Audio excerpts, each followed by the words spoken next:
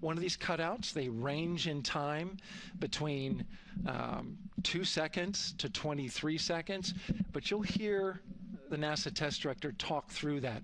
We're getting ready to merge that loop from NASA test director Jeff Spaulding.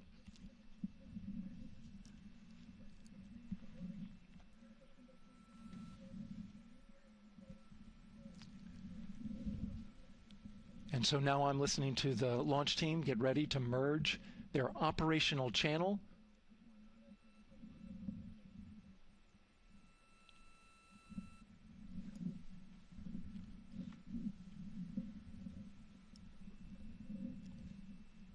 We're now entering one of the most consequential phases of launch day, and that's terminal count, the final 10 minutes. And OTC, NTD on 212 for comm check. Good comm. Help me. I hear you the same. STC? GTC? GTC is on 212. All right, copy that. NASA Test Director Jeff Spaulding confirming communications with his team.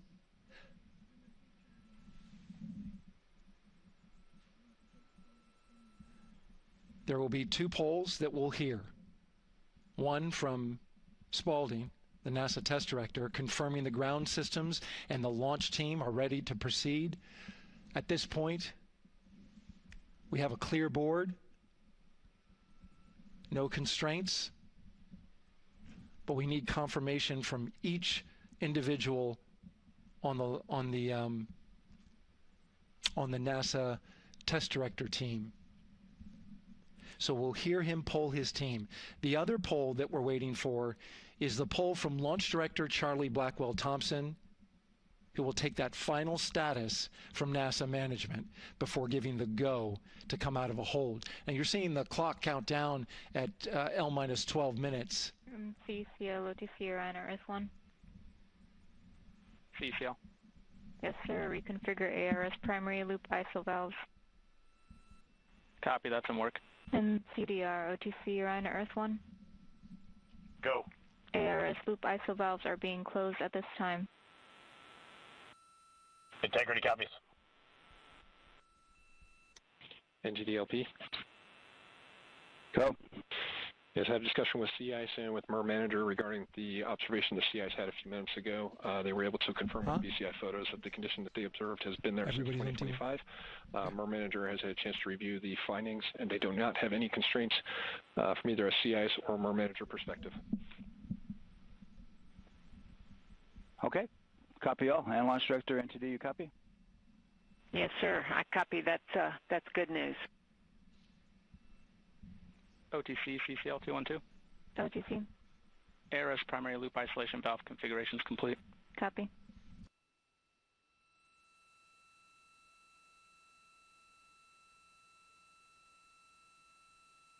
And CGLS, NTD, cancel pending, please.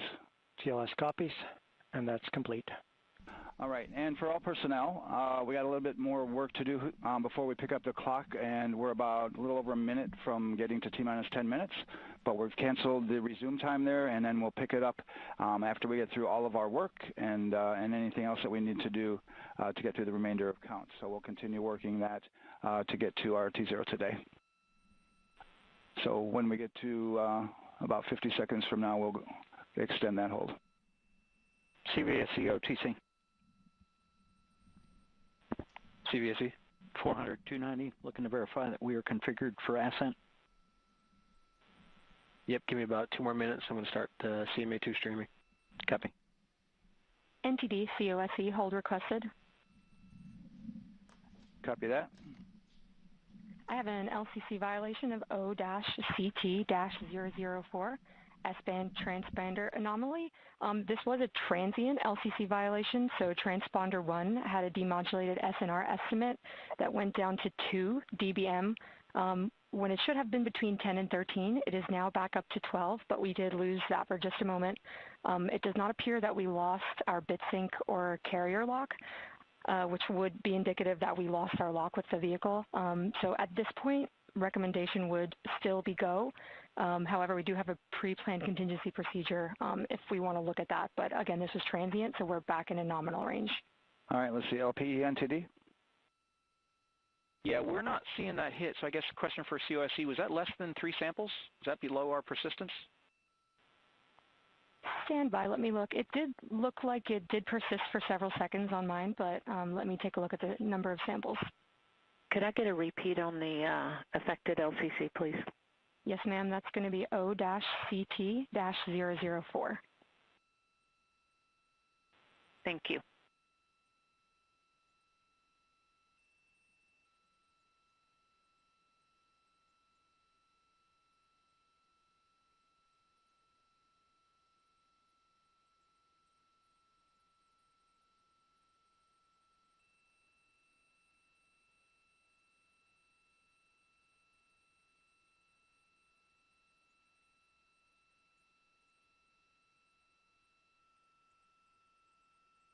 Yeah, us taking a look at the data right here, looks like that was a single sample. Yeah, copy that. RFTS does report that they also lost lock for about 5 seconds, so I would love to ask KUS and see if they also lost lock with the vehicle for any extended amount of period.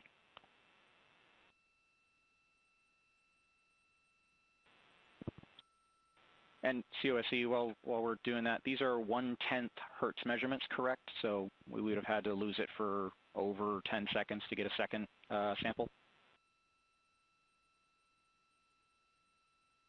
Yes, sir, that's correct. It is 1/10 hertz. Yeah, so from our perspective, the allowance is effectively up to 30 seconds, up to 3 samples based on the 1/10 hertz.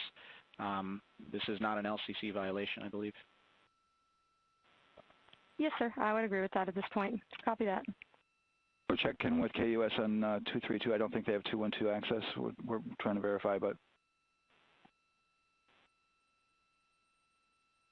it sounds like they have a loss of lock as well. About 2 seconds. Okay. And I guess for both KUS and COSE, do we have lock now? That's affirmed. We do have lock for COSE.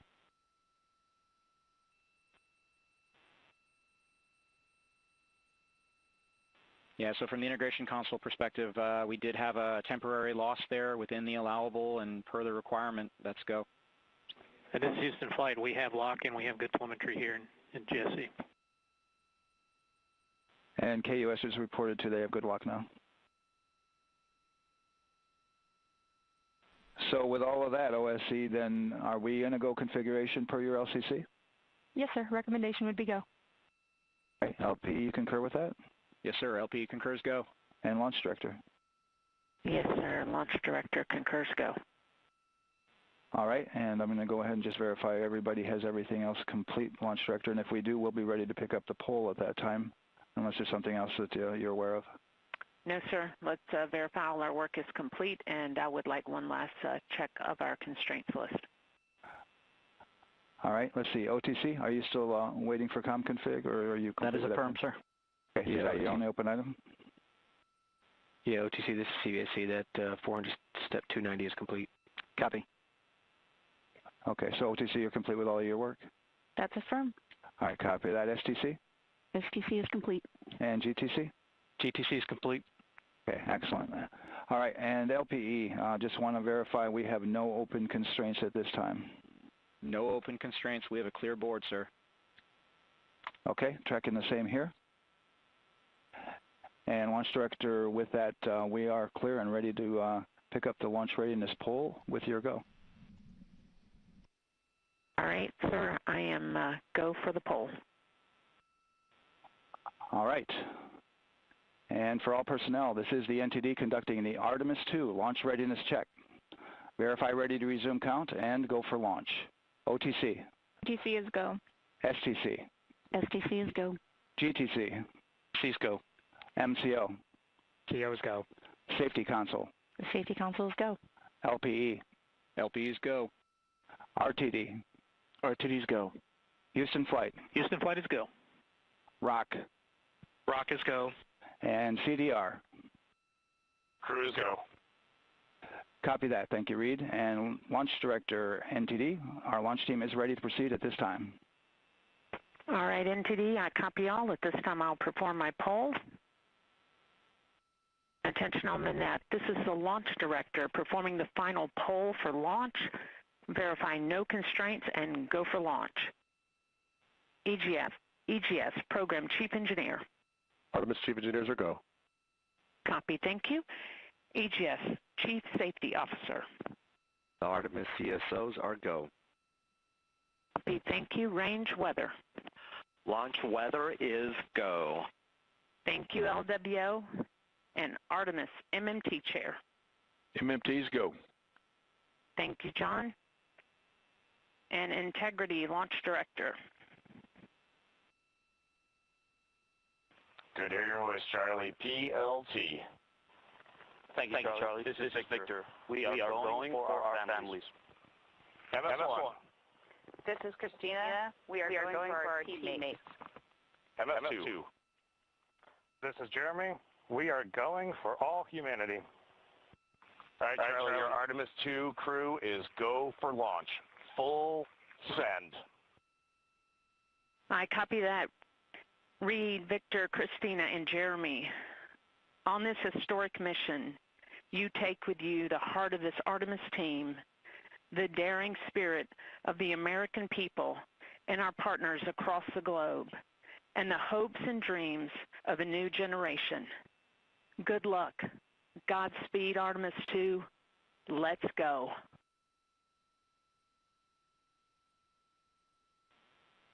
And NTD Launch Director. Go ahead, Launch Director. Yes, sir. You have a go to proceed with countdown. Copy that. I'll put it in work. CDR, NTD. Go. Your risers and initiate short purge per your EPROC 10.1.1, steps 8 and 9. 10.1.1, 8 and 9 going to work. Copy.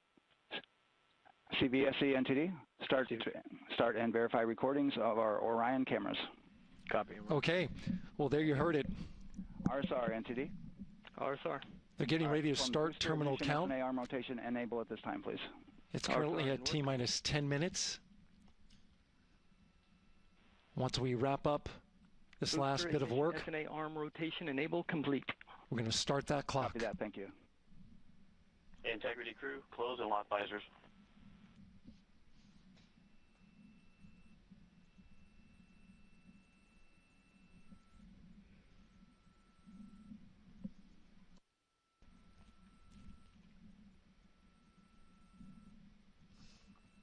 You heard an issue, worked in real time with telemetry lock on the Orion. It was transitory. It was very short. They checked the data, confirmed that they had a good lock. This was with the S-band transmitter on the Orion.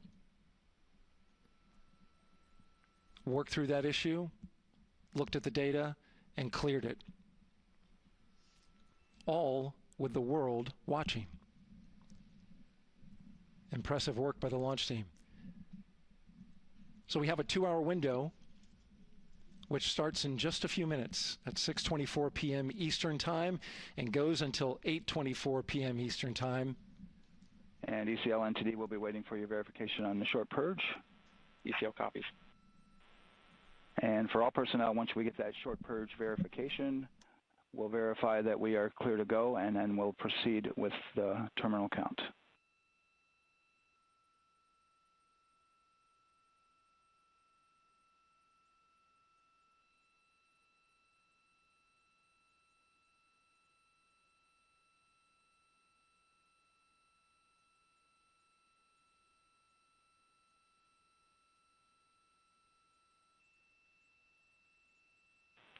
ECL time estimate? About a minute. Copy.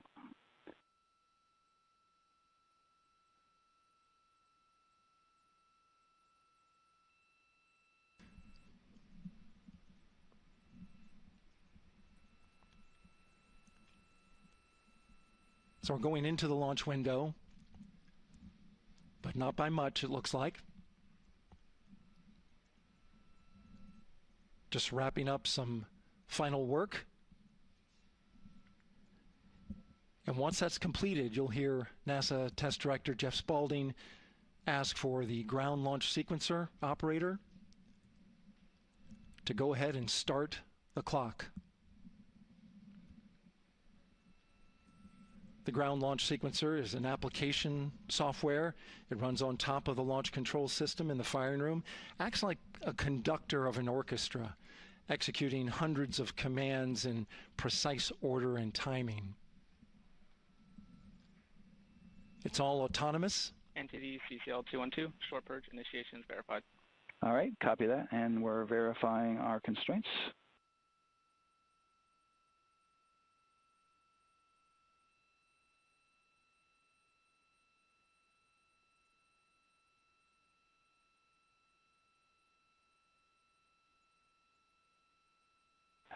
All right, and we're clear from cutouts. And with that, we're going to resume the clock momentarily. And CGLS, you can resume the clock on your mark.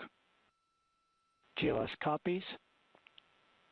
3, 2, 1, mark. GLS mainline has been initiated. T-minus 10 minutes and counting.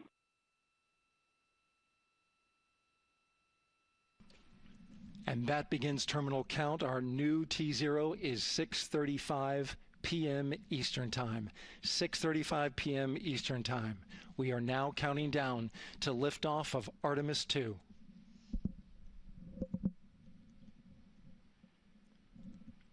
From now on, you're going to hear two voices on the loops. If everything goes nominally, NASA Test Director Jeff Spaulding, who's directly managing the launch team, and Alex Bendelos, the GLS operator who closely monitors the software. He has the ability to stop and restart the countdown.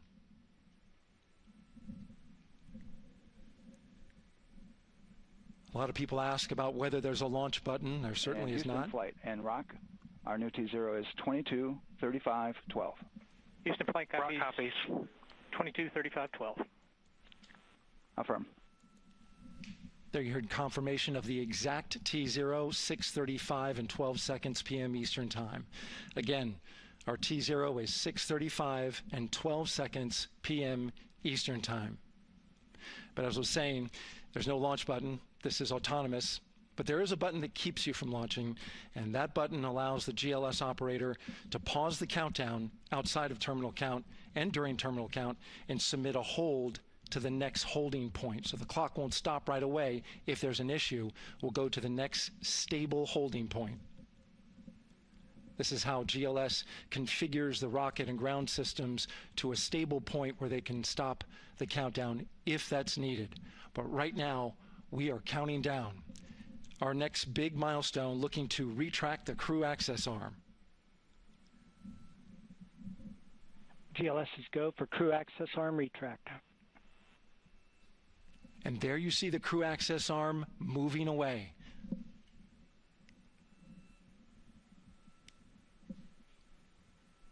That's the path that the astronauts took to ingress into the rocket.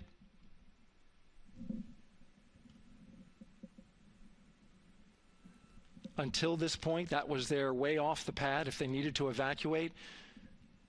But now with that arm retracting, the backup transitions to a launch abort system, and they'll begin arming that shortly.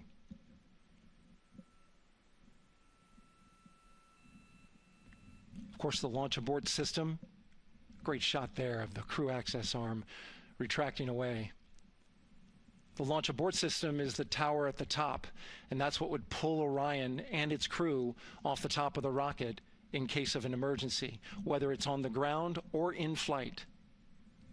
This is critical safety hardware that protects the lives of the astronauts.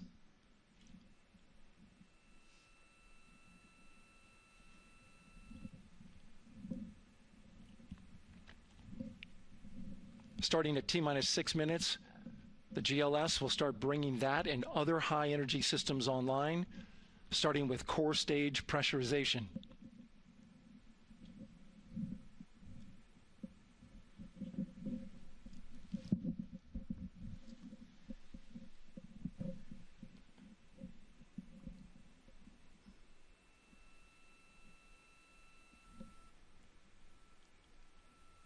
Weather is 90% go. The range is go. All systems are go.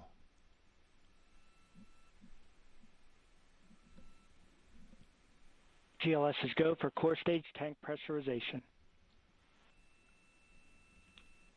That means the replenish valve for the liquid hydrogen tank has now closed, and that tank is beginning to pressurize to flight levels because that hydrogen is naturally boiling inside the tank. We'll get the liquid oxygen tank a little later in the count. Now the team is waiting for verification that, if needed, the Artemis II crew could use the launch abort system to pull Orion safely off the top of the rocket in an emergency.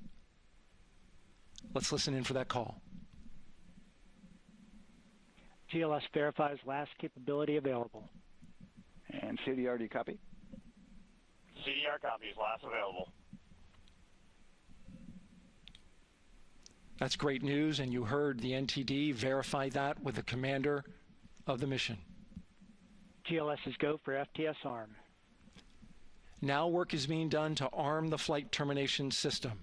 This is so the range safety can send a flight termination command if the rocket flies too far off track. There's a brief built-in delay so the launch abort system has time to pull the astronauts to safety first. GLS is go for LH2 high flow bleed check. All right, the high flow bleed check. That's so the cryo team gets verification that the RS-25 engines, all 4 of them, are in the proper temperature range for launch.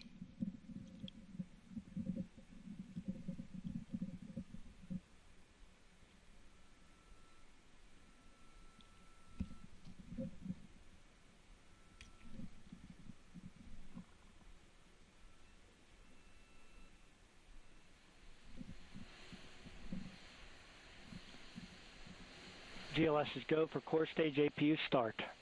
Core stage APUs start. Those are auxiliary power units, high-speed turbines which provide pressure to hydraulic pumps that steer the RS-25 engines. We're going to see a gimbal test a little later at T-minus 2 minutes and 30 seconds. This is what allows that to happen.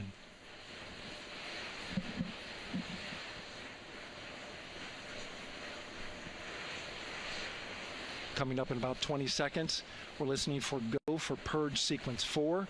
That's a helium purge of the 4 core stage engines downstream of the propellant valve. This gets all the air and moisture out of there.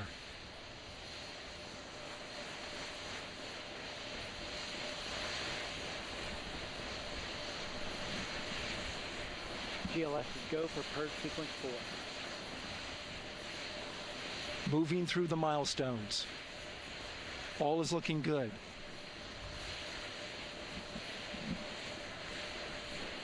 Coming up in just a few seconds, we're going to get that thrust vector control actuator test. This is a gimbaling of the engines.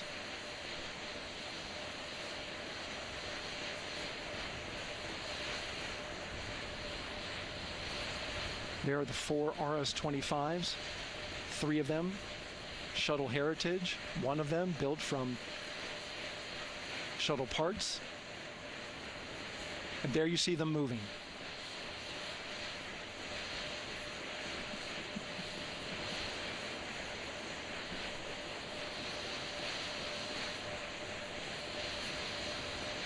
Now we're going to start moving the power from both the upper stage and the lower stage of the rocket to internal, taking ground power away and now going to battery power.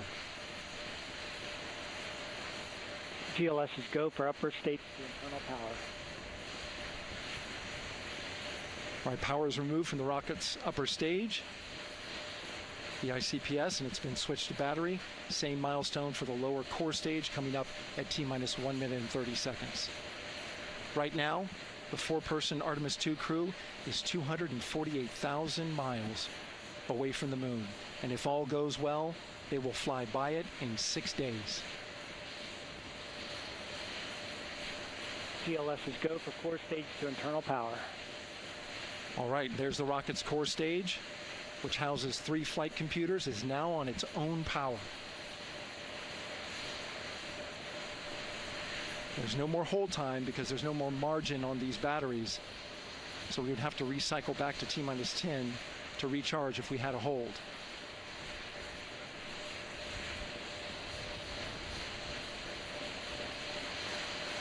1 minute.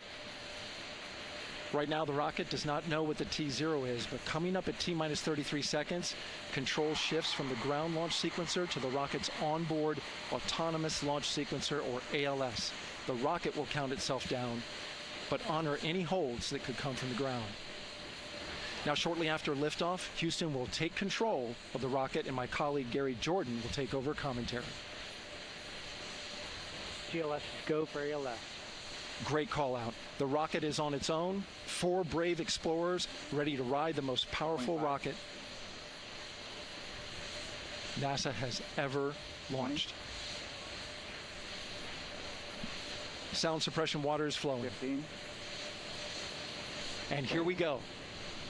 10, 9, 8, 7. RS-25 engines lit.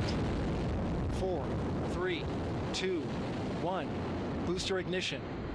And liftoff. The crew of Artemis II now bound for the moon. Humanity's next great voyage begins. Good roll pitch. Roger, roll pitch. Houston now controlling the flight of Integrity on the Artemis II mission around the moon. Integrity, AMT high. AMT high. On time passing 30 seconds into the flights. Integrity passes the alternate MECO. Target milestone. Mission Control Houston seeing good performance before main engines. Space Launch System core stage. Integrity, 3 miles in altitude. Traveling more than 1,200 miles per hour.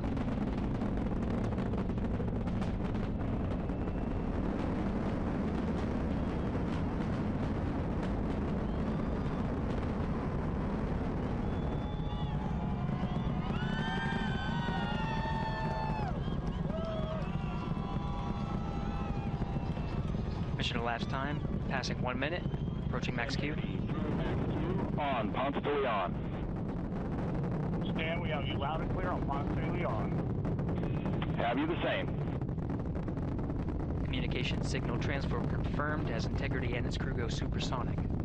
Approaching 90 seconds into the Artemis II mission.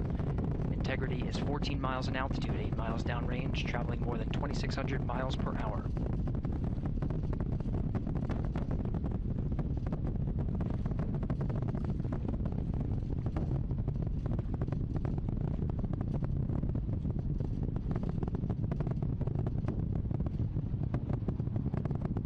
Minute 50 seconds of mission elapsed time, standing by for main engine throttle down to 85%, ahead of solid rocket booster separation, expected at the 2-minute 9-second mark. We see throttle down.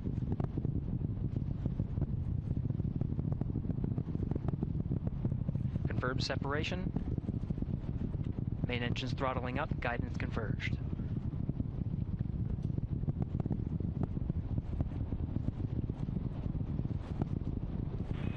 Integrity, guidance converged, performance nominal, upper stage RCS ready. Copy all, Stan. Integrity, SM priming complete. SM priming complete. 2 minutes 45 seconds of mission elapsed time into the Artemis II mission. Thrusters on Integrity and upper stage confirmed in a ready state, ahead of service module fairing separation.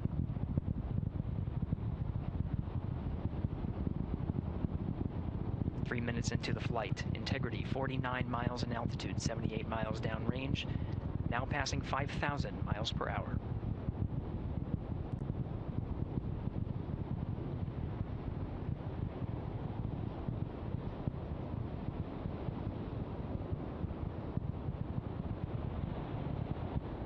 Standing by for launch abort system jettison. Houston Integrity, good last jettison, great view.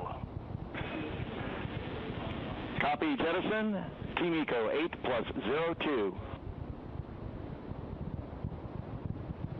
We see the same on board, Stan. And Houston has you loud and clear on Tigris at the Kármán line. Outstanding, Stan, we have you the same. 3 minutes 50 seconds into the flight of Artemis II, Wiseman, Glover, Cook, and Hansen crossed the boundary to space with good comm checks.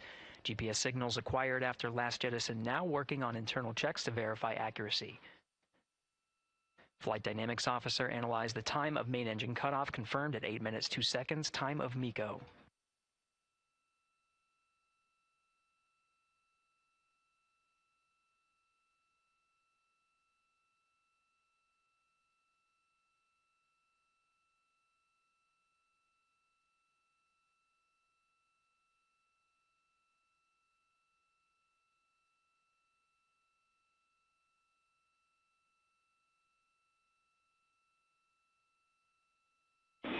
Integrity, GPS processing. Outstanding, Stan. We see the same, and we have a beautiful moonrise. We're headed right at it.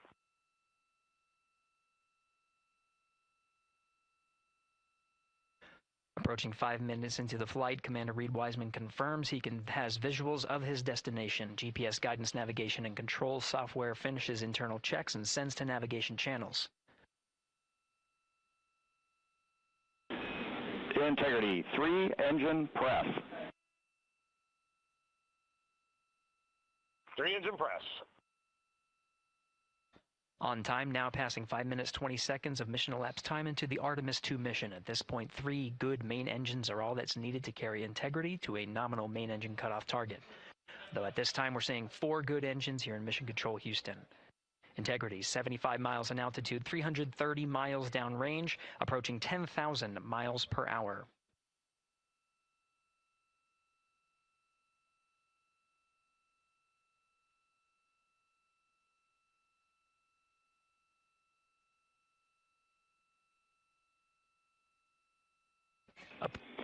Integrity, looking good at 6 minutes.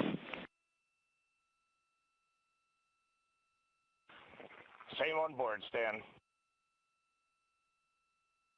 Good trajectory and engine performance.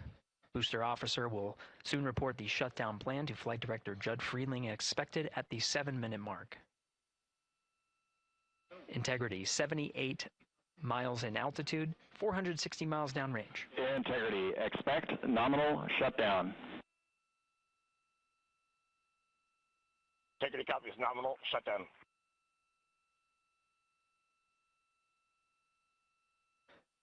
Six minutes 40 seconds of mission elapsed time. Shutdown plan is as expected. Again, the time of MECO was confirmed at 8 minutes 2 seconds into the flight.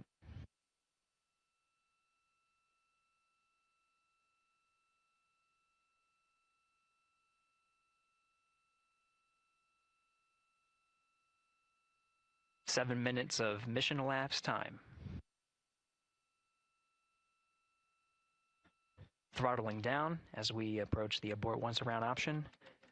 Milestone at the 7-minute 30-second mark.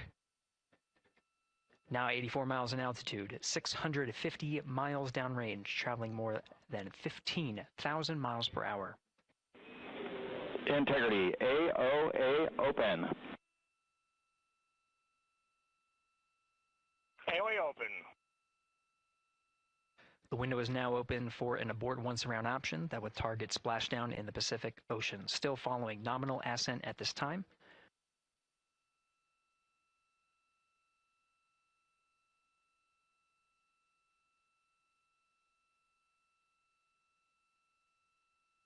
About 10 seconds remaining until the main engine cutoff of the Space Launch System core stage. Standing by for confirmation of MECO and core stage separation.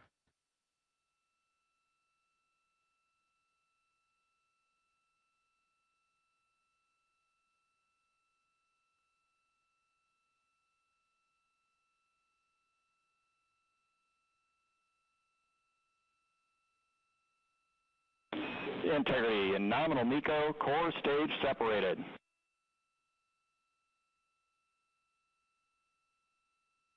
We see the same on board, Stan.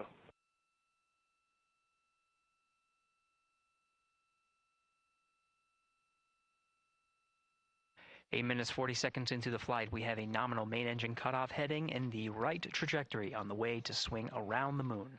core stage has separated, done its job. The Space Launch System upper stage, the interim cryogenic propulsion stage, or ICPS, still attached to the Orion spacecraft.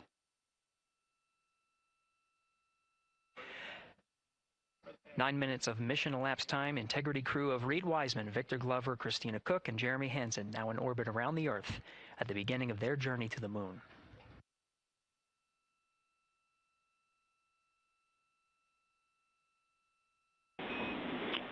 Integrity Houston, looking ahead to PRM numbers so far per the pad.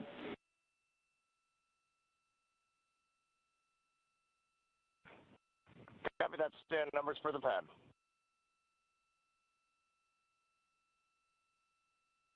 Capcom Stan Loves now reminding the crew that the Perigee raise maneuver time of ignition is as expected prior to booster ignition. That time being 49 minutes, 50 seconds of mission elapsed time.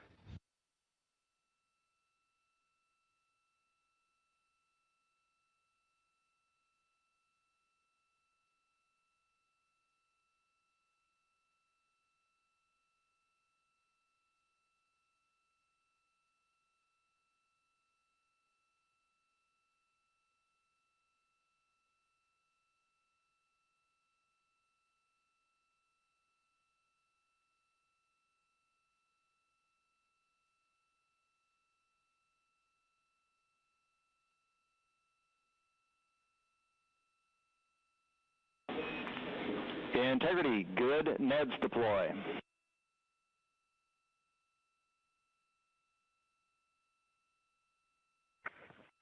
Copy that, Stan. Good, Neds.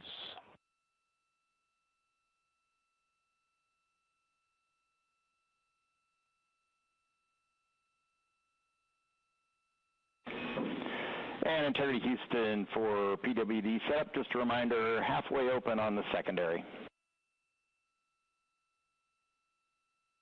We copy that, Stan. Halfway open.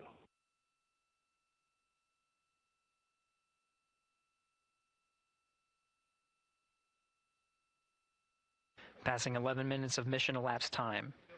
Here, overhearing the conversation between Capcom Stan Love and Commander Reed Wiseman, already passing some milestones. We have a good nozzle extension deployment system. That is confirmed, complete. We also have the visors are confirmed up. Now past the dynamic phase of flight, that is Ascent. Their launch and entry suits that provided them an extra layer of protection. Now not as needed. They're going to raise those visors. And later in today's mission, they will begin to egress or get out of the suits to begin some of their initial tasks of activating some of the systems aboard in the Integrity spacecraft. It's passing 12 minutes of mission elapsed time. Again, the Perigee raise maneuver that's targeted near 50 minutes of mission elapsed time, 49 minutes, 50 seconds. That's what the crew is going to be working towards. The Commander Reed Wiseman, pilot Victor Glover will focus on preparing for that milestone.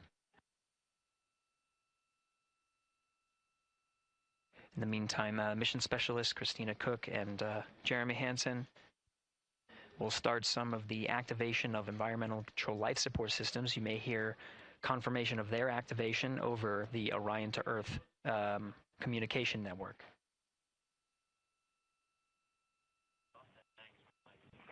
Houston, C3 aux power back in auto. Copy C3 aux, and we're 2 minutes to maneuver.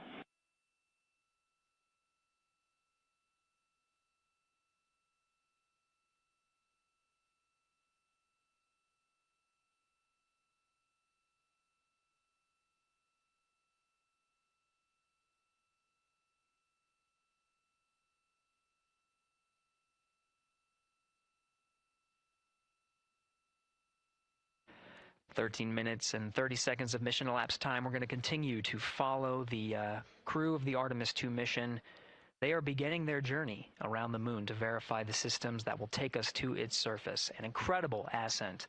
Artemis II is underway. Reed Wiseman, Victor Glover, Christina Cook, and Jeremy Hansen begin their journey to the moon.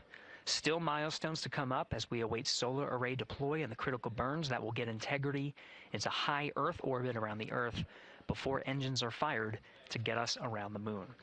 We'll keep tabs on Integrity and its crew from here in Mission Control Houston. But for now, we're going to send it back to you, Megan and Nicole at the Kennedy Space Center. Very jealous to hear how the launch experience was over on the Space Coast. Yeah, Gary, if people are just joining us, welcome back to the Space Coast, where we just saw Artemis II lift off 14 minutes ago. And wow, what an amazing launch, and an emotional one, too. As soon as the rocket lifted off, Nicole, you had tears in your eyes, I had tears in my eyes, and we had all these people around us cheering. It was amazing. Yeah, the energy was wonderful. I mean, it was a beautiful launch. You know, we've got 4 friends and family members headed to the moon. It's pretty amazing. Yeah. How does that make you feel as someone who, you know, is an astronaut as well, but also, as you said, friends? Yeah, so proud of them. You know, man, we don't have the words in the English language to describe this kind of an event, and pride, love, so many emotions. You know, they are truly breaking some barriers, and hopefully, you know, as Gary just said, they've got a long day ahead of them, so wishing them well on everything. But so far, what a beautiful launch to watch. Yeah, to be returning to the lunar orbit in more than 50 years. Maybe they go farther from Earth than any other humans before them. Maybe they see parts of the moon that we've never seen before. I mean, what a great start to what could be all of these milestones that we break in just a 10-day mission. Yes, what a way to welcome in the Artemis generation. Yeah, how do you feel? I mean, we saw some beautiful shots we were covering of course, the rocket, of course, the Earth falling away as we continued up into our ascents, but also some of those crowd shots where we saw young and old, just emotional, overcome by this history-making moment. Man, we are going back to the moon for all, and we saw that today. We saw that in all the crowds. And yeah, you guys just saw that view, the sunrise or sunset, I guess. They just made it over the crest of the Earth, and you could see the sun peeking over. One of my favorite views from space. And I can't imagine what they're looking at now, and I can't wait to see what they're looking at in about 5 or 6 days. Yeah, and you know, I know a lot of people are like, you know what, I'm surprised this launched on the first try, because we know, like any little thing, we have to be keeping safety in mind, and we want to make sure we're ready to go. But we were ready to go, and I think it surprised a lot of people. What a wonderful surprise on this Wednesday evening. It did, you know, and it kind of surprised me as well. But you know, it's just a testament to the team here that has been working so hard on Artemis. You know, Artemis 1, we learned a ton of lessons. We learned a ton from the wet dress for Artemis 2. We were able to go in, fix those things. We even had a couple mishaps today, not mishaps, but a couple, you know, anomalies today that the team creatively came up with solutions for. It's just a testament to the teamwork that gets us to the moon.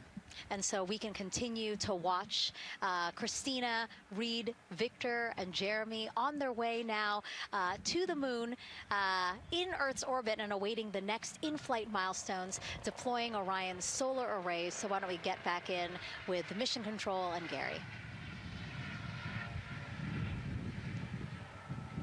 Hey, thank you, Megan. Again, we're following along in the action. It is a long day. They have a number of procedures they need to get to immediately in their timeline. And Integrity Houston, cross-tie is on board per the ETSIDEM. We copy, Houston. Thank you.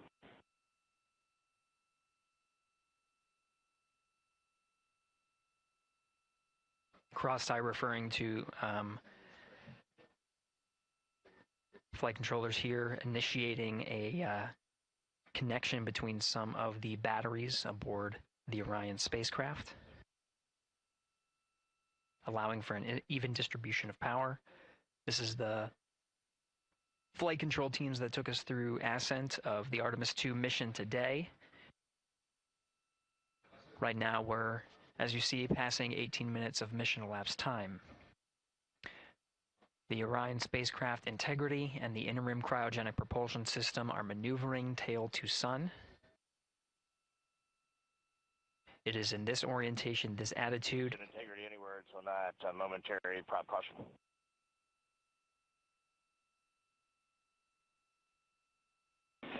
And Reed, no action. We're looking at it.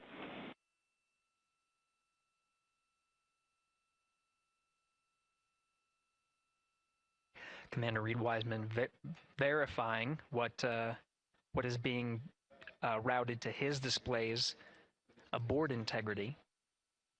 Propulsion engineer confirming that no action is needed at this time. They're pressing through with their nominal procedures to prepare for the Perigee raise maneuver, and of course the solar array wing deploy ahead of that.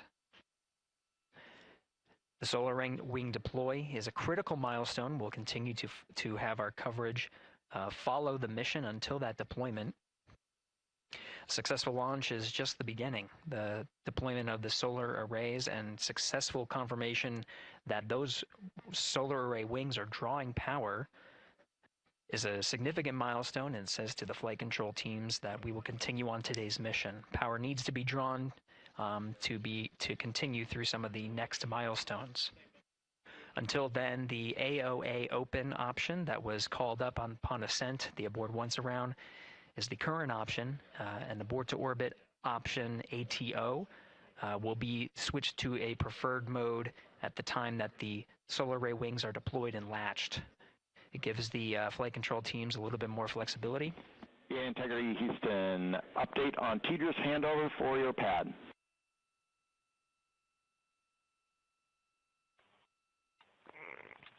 Give us just 1 minute. And Stan, you can read it. Ike is ready to copy. Roger. TDRS handover east to west expected 1 second earlier at 5:1 minutes 26 seconds.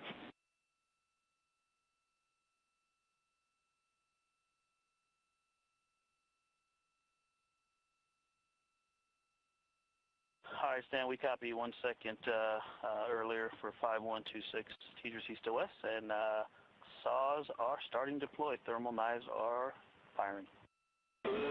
We concur. Thanks for the report.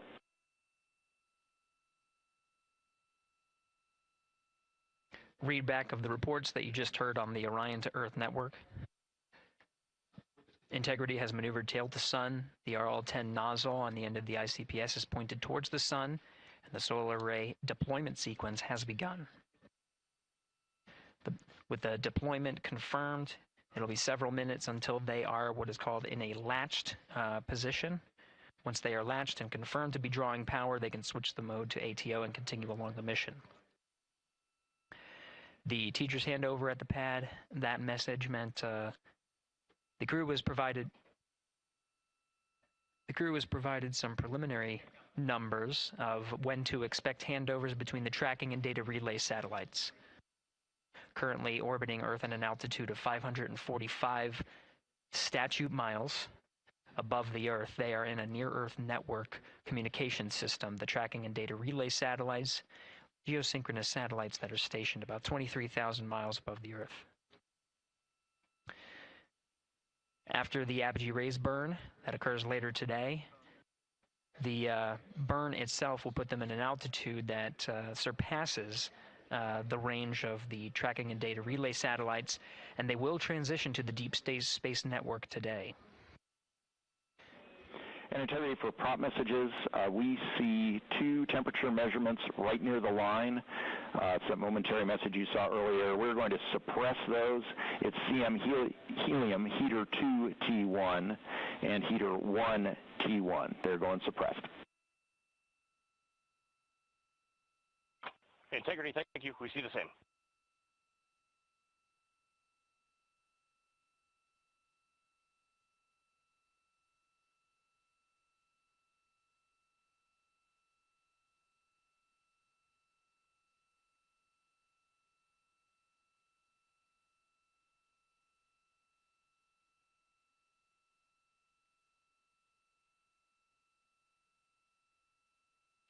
This is Mission Control Houston, passing 23 minutes of mission elapsed time into the Artemis II mission.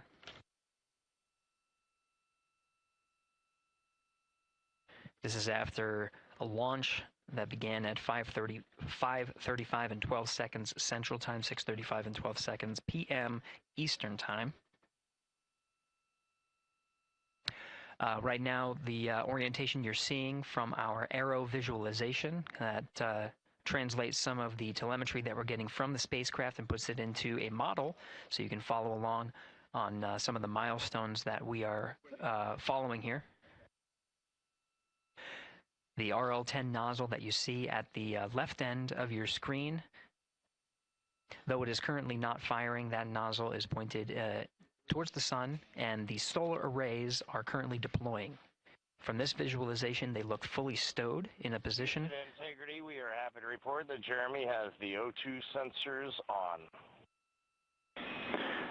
Copy O2 sensors.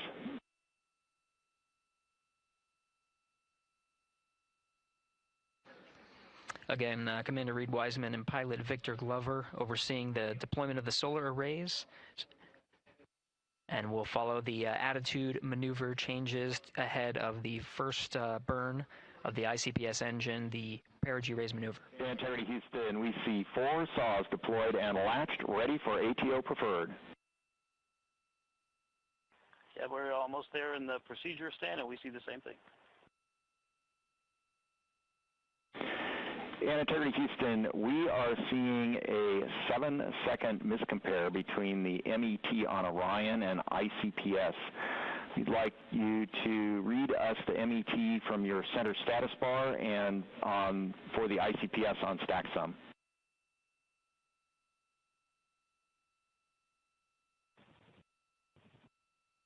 And Stan, we see a absolutely precise alignment. MET 25, 14, 15, 16, precisely aligned with ICPS MET. Copy, thank you for that. We'll investigate a ground issue. And Houston Integrity, ATO preferred set. Copy, ATO preferred.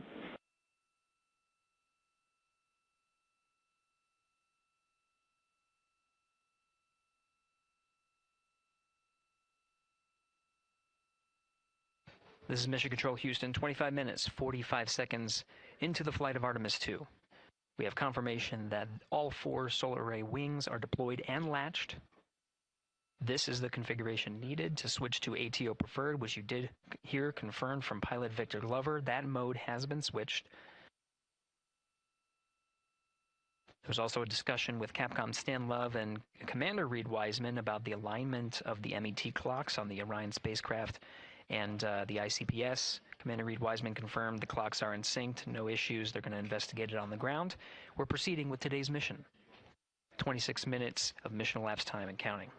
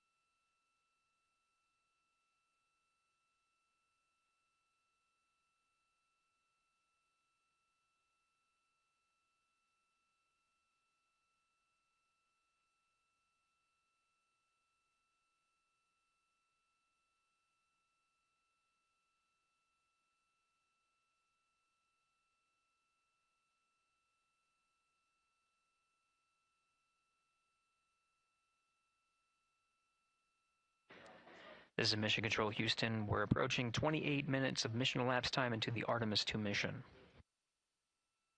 At this point, we've had a successful liftoff from the pad at 5:35 p.m. and 12 seconds p.m. Central Time, 6:35 and 12 seconds p.m. Eastern Time. We've had a good main engine cutoff, core stage separation, and a good trajectory to begin today's mission. Right now, the spacecraft has maneuvered tail to sun. We're standing by for another maneuver to maneuver into the burn attitude. This is where the RL-10 engine of the ICPS is pointed in the correct orientation for the Perigee raise maneuver. We did hear confirmation that the Perigee raise maneuver time of ignition has been confirmed per the pad, which means it was the predicted time prior to liftoff. Integrity for GNC, we're taking channel 1 to unfiltered and to BFS. Okay, Stan, we're watching. Go ahead.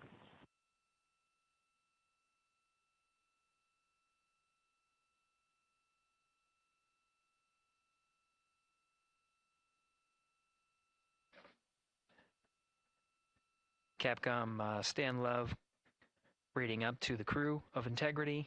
They will switch the navigation source from channel 1, standing by for confirmation that that switch has occurred. Pilot Victor Glover will receive confirmation when, and as at least watching to confirm that that switch has occurred.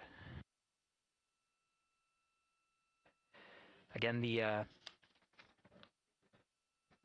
Perigee raise maneuver that we're heading towards, not too long from now, we're actually inside 20 minutes at this time from the time of ignition of the Perigee raise maneuver. We did have a successful deployment and launched of all 4 solar array wings. This is the configuration needed to commit to the Perigee raise maneuver. Of course, flight controllers here in Mission Control Houston will continue to evaluate that everything is good before committing to that burn. The Perigee raise maneuver does raise the perigee, the lowest point in the orbit, from 15 to 100 nautical miles. The 100 nautical mile mark is needed to continue in low Earth orbit and hit the target for the apogee raise burn. That will put them in a high Earth orbit for the remainder of the day and set them up for the right position to execute the translunar injection and head to the moon tomorrow. The burn duration of the Perigee raise maneuver is 26 seconds. It's a relatively short burn, but it does raise the perigee and do the job to get into the correct position before firing that main engine on the ICPS. The pad had a TDRS handover. This is the tracking and data relay satellites. East to west, they are geosynchronous satellites that are positioned around the globe. And as Orion makes its way around the Earth right now, above the west coast of Africa, at an altitude of about 923 statute miles, and counting.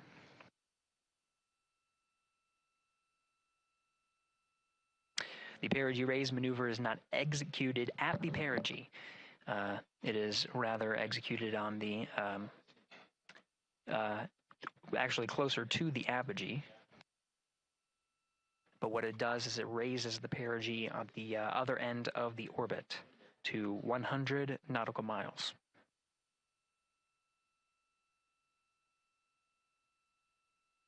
The 26-second duration burn does not conflict with the time that they've reported of the tracking and data relay satellite handover from TDRS east to west.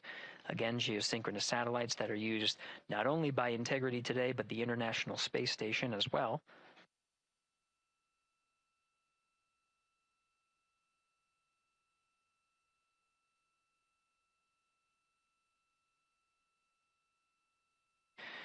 That time of handover is 51 minutes, 26 seconds.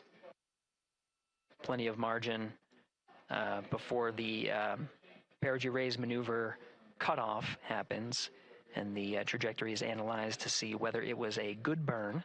A good burn means that the burn was performed as expected and sets the trajectory on course for that 100 nautical mile perigee target mark.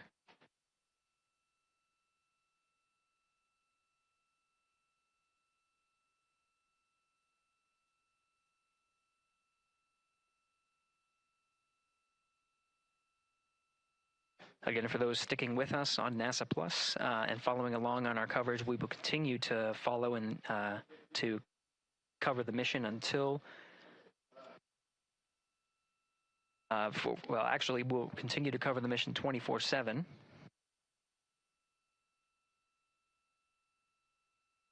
But we'll wrap up our coverage here shortly. And now that solar array wing deployment has occurred on NASA Plus and Amazon Prime. Again, we will continue coverage 24/7 at the NASA YouTube channel. For those that want to see all of the upcoming milestones, there are select times where we will be coming back to NASA Plus and other streaming platforms. You can go to nasa.gov to find the latest on when to find those activities. Given that this is an operational mission, we do want to make sure that we are maintaining transparency in the mission and providing you all the information on what's happening in space as Reed Wiseman, Victor Glover, Christina Cook, and Jeremy Hansen head on their mission around the moon.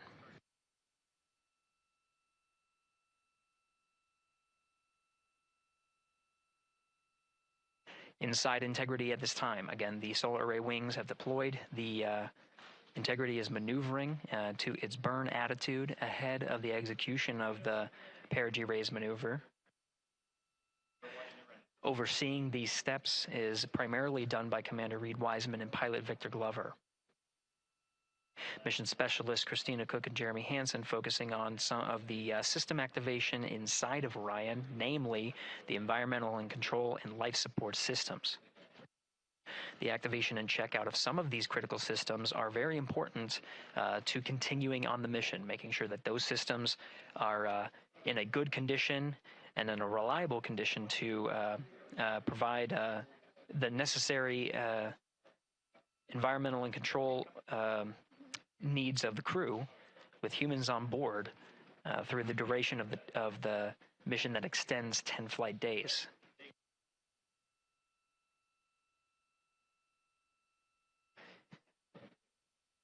Standing by for an update to the Perigee raise maneuver time of ignition. Should be read up to the crew very shortly. Integrity Houston, updated PRM numbers when you're ready to copy. All right, Houston, we are ready to copy.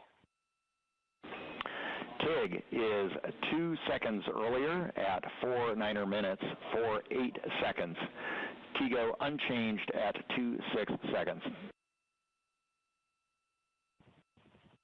49:48, TIGO 26.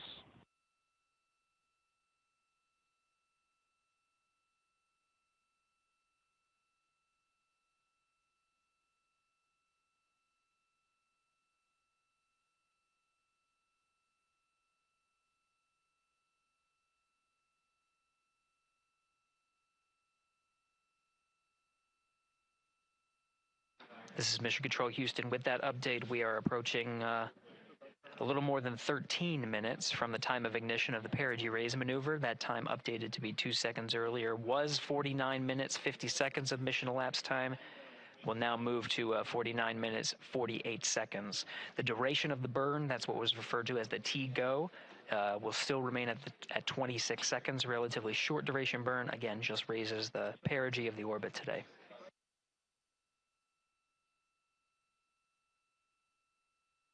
Making sure they hit the mark on that time of ignition is the primary concern of Commander Reed Wiseman and pilot Victor Glover. Mission specialist Christina Cook and Jeremy Hansen inside activating those environmental control and life support systems.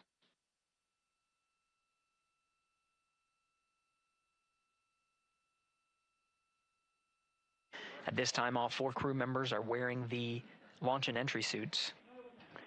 Integrity Houston, for Optimus on the PCD, we have time update instructions when you're ready.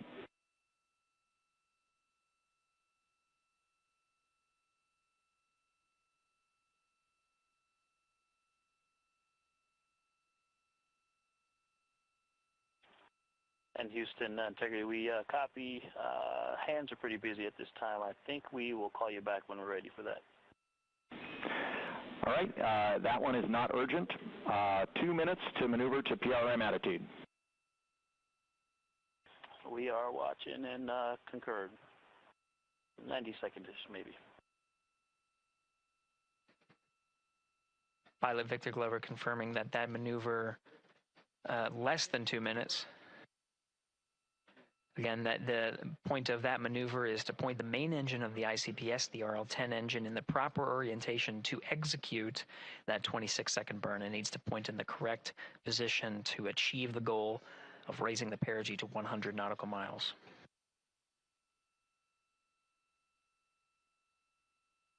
You heard some of the environmental control system activations over Orion to Earth. Jeremy Hansen activated the O2 sensors. They'll be measuring the cabin of Orion.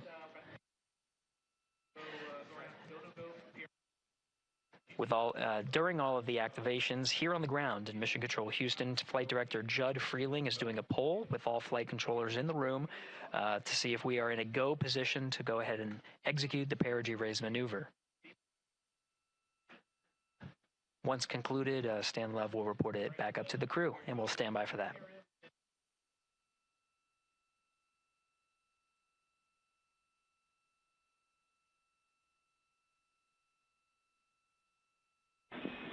Integrity Houston, MCC polls go for PRM pending attitude and saws.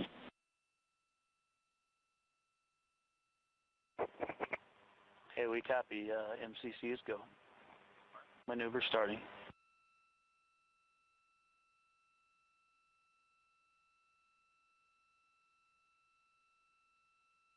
40 minutes of mission elapsed time. The maneuver to the burn attitude has begun. The maneuver also is paired with reorientation of the solar array wings that have been deployed. They will have various positions throughout the duration of the flight. Of course, solar array is meant to maximize the draw of power from the sun. So when deployed, we're in a biased solar array wing configuration that was called solar normal. This allows for the greatest surface area of the solar array wings to be drawing power and powering up those batteries of integrity, of which a cross-tie was enabled between the four batteries, the four battery buses that are inside of Orion. However, for the perigee raise maneuver, the solar array wings will be put into a position to take on the loads imparted by the ICPS main engine when they execute the 26-second burn. You can see in the animation here, the solar array wings are in motion, and the attitude is being reconfigured to point the engine in the correct direction, those solar array wings being pointed forward.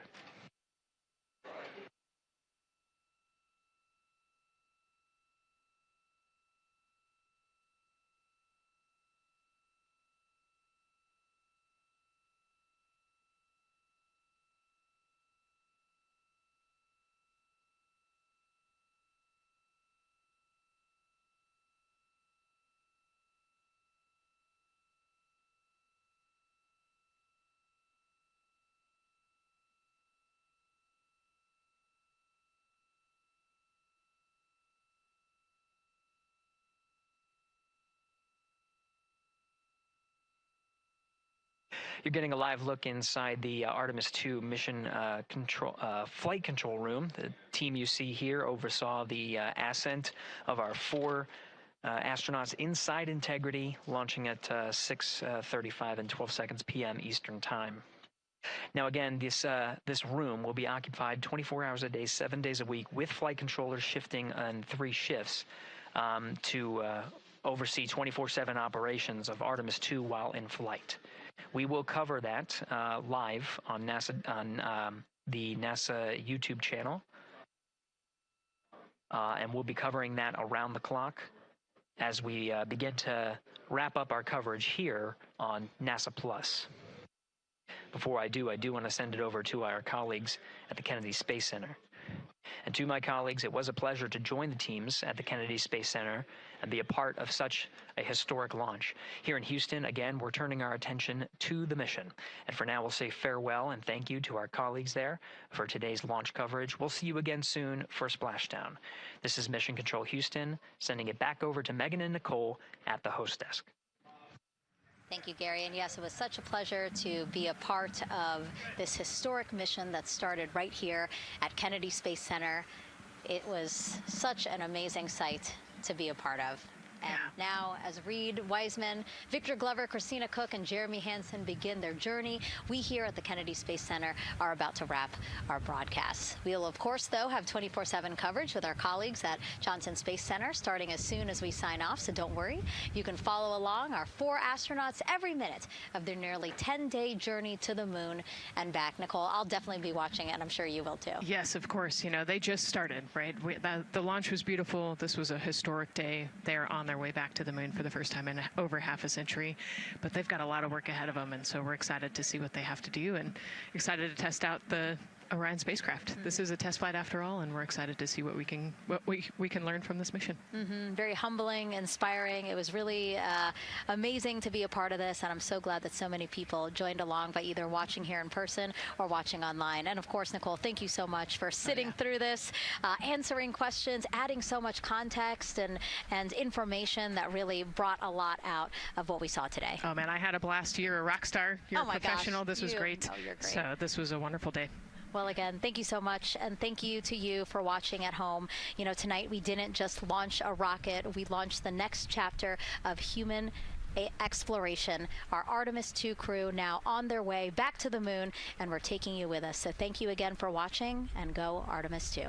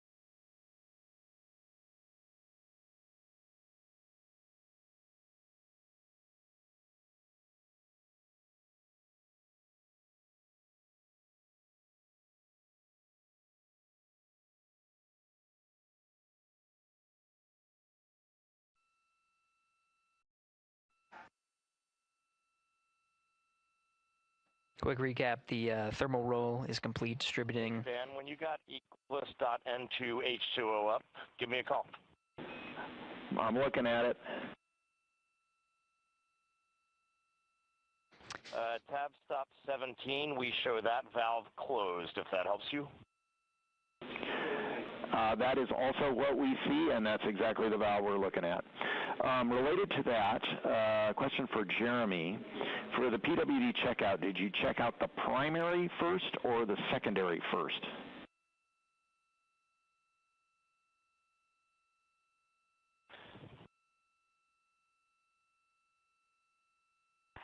And Stan, Jeremy says primary first because he had trouble getting the secondary on, and I'm also ready to take your call. Copy primary first. We appreciate that. Christina, for the toilet, can you please tell us what the status LED is doing or was doing when you saw the fault?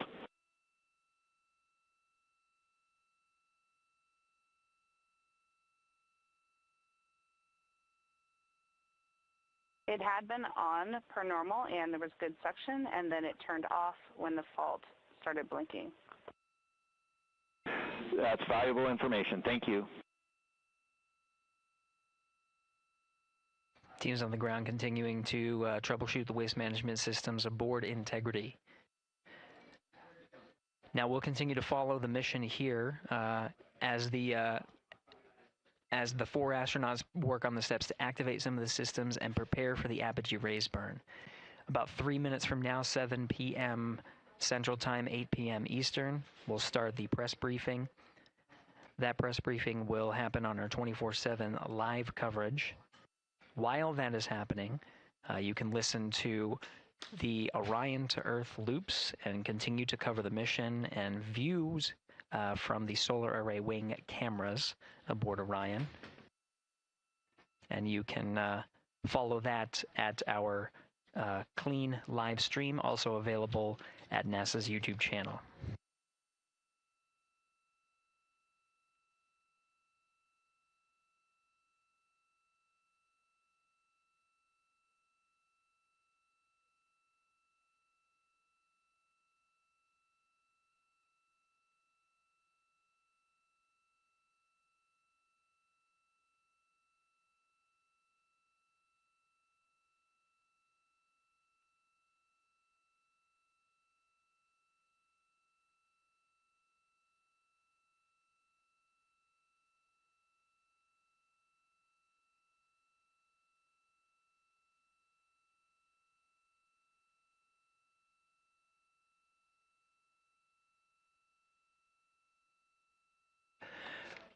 This is Mission Control Houston, passing 1 hour and 23 minutes of mission elapsed time into the Artemis II mission. The Integrity crew, about 800 statute miles over the Earth, currently passing over Australia. Commander Reed Wiseman confirmed that pass over Australia, they were able to peek out the windows and see that view from an altitude that is higher than any of them are used to. Jeremy.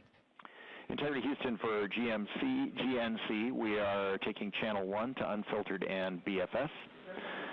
Also for the solar array indication we saw earlier, we think that when the brake originally set, it was like on a tooth, and that when the engine lit for PRM, it slipped one tooth.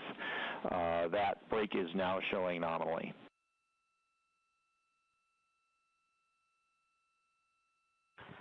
Okay, Tanya, we copy that, and I'm just curious, I feel like about a half an hour ago you took 1 to unfiltered in BFS. Is this nominal, or did something happen? Victor, this is nominal. Okay, thanks. Copy.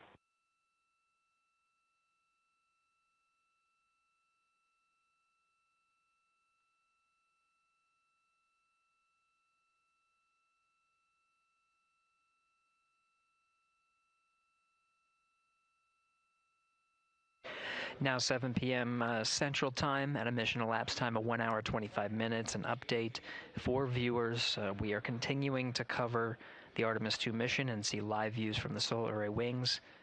The press conference scheduled for 7 p.m. The current start time for that press conference is 7:05 p.m. Central Time, 8:05 p.m. Eastern Time.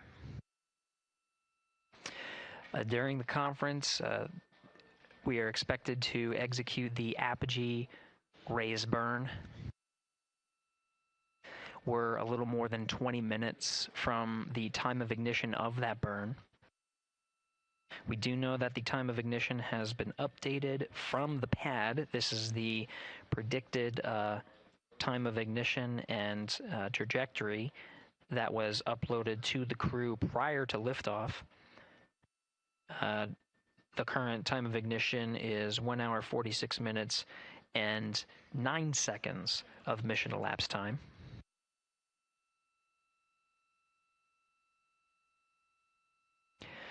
The duration of the burn at the pad was 17 minutes 52 seconds. Ahead of the execution of the burn, any changes in that duration will be reported to the crew and uploaded to ensure that the apogee raise burn goes as expected and puts them on the predicted trajectory. That trajectory being 43,000 miles, 43,730 miles by 0 statute mile orbit. This high Earth orbit will take the crew of Integrity past the tracking and data relay satellites that are positioned about 23,000 miles away from the Earth. Again, they're currently on TDRS West. And they will transition to the Deep Space Network. The apogee raise burn time of ignition again at 1 hour 46 minutes and 9 seconds of mission elapsed time. That is expected and will occur during the post-launch press briefing. So as part of our 24/7 coverage, the briefing itself will overlap with that particular milestone. To follow along on our 24/7 coverage, we won't necessarily stop our coverage. The clean Orion to Earth loops will be available on our clean feed. That will show a view similar to what you're seeing now. This is a view from the solar array wings, and you'll also hear the communications between Capcom's Stan Love here and the crew aboard Integrity, and you can listen as they confirm the execution of the burn and any changes of the burn. When we come back from the press conference, expected about around 8:05 p.m. Central Time, 9:05 p.m. Eastern. We'll go ahead and recap any of the milestones that occurred while we transitioned to the press briefing to answer the questions that come from the press, and continue along on our 24/7 coverage.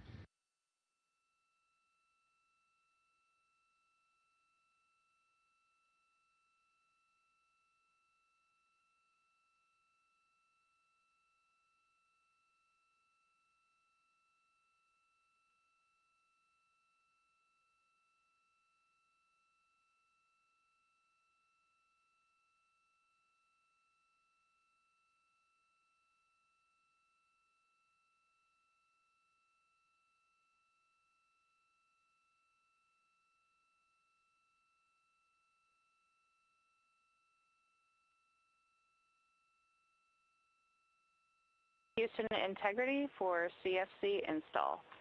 That is complete. Copy CFC, thank you.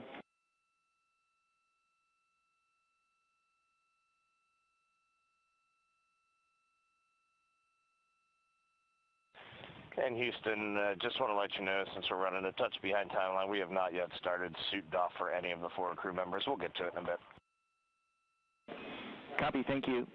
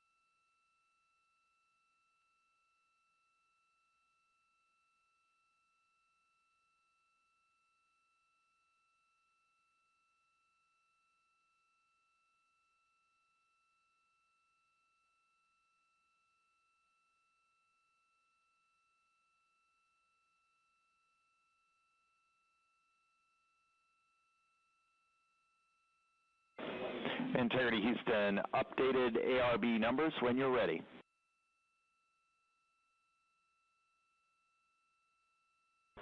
Stan, we are ready.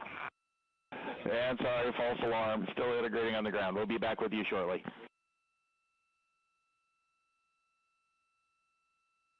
Good practice call. Talk to you in a second. Roger.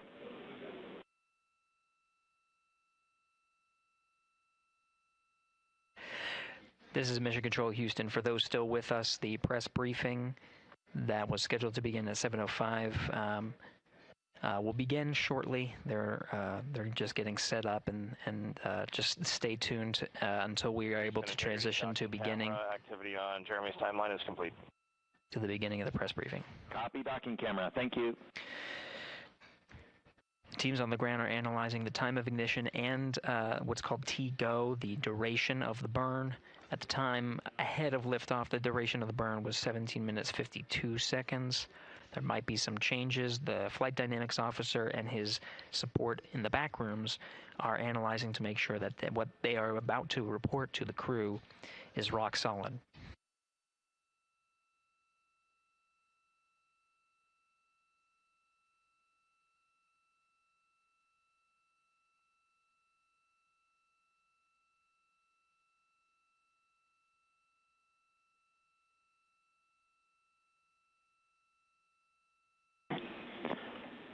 Integrity Houston with new ARB numbers for real this time.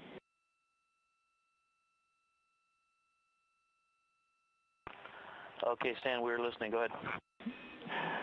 ARB TIG, 1 hour, 46 minutes, 07 seconds. TGO is 18 minutes, 06 seconds.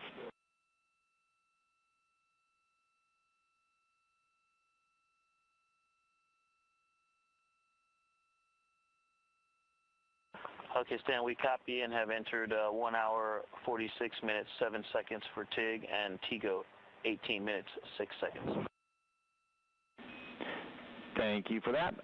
With that, we also have an updated time for the handover from teeters west to east.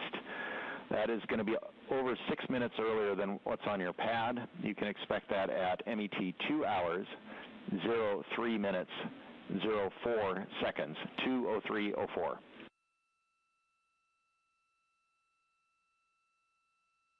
2, 3, 4. For handover west to east. Thanks, Dan. You're welcome.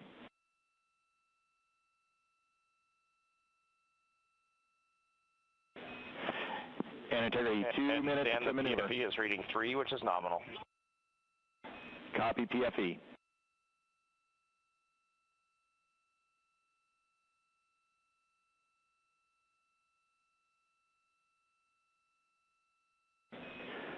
And integrity, we are ready for the Eclipse power down per your execute note.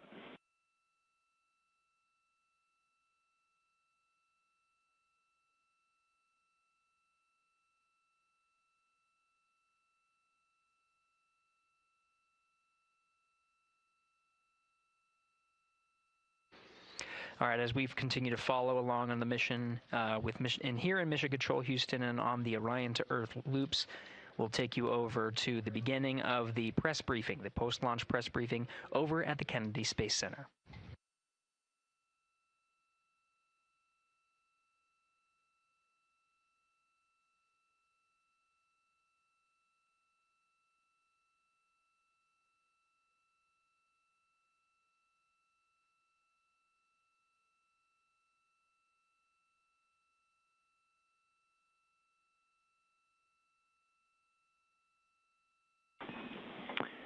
Integrity, MCC polls go for ARB pending attitude and saws.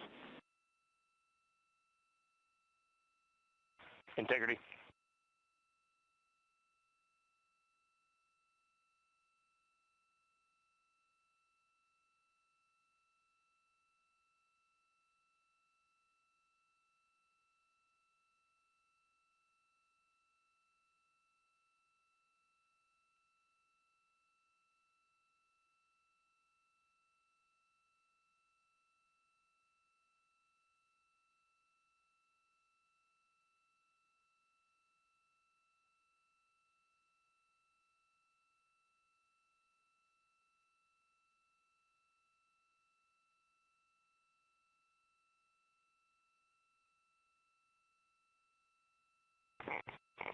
Houston, integrity, power down. Go ahead.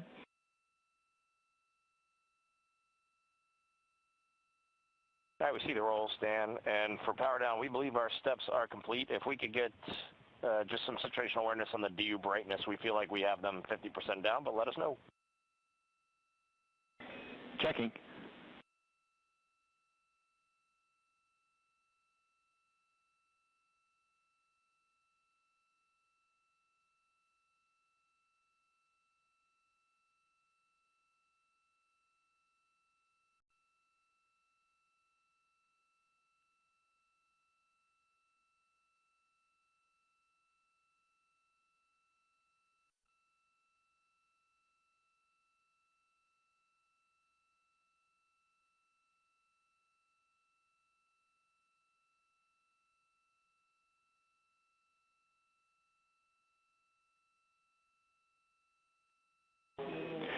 Integrity, we see DU3 right at center. We see DUs 1 and 2, a couple of clicks above center. We're checking power draw now.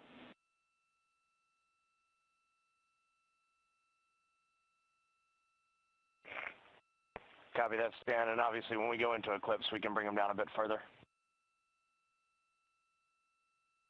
Roger.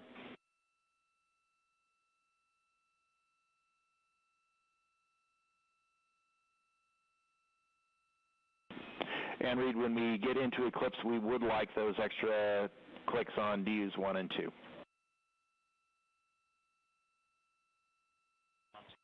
Yeah, you got it. We did bring 1 and 2 down a touch, but we'll bring them down as far as we can when we get into eclipse. That's perfect. Thank you.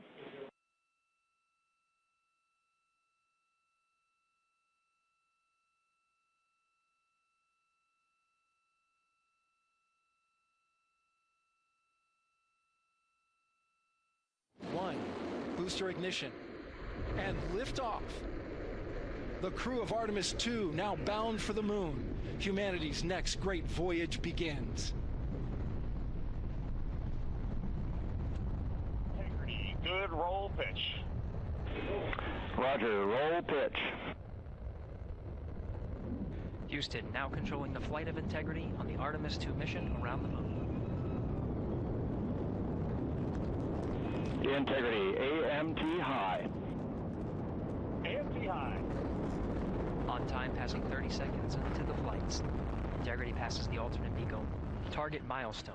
Mission Control Houston seeing good performance of the 4 main engines. Space Launch System core stage. Integrity, 3 miles in altitude. Traveling more than 1,200 miles per hour.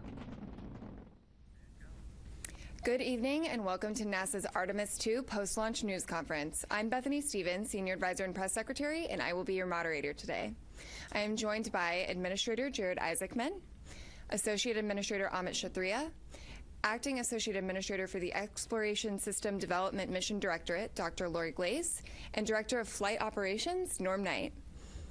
Administrator Isaacman will give opening remarks, and then we will open the floor to questions. If you are dialing in to be with us here today, please press *1 to get in the queue. And with that, Administrator. Thanks, Bethany. Good evening, everyone. So today, April 1st, 2026, 6:35 p.m., NASA's Space Launch System rocket lifted off the pad with 8.8 million pounds of thrust, carrying the Orion spacecraft and the Artemis II crew out to Earth orbit and beginning America's grand return to the moon. Now, about 51 minutes into the flight, during a planned handover between satellites, the Orion spacecraft underwent a communications issue, leading to a temporary partial loss of comms. The uplink from Capcom to the crew was being heard by the crew, but we cannot hear their responses for a brief period of time. There were no issues with the vehicle itself. Comms with the crew have been restored. We're actively working the issue, and we'll keep you informed. The Orion spacecraft has successfully separated from the core stage, and its solar arrays have been deployed as planned. Soon, the crew will execute the apogee raise burn, placing the spacecraft into a stable, high Earth orbit as we prepare for the translunar injection and the journey into cislunar space. NASA astronauts Commander Reed Wiseman, pilot Victor Glover, mission specialist Christina Koch, and Canadian Space Agency mission specialist Jeremy Hansen are safe, they're secure, and they're in great spirits. We will continue to monitor their health and the status as we move into the next phase of the Artemis II mission. So after a brief 54-year intermission, NASA is back in the business of sending astronauts to the moon. We have arrived at this point through a sustained effort and national commitment and the work of thousands across the agency, our industry partners, and our international allies. I want to personally thank the ground crews, pad controllers, the entire workforce here at Kennedy Space Center. This mission belongs as much to you as it does to the crew. The crew is now in the capable hands of Mission Control Houston, the Johnson Space Center, where teams will guide Orion through each phase of the mission with the same discipline and precision that has brought us to this moment. We've certainly been here before. We know the challenges ahead. We have a lot of checkouts to get through before TLI. And when, if all goes well, everything is go, Artemis II will be moonbound. You have our commitment to keep the public as informed as possible on this historic mission. And we will celebrate when this crew, we will hold our celebration until this crew is under parachutes and splashes down off the west coast of the United States. Thank you. So with that, we will open this up to questions, and we will start here in the room if we have any takers. We'll start right up here. Congratulations to all of you on a successful launch so far. My name is Jim Siegel. I'm with Florida Media Now. And I'm curious about when the astronauts will have their first meal on this mission. And secondly, is somebody on the Earth here, back in Houston or somewhere, keeping track of what they eat during this entire mission? And how do they go about doing that? Do they tell them what to eat, or do they kind of select what they want? What do you think? Well, let's see. I'll jump in on this one. Well, what I'll tell you is they do have planned meals, okay? So they have a planned meal today. I will tell you they're very busy. So Ascent Day is very tough. It's tough physiologically, and it's tough from a workload issue as well. And so this timeline between now when the crew goes to sleep, so MET of about 8:30 is pretty packed. They're going to snack. They probably have some pre-positioned meals. I know they did in their flight suit. Some of the snacks that they can use if they need. But I will also tell you that Flight Day 1 and Flight Day 2, you might not feel like eating a lot, and that's just part of it. Your body is acclimating to 0G. Your physiology is transitioning from a 1G environment to 0G, and it takes a little bit of adapting. So right now they're working hard. They are doing what they need to do. They sound great on the loops. That was really a good signal to us that they're feeling well. But just know that that's part of the equation, you know, when they get on orbit. As far as the food being tracked, yes, we have a food lab, and we have folks at the Johnson Space Center tracking what they eat, the nutrition, the calories. It makes a difference. They do this on Artemis. They do it on Space Station as well. So we're well versed in that. We want to make sure that they're healthy, and we also want to make sure we know what they're doing, what they're eating, so we can also track that and make sure that they don't need any supplements or anything additional. Thank you. We'll head over to Joey.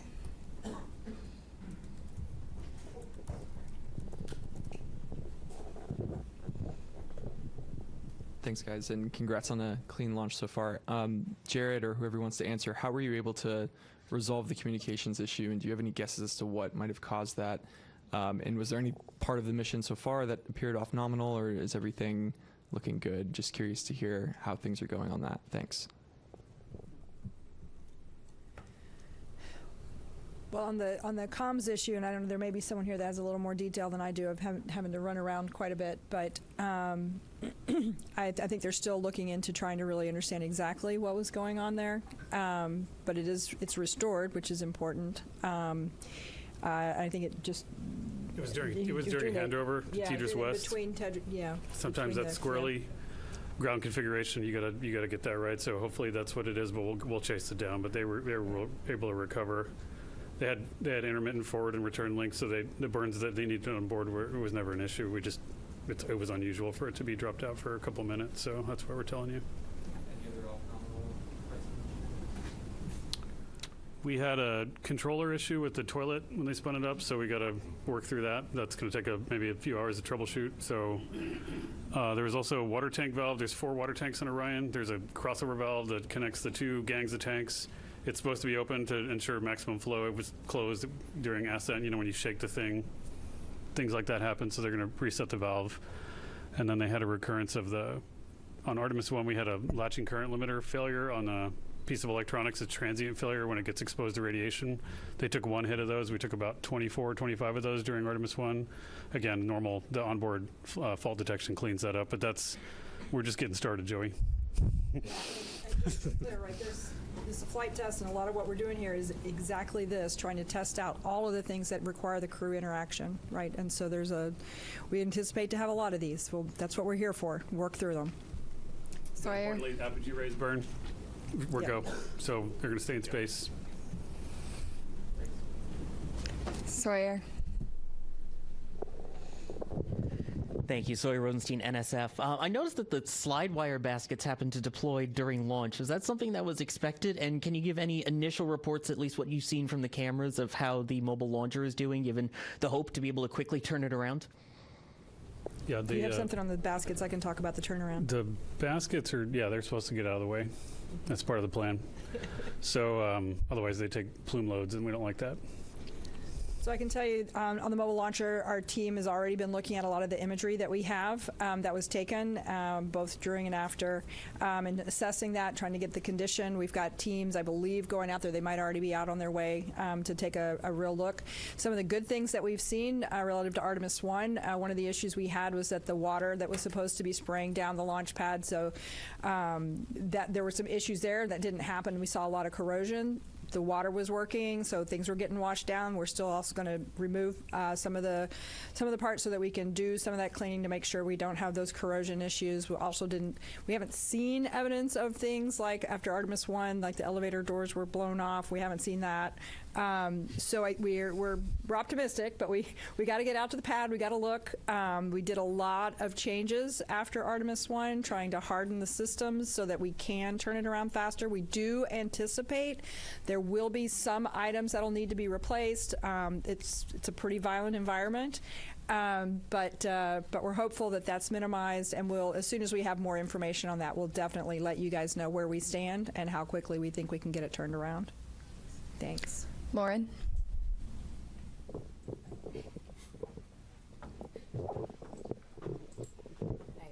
Lauren Grush with Bloomberg. I just wanted to get a gut check on how we're feeling about the upcoming proximity and operation. Do we have any concerns with that TDRS delay, or is that not an issue for that? I would say right now we're on for the proximity operations demo. Haven't heard anything that's keeping us from that, Norm? No. On track, ready to go. Victor Glover's going to be flying it. Reed's going to be working the procedure with him.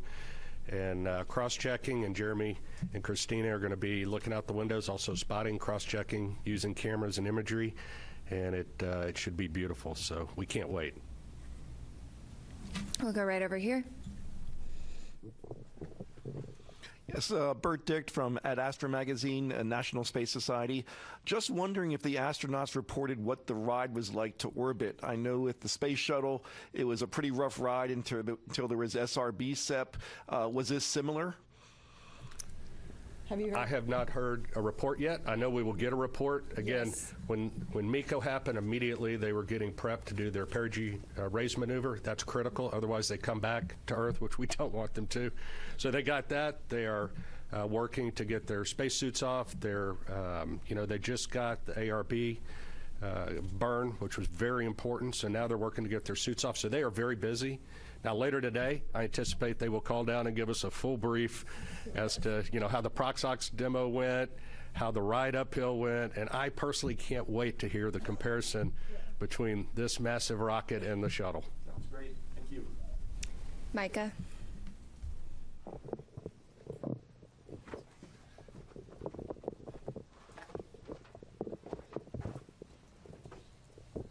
Thanks, Bethany. Micah Maidenberg, Wall Street Journal. Maybe for the administrator, I'd like to ask you, I know we're early on here, how you're thinking about success for this mission, defining success. A lot of tests ahead. And just what happens if you don't kind of meet that standard as the flight unfolds? Thanks so much. Well, I mean, to me, success is undershoots and in the water safely after a 10-day mission duration, so no early off ramps there.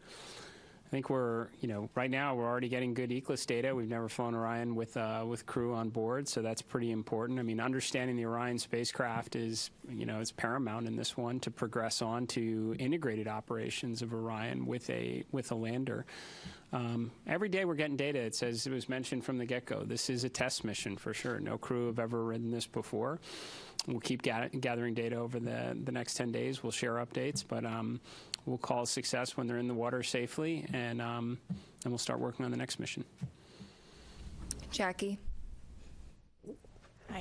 Right here. Sorry if I missed it. I just wanted to check in on the status of the Perigee and Apogee burns. Are those both finished at this point? And then I also wanted to check how the best way to explain to the audience why we're doing that Apogee raise maneuver and why we go into that high Earth orbit. Thanks so much. Do you want to take it?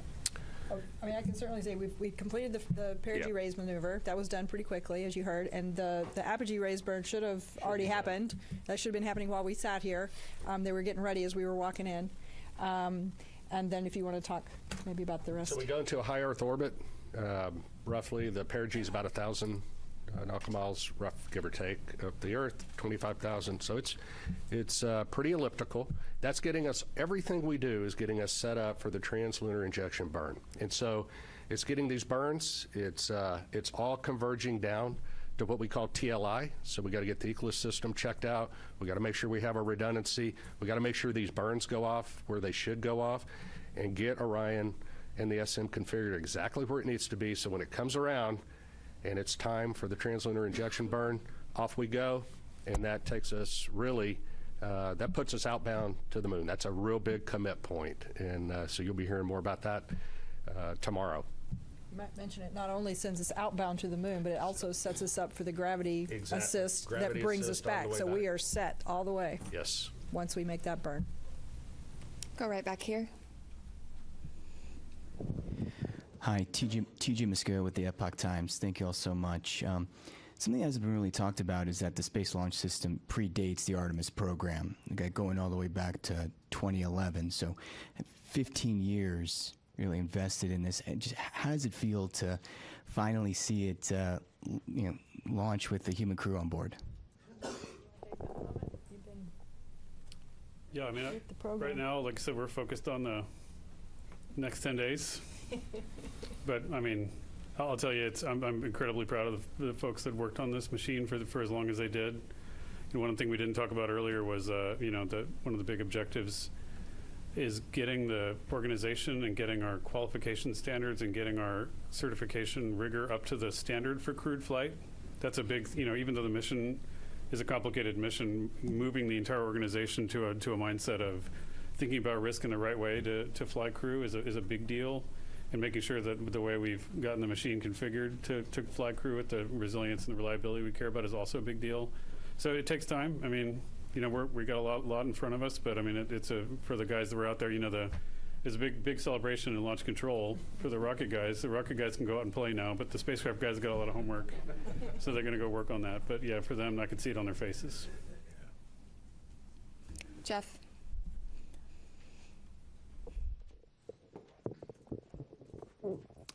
Jeff Faust of Space News.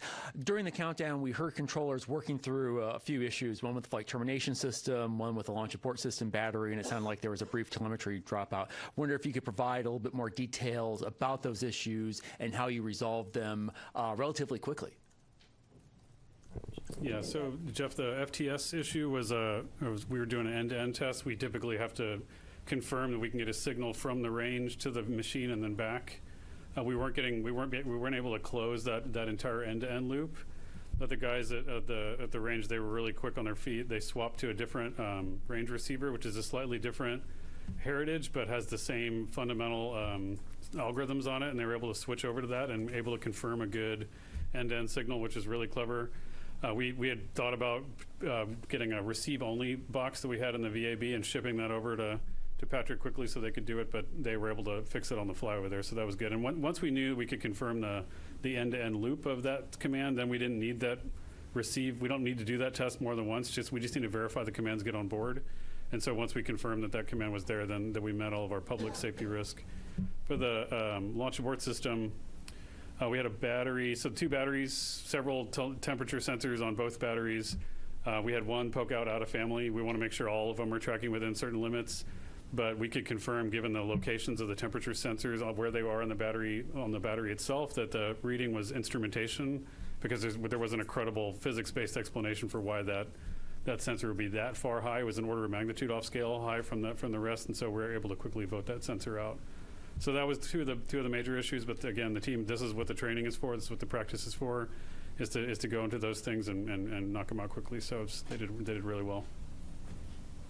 We'll go right over here. I noticed there was a lack of public address announcing outside, and there was a lot of going back and forth when we realized there were some issues, and we had to go back inside to find out, or we had to have our phones. Why was there no public address system available with loudspeakers outside? I'm not sure what you're referring to. We're not sure what issue you're talking about the public address. Okay. All available to people outdoors, and I thought that was a lacking. Which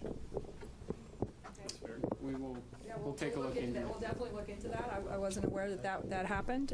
So thank you for that information. That's new, and we'll definitely look into it. We'll go right back here.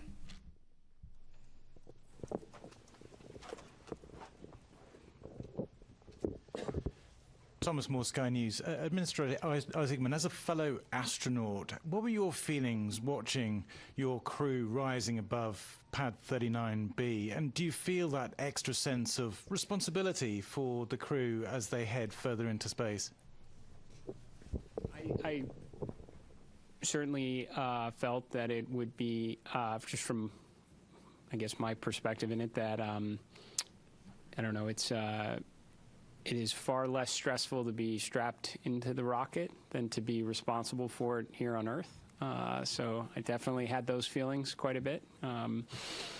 But, you derive a lot of confidence from the process that leads up to this moment. I mean, literally the army of people that came together across NASA, all our contractors, all our partners to prepare for this, every step that leads up to it. This is what I, was really honestly going through my mind through it, is all the testing that goes into it, the integrated testing, the flight readiness review, everything that goes into a flight readiness review. Not to mention you have a truly exceptional crew up there that have been training for years on this. That gives you the confidence to undertake this mission, especially knowing the implications that it is part of a much bigger program. This is America and our partners' return to the moon, and we're trying to do it this time to stay. So, incredibly important mission. Certainly felt the pressure of it, but it was relieved, based on the confidence we have in the team here at NASA and everyone who contributes to it.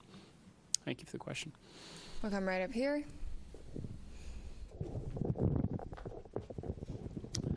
Frederic Castel with France 24. First, of course, congratulations to NASA for the grand return to the moon. Mr. Administrator, I have this question that they ask me constantly in Europe and in the States. In the 60s, NASA was using just the slide rule to go to the moon, and they could launch almost every 3 months. Of course, they had more money probably, but what happened in 50 years? Why is it so difficult to make it again? What has changed? Thank you. Well, for sure, we knew. Look, it's a very fair question. I know a lot of people ask it, not just in your country, but here in the United States. Certainly, financial resources are part of the equation. NASA's budget, if I recall, was somewhere between 4 and 4.5% of the discretionary budget during the space race. About a quarter percentage of that today. And I mean, to be very honest with you, I think competition is a factor in this as well. it's a great way to mobilize the resources of a nation and concentrate on something extremely challenging, and that's what we did in the 1960s. And I think with absent some competition, we focused a lot on partnerships and all that we could do collectively with respect to science and discovery. But competition can be a good thing, and we certainly have competition now. I think that's why you're seeing us start to concentrate our resources back to the objective, and do it with a great coalition across the NASA workforce, our contractors, all our partners that have come together, our stakeholders in Congress and the administration who came here to witness this launch, is because they know we have competition, and this one's going to be close. And I think as a result, you're going to see a lot more progress, more so than you have in the, since when this was originally conceived under Constellation. We're going to get back into the business of launching rockets on a regular cadence, and we're going to bring the world along with us. So. We're going to take a couple of phone bridge questions for just a moment. Reminder that you can join by pressing *1 to get into the queue. We're going to start with Will Robinson-Smith from Spaceflight Now. Hi, thank you, Bethany, and congratulations, everyone, on a good mission so far. Question about the upcoming TLI burn tomorrow. At what point during the day will the team conduct a poll on readiness to proceed into the TLI, and what are the main criteria that you'll be assessing to make that final determination? Thank you. Okay, well, the TLI burn actually happens about the time that launch happens, so it's 1 day into the mission. So tomorrow, Eastern time, would be about 6:35-ish. Obviously, those burn times can change, so check that before tomorrow. But what are the teams looking for before TLI? We're looking to make sure that the life support systems work, that the vehicle's healthy, the life support systems have been checked out, they're ready to go. We assure that those are functional, because once we commit to TLI, they have to function. And so we want to make sure. So that's why we spend a day checking out the systems. Ascent is, you shake, rattle, and roll a little bit, the vehicle. You saw that today. And you can imagine what that does to the systems. The systems, though, are performing very well. We anticipate that they continue to, but we want to get some track record on them before we do that. We also want to make sure we have redundancy in the system for comm, for environmental life support, propulsion, those type things, before we embark on that TLI mission. So that's what the mission control team in Houston will be doing tomorrow. Jeff Radigan and his team, as the lead flight director, will be well into that. The teams are well versed on it. They have trained for it. They work very closely in conjunction with the engineering team, the mission evaluation room in Houston, where the engineers that have the intricate knowledge of Orion come together with the operations team, and together they work with the crew to make sure that the vehicle, is doing what we want to and accomplishing the mission objectives that we need to. But it always comes down to crew safety, vehicle safety, and mission objectives in that order. I might also mention, as those teams are checking out all of those systems, there will also be a meeting of the mission management team that's led by John Honeycutt, whom I think many of you have seen before, and they'll be meeting tomorrow afternoon to hear all of the results from what's happened over the last day, in preparation to make the decision on whether or not we proceed with the TLI burn. We will next go right back here to Manuel. Thank you so much. Manuel Masanti with Exploración Espacial. I understand that the CubeSats are going to be deployed like 5 hours into the flight. Is there any chance we're going to see live images of the deployment? And then when is the crew, I know they're super busy right now, but when are they going to start using the flywheel machine on its way to the moon, when everything is more like... The second question was to do when they start doing the manual as far as... Flywheel machine. Oh, the flywheel machine. Sorry, thank you, the exercise machine. I guess after the TLI. I'll do this exercise. Yeah, I'll hand that to you, but I can answer the CubeSats. So the CubeSats are installed in the Orion stage adapter, which is actually a part of the upper stage piece, right? So once Orion separates from the upper stage, we'll do the ProxOps demonstration, right? And then once Orion has cleared and we're away, then they will be deployed. So Orion won't be there to take images of them. And once they are deployed, they each of them have their own plans for being able to communicate back down to Earth to various ground stations. They have their own communication plans. So we'll start to get information back from those individual CubeSats. So that's kind of the plan and the path forward on the CubeSat deployment and what you can expect. We're going to take one more question from the phone bridge from Christopher Mick of the Hudson Star Observer.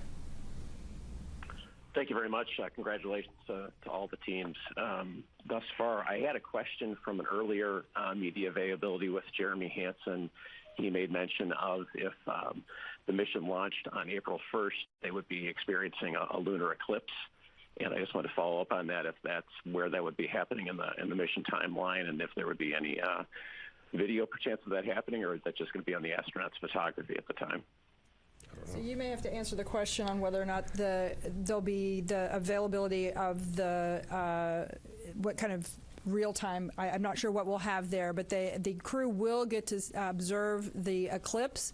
This is pretty unique. It's kind of interesting. It actually doesn't happen when they're out of comm, so they will be having communication during that eclipse time. But during the eclipse, the moon will be blocking the sun. They will be able to see the sun's corona, which is kind of cool. So they've been having a lot of science lessons over the last couple of days to learn about that and the eventuality that we actually launched today. So they're prepared to make those solar observations. It'll be a pretty cool and unique opportunity. I'm sure we'll get some images down at some point. I just don't know if they'll be live. Tarek. Thank you very much. Tarek Malik with Space.com for the administrator. There have been a lot of comparisons of Artemis II to Apollo 8, a pioneering mission, daring, that sent astronauts on an untested crewed vehicle around the moon. And I'm very curious, given last week's ignition event and how that really laid out an audacious and ambitious plan to really explore the moon in a stepping stone approach way, where you see Artemis II in that plan, and basically the importance of riding on this mission before you can make that next step for next year. So, I mean, no matter, I guess, how you slice it, it's the opening act for sure. I think there are areas where we're clearly combining, Apollo 7, Apollo 8 into a single mission. Which we should be able to do. There has been, to your question earlier, there's been substantial progress, over the last half century. We have tools. We've certainly been there before, so I would expect us to be able to get some, mission efficiencies through. But I would say that what we learn from this, for sure, will inform how we think about Artemis 3. Now, there's certainly big picture objectives in that. We'd like to get the lander together. We'd like to test that out in Earth orbit before we go to the moon with it. But if there are things that we don't see, maybe it is comm-related issues, then we're going to try and fix those, and then we're going to want to validate that on the next mission as well. So, and that should be the idea, right, as we progress forward. I suspect when Artemis 3 comes around, we're going to learn a lot about the integrated operations that we'll want to validate and ensure is rolled into the subsequent missions. But yes, this should be a philosophy that we take across all of the grand efforts that we are pursuing right now, to not necessarily jump to the ultimate desired state, but to build up to it. I'm going to jump right up here.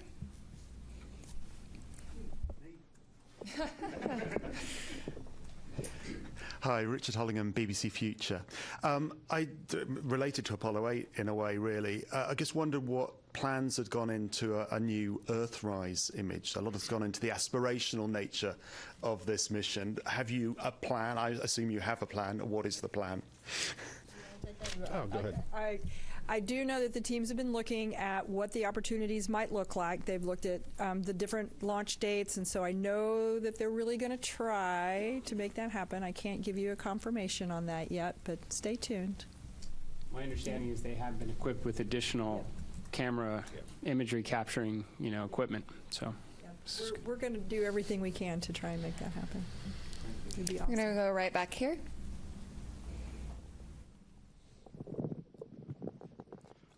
Thank you. I'm from a Japanese news agency, Kyodo News. My question is to the administrator. The United States and China are competing over moon development. What significance does today's launch have for the U.S. and NASA? Thank you. Well, it's certainly an incredibly important step. I mean, this is the first crewed mission into this environment in more than a half century on a rocket that has never flown human beings before, along with a spacecraft. So it's incredibly important because we're going to learn an awful lot from this to inform subsequent missions. So yes, this is the beginning. I can tell you, having had an opportunity to speak with the Artemis II crew after the State of the Union address, we talked a lot about what we wound up sharing with the world at the Ignition event about adding additional missions, accelerating production, building out a moon base. I think it was very energizing for the crew because they knew that they were, this is a risky mission for sure. Any type of new test flight mission going in this environment is going to be challenging, and they knew it was building up to something bigger. And I think that it was very helpful for them in that regard. So, and certainly it was very helpful for me to hear their feedback as well. I would suspect a point or two wound up in the Ignition event from them. So. We're going to go back here to the white shirt. Thanks, Denise Chow with NBC News. I think for Lori or Norm, I'm curious what you anticipate could be some of the biggest challenges over the next few days, whether that's from a spacecraft or system standpoint or crew workload. I'll jump in. Flight day one from a crew workload is pretty tough. Between now and TLI, we're working the crew really hard. In fact, when they go to sleep tonight, they're woken up in the middle of their sleep to do the Perigee raise burn, and so their sleep's disrupted. They're hitting on all cylinders. They may not be feeling well. On top of that, so we know that flight day one and flight day two up to TLI is really good. We know it drops off then, and so going into this, we trained for that. We did simulations for this. We put the crew in exactly that state. Now, they weren't on orbit. They probably were feeling great. But we got a good gauge, hey, are we working them too hard? And the mission control team is great because they're watching the crew constantly. They're watching their performance. And we also have a crew that's very good at saying, hey, enough's enough. And so together, we will make certain that we're doing everything in the best interest of meeting the mission objectives. Making sure that we're not working the crew so hard that they make mistakes or something of that nature. And again, we work as a collective team going forward. So this is our best opportunity, and they may add more stuff to the timeline before it's all done, and they may take some stuff out if we need to. But we adjust all the time on those things. So that's leading up to TLI. That's probably one of the bigger challenges, making sure we get those done. I'm going to go right up here. Hi, Robert Perlman with CollectSpace.com. For the administrator, you mentioned the 53-year hiatus, and in that time, now most of the world's population wasn't alive for Apollo, like I think you and me. And I wonder if you have a sense of, if even this early in the mission, that this has captured the imagination of those people that have never seen anyone go to the moon before on a world level, on a national level, and how important is it to NASA to capture that support from the public? Yeah, I've said it many times. I absolutely, I think it's foundational for what we do here at NASA to inspire. It should be a component of every one of our missions. I've talked about, I think after Artemis II, you're going to have more kids that are going to dress up as astronauts for Halloween. We want to inspire and create interest in the next generation to grow up and contribute to this endeavor. Now, how have we done so far in captivating the world's interest in America's return to the moon? I don't know. You have to tell me. We've been rather busy the last couple hours. I would say, and I felt this way going into it, that when we got down to T0, a lot of people would be paying attention. I suspect when some of the imagery starts to maybe come back from the moon, that's gonna further bring people into this story, right? And then we bring them home safely, and we start preparing for, again, the next chapter in the story. So. Yeah, I think inspiration is extremely important. I think people, despite, some of the commentary up to now, how many people really know we're going around the moon? I'm willing to bet right now a lot of people do. And I think we'll only draw in their interest further as the mission proceeds. Can we go right here?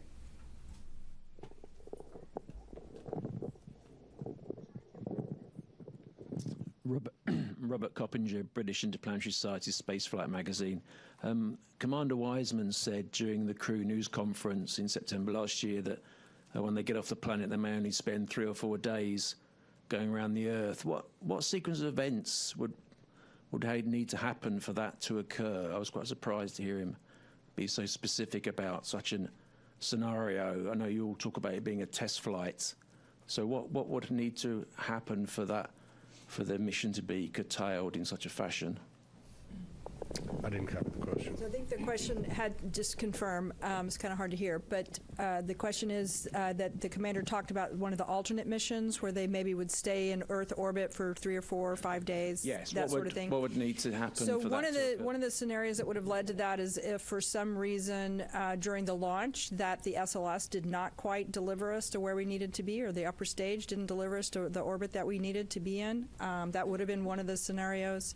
I think that's probably the main scenario that would have ended up in that one of those kind of alternate missions. Yeah, but I don't think we're going to need to worry about that, hopefully. But the other thing is, if for some reason we're able to stay, but we're not able to do the TLI burn, we would stay in Earth orbit. So there's a couple of scenarios where that could happen. You're right back here. Hi there, Joey Vars with the Gabber for anybody. In the weeks leading up to the launch, we were talking about some of the distance records and altitude records and speed records that would be achieved that were contingent on the specific day and time of launch. I was wondering if we had a better concept of what those might be now that we are successfully off the ground. Thank you. Norm has that data for you. Well, based on the predicts right now, assuming all the burns go as planned and the timeline is executed as we think it's going to be, it'll be on flight day 6.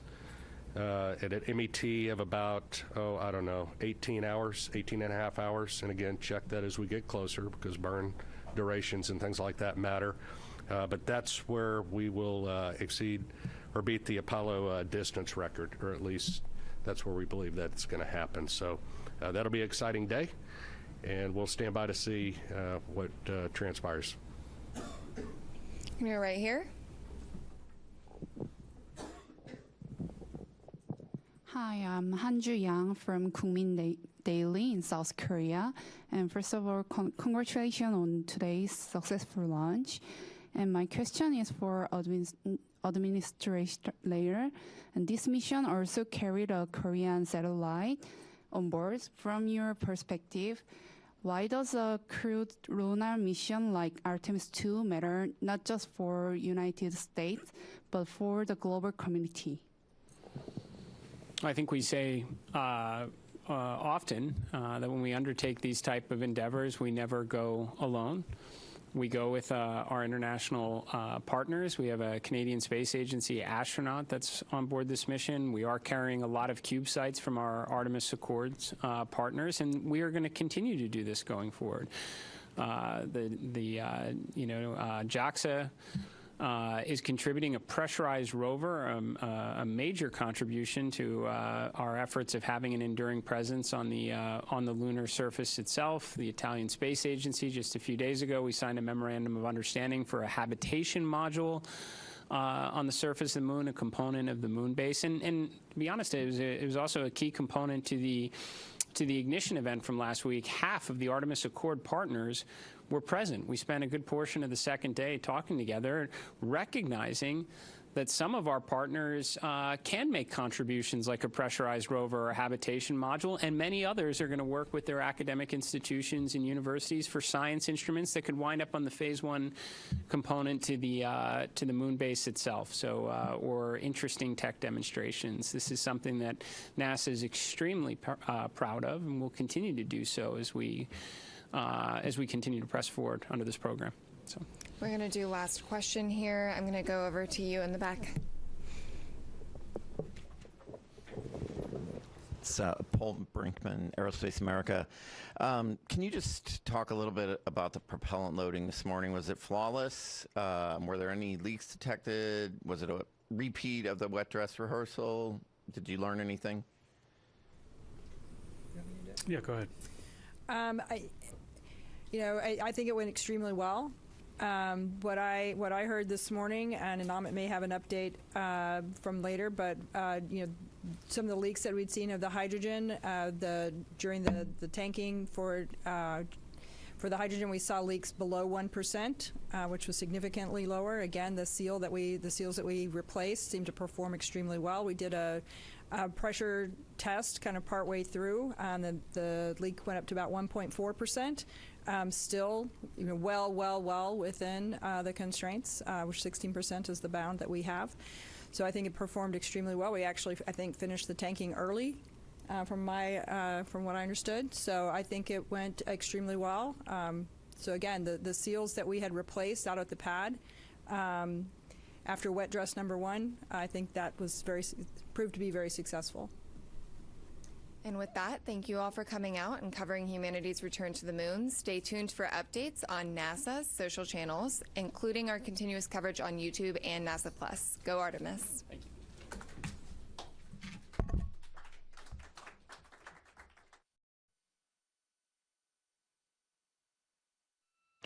This is Mission Control Houston. Thanks for coming back to us. We are here in the Artemis II flight control room. The white flight control room here in Mission Control Center in Houston, Texas, following along with the mission and 4 Artemis II crew members who are making their way to the moon. For those that were joining on the press conference, we'll do a quick recap of some of the activities that happened over the course of the hour that happened during the press conference. We did have a successful thermal roll ahead of executing the apogee raise burn. The apogee raise burn occurred with an updated time of MET 1 hour 46 minutes and 7 seconds. The duration of the burn was 18 minutes and 6 seconds. At this time, the flight dynamics officer confirms that it was a good burn, so they are on a good trajectory for staying in high Earth orbit for the remainder of this flight day and into next. The high Earth orbit puts them into a 43,730 by 0 statute mile orbit, which orbits the Earth approximately once a day. It's a 23.5-hour orbit. Checking.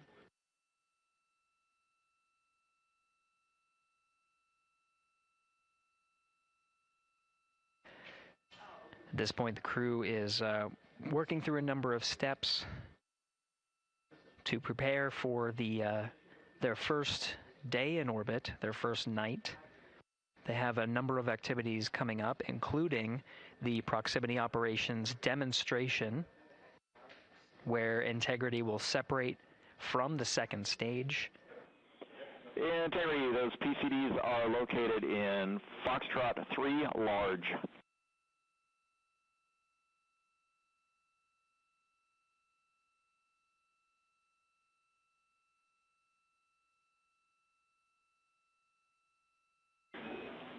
Integrity, good. String 1, helium clearing. Integrity copies. And stand in the docking camera checkout, step 9. Would you like me to go ahead and configure for RPOD at this time? Checking.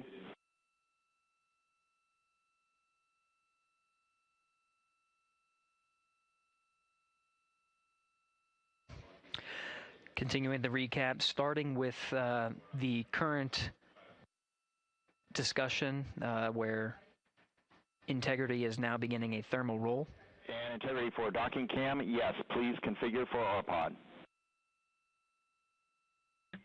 Copy.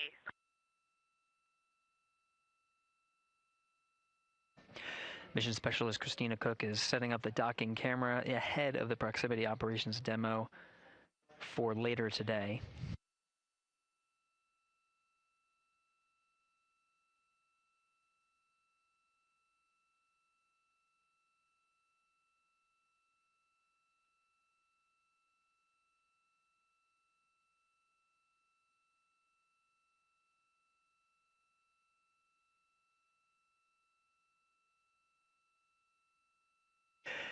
Right now, the crew is in the middle of executing a thermal roll.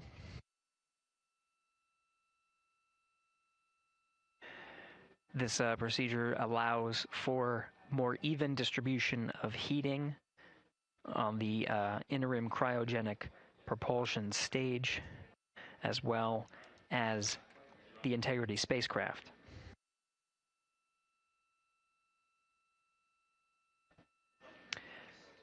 NASA astronaut Christina Cook is also working through troubleshooting steps of the waste management system that's aboard the Integrity spacecraft.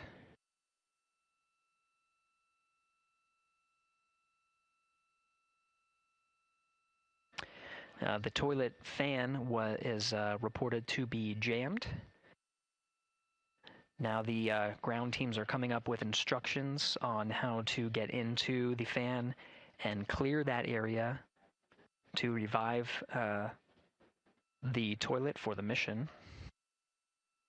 In the meantime, they're getting their contingency, their backup waste management capabilities, specifically for urine.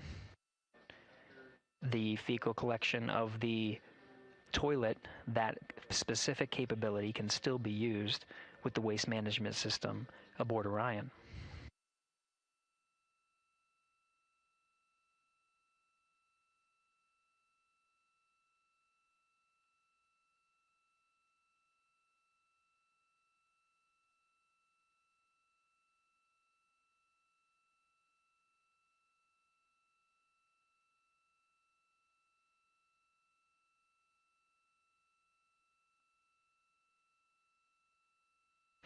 At this time here in the Artemis II flight control room, we're beginning the first handover of the mission. The Ascent teams, led by Flight Director Judd Freeling, are handing over to the Orbit 1 shift.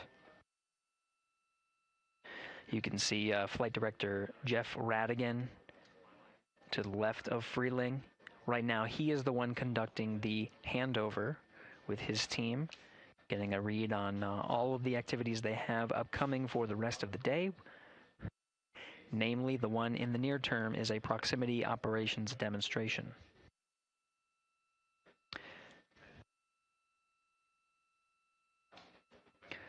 We are also anticipating a crossover of the tracking and data relay satellites. Integrity Houston for GNC. System is still performing nominally, but we are updating unfiltered and BFS with channel 1 again.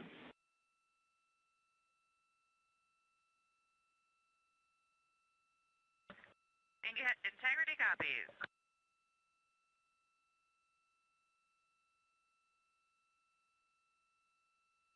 That call from Capcom Stan Love addressing the guidance, navigation, and control system navigation source, specifically channel 1. Now, as part of handover to Flight Director Jeff Radigan to begin the Orbit 1 shift on Flight Day 1, they're preparing for the proximity operations demonstration.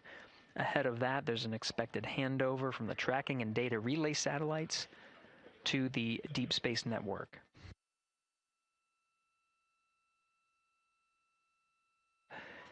The successful execution of the apogee raise burn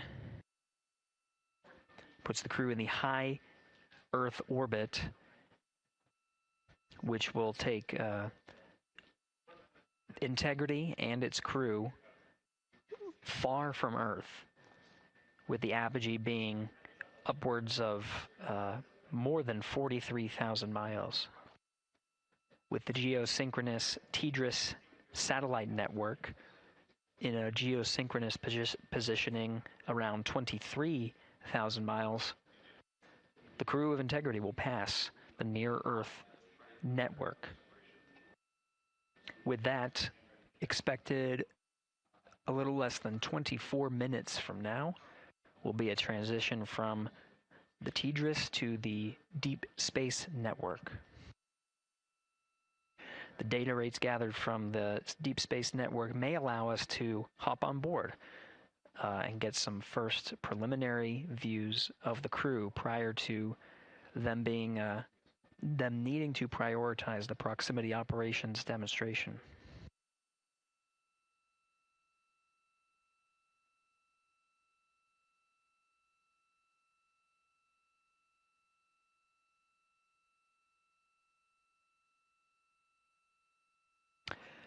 We'll take a pause here and listen for some Orion to Earth communications as the team goes through their handover procedures so we can listen in on the next steps for the Orbit 1 team.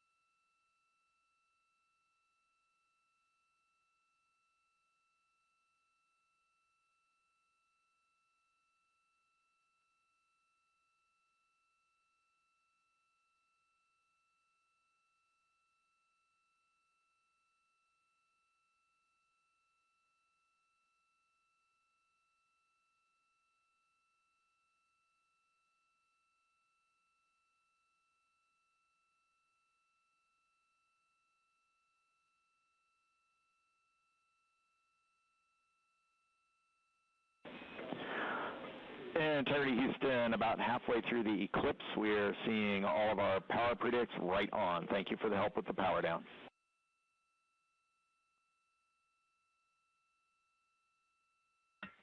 Integrity copies.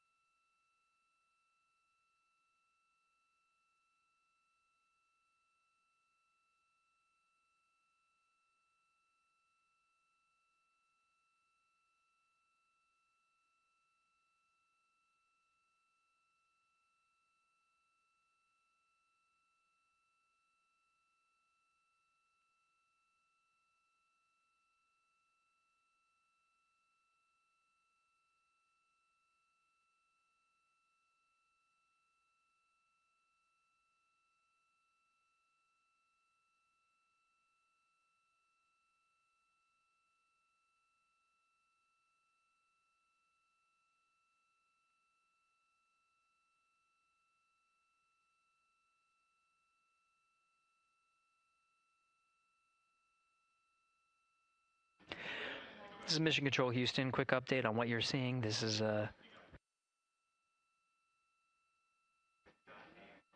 this display is brought up onto the front screen by the control officer here in Mission Control Houston. It's called the Ascent PFD and is available at the first phases of flight. It includes toggled settings between tanking, the Ascent phase on the core stage, and now the ICPS phase. As you can note from the display here, we're in a post-apogee raise burn coast. Right now the attitude for integrity is... Integrity Houston, 1 minute to string 2 helium clearing. Also, your PCL Rev 1 HEO deorbit burn plan is on board. That's in slot 2. The name is HEO D/O Rev 1. Copy helium clearing, and we see the burn plan. Thanks. Outstanding.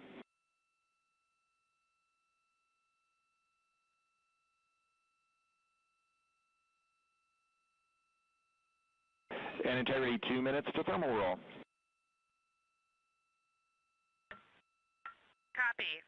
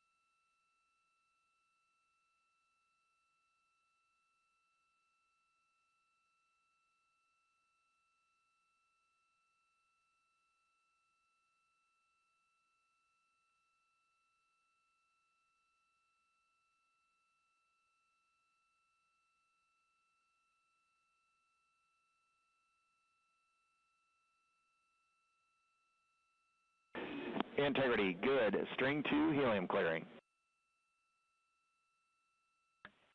Integrity copies, and I've got some AGA readings for you, Stan, when you're ready.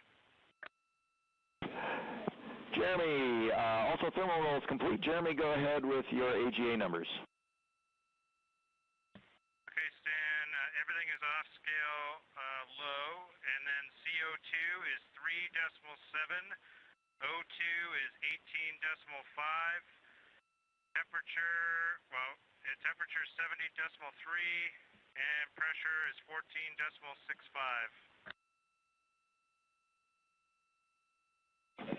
14.65. We copy all those numbers. Thank you.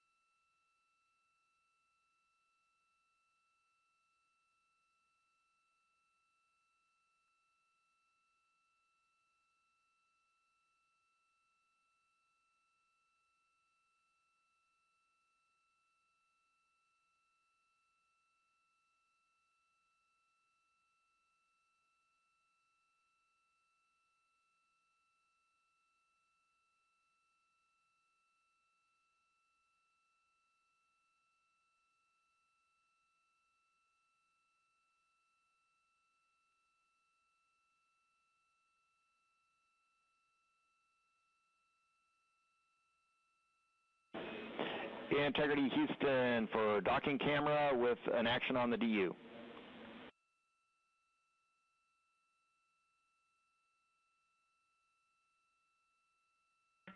Go. For the docking cam, we see exposure set to 1 instead of 3. We think that'll be too dark. You can set that back to 3 on rpod.doccam HTL4. Copy. Thank you.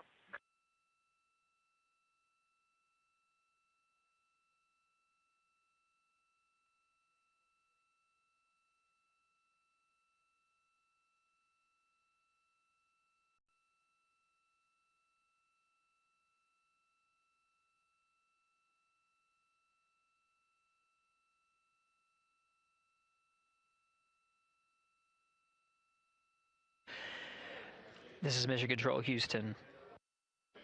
The Ascent and Orbit 1 teams have completed their handover. Flight Director Judd Freeling sent some parting farewell words to the teams here, congratulating them on the milestone of getting the 4-member crew of Artemis II where they are now, at a mission elapsed time of 2 hours and 45 minutes. Integrity, thermal roll complete.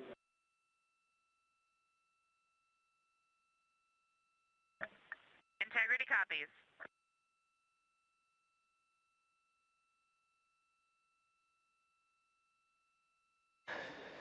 The Integrity crew working through their procedures. You heard thermal roll complete to allow for even heating on the outside of the spacecraft. We'll do this periodically throughout the flight. Right now, the teams here have, like I said, have successfully handed over. You've been hearing the voice of Capcom Stan Love for the Ascent shift. He'll be handing over to Capcom Amy Dill and Capcom and NASA astronaut Raja Chari. You'll hear their voices for the Orbit 1 shift and the beginning of proximity operations demonstration.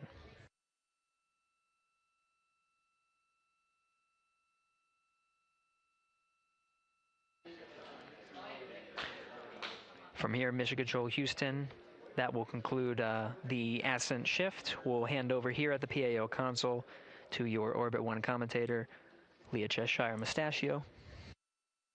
She'll take you through the proximity operations and some of the activities that lead to the end of the cruise day and the beginning of their sleep period.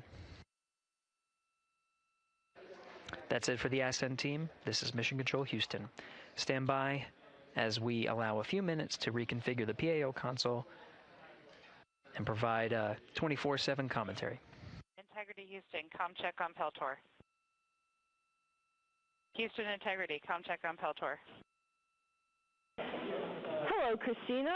You're coming in louder. How me? Amy, great to hear your voice. I have you the same. Good to hear that our Peltor is a little louder than the mic stub. We copy.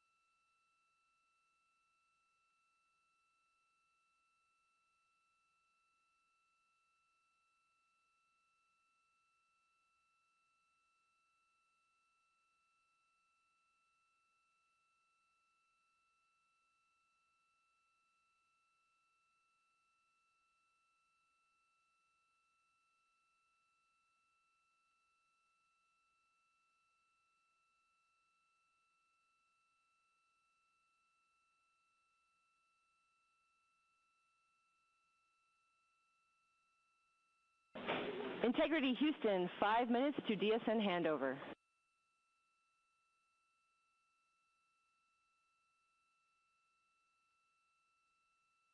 Integrity.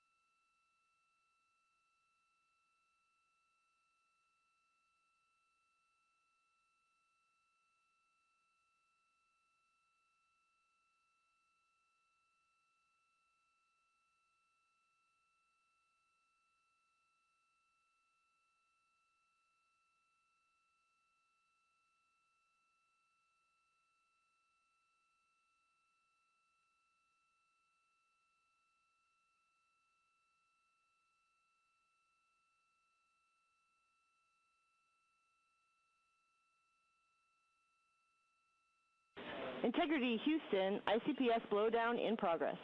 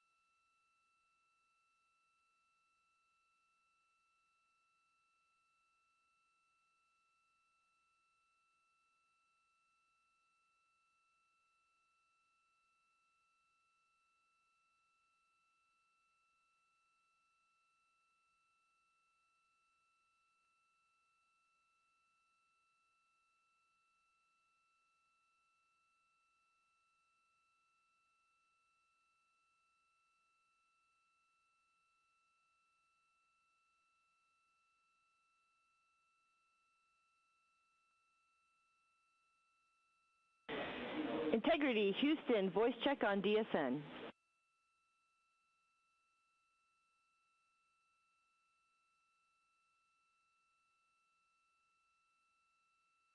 Houston, Integrity has you loud and clear on DSN.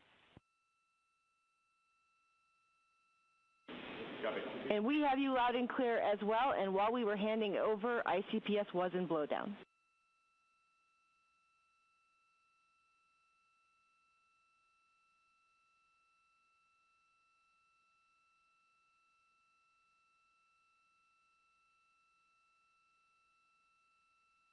Copy all, and we have 2 GNC cautions on the board for right RHC. Let us know if you see them.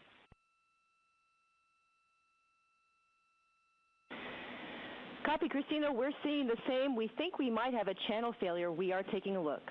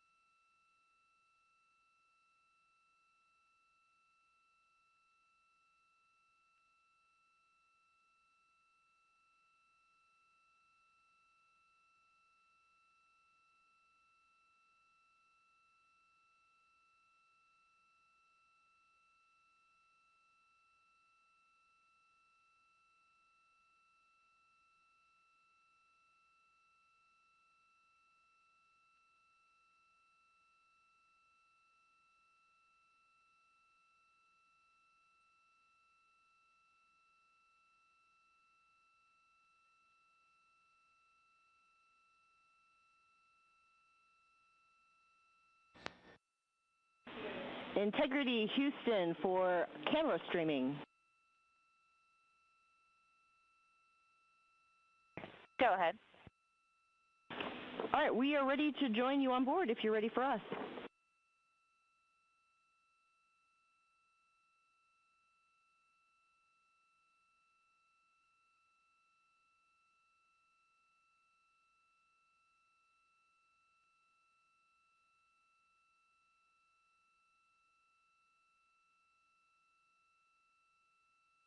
Houston, we are ready for you to come on board. Copy. We'll let you know when we join you.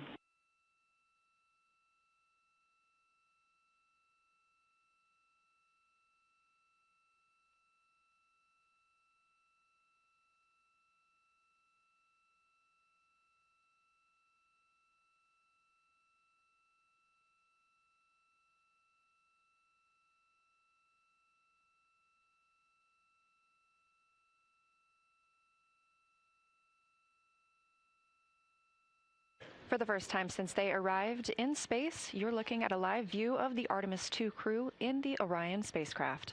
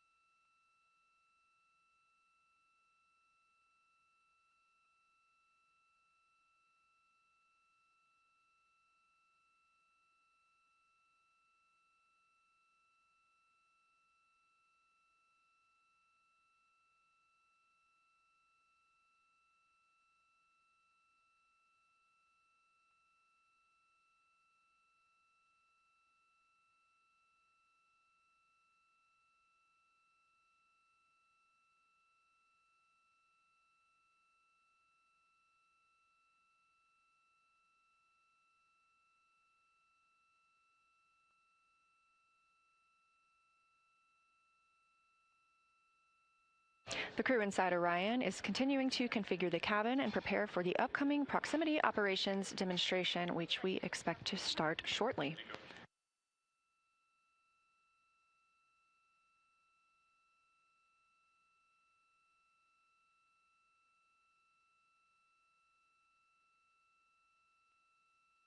And as you can see, it's pretty dim in the cabin right now. The lights are dimmed as the vehicle is in an eclipse.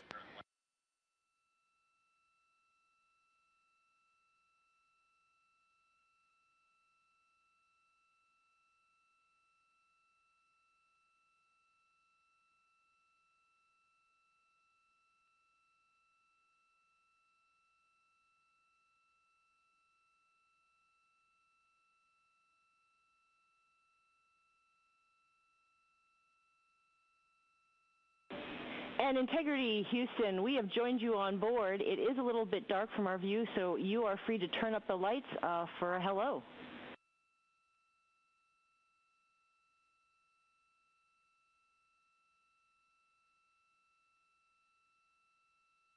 All right, Houston, I just want a quick comm check. Can you hear this transmission? Loud and clear, Reed. All right, Amy, welcome on board the Integrity spacecraft. We got, right now, myself and Christina are in seats 1 and 2, getting ready for rendezvous and prox-ops demonstration. Victor's just finishing up getting out of suits and getting suit drying going, and Jeremy is hard at work in cabin configuration. It was an amazing ride uphill. The views, we've got 2 moon rises that we've had so far, and the views of planet Earth. We've circled it completely, and we forgot how beautiful it is to look down on Earth. Wonderful, Reed. It's spectacular to see you all, and so far so good with the day.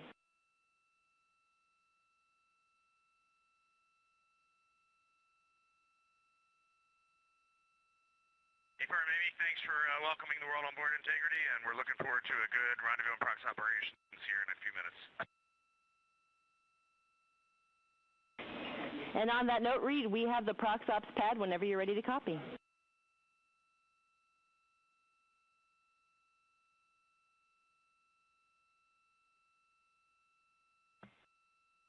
If you can give us about 2 minutes, we'll be ready to copy.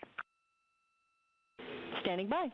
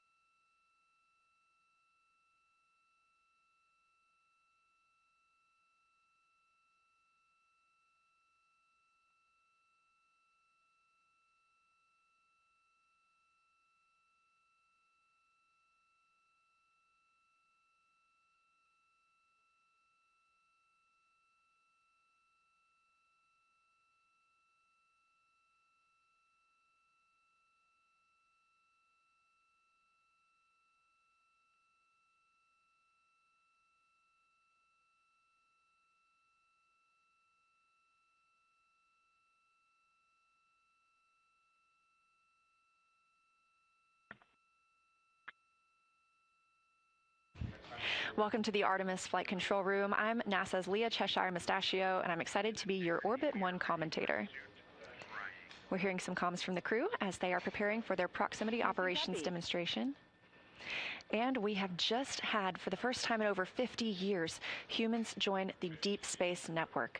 Now, we're used to people being on the Near Space Network, the Tracking Data Relay Satellite System with the International Space Station. But again, first time in 50 years that we will have crew traveling far enough to be on that Deep Space Network. These are our first views of the... Integrity, we are ready for ProxOps pad. Integrity, all times MET. ICPS maneuver to SEP attitude. 3 hours, 18 minutes, 34 seconds. ICPS SEP. 3 hours, 22 minutes, 24 seconds. ICPS thermal turn. 4 hours, 03 minutes, 34 seconds. Depart no later than 4 hours, 30 minutes, 37 seconds. USS-2 TIG, 4 hours, 50 minutes, 07 seconds. Mandatory burn. ICPS disposal burn, 5 hours, 00 minutes, 11 seconds. How copy?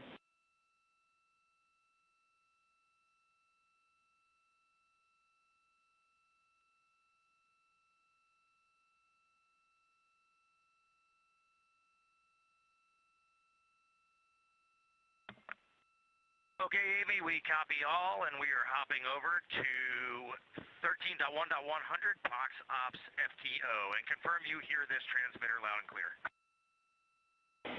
Confirmed loud and clear.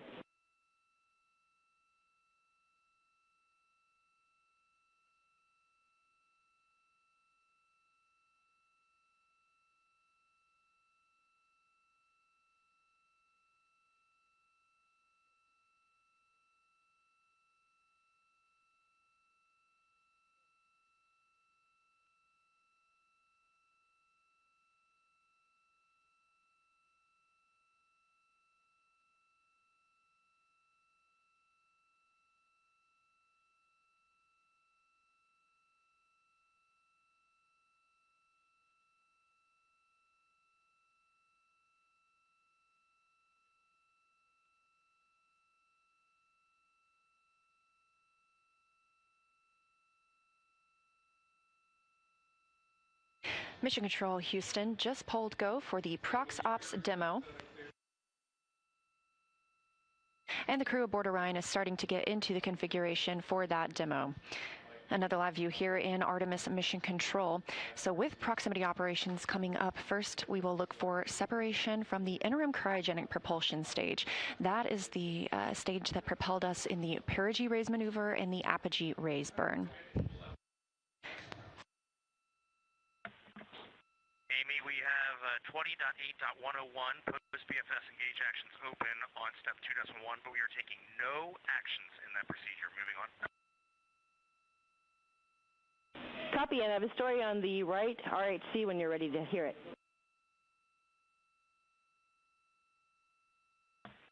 We'll call you in 2 minutes. Standing by.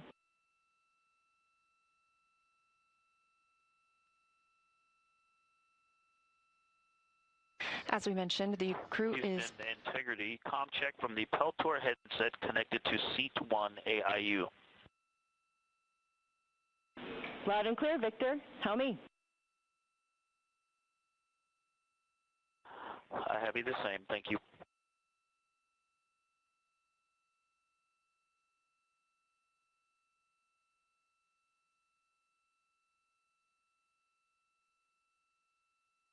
This view coming live from Orion, now just 3 hours and 10 minutes since liftoff today from Kennedy Space Center.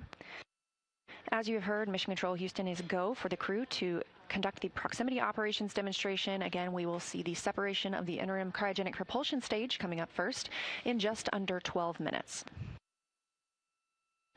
As we saw when we had video of the crew on board, Victor Glover has now moved to Seat 1.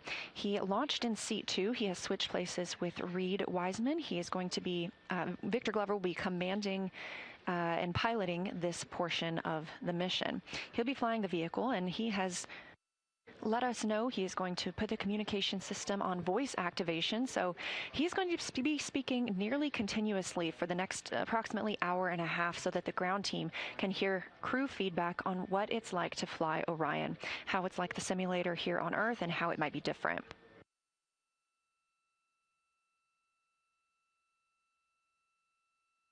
During the proximity operations demonstration, Glover will use the translational and rotational hand controllers to command Orion, first doing a translation control checkout and roll control checkout.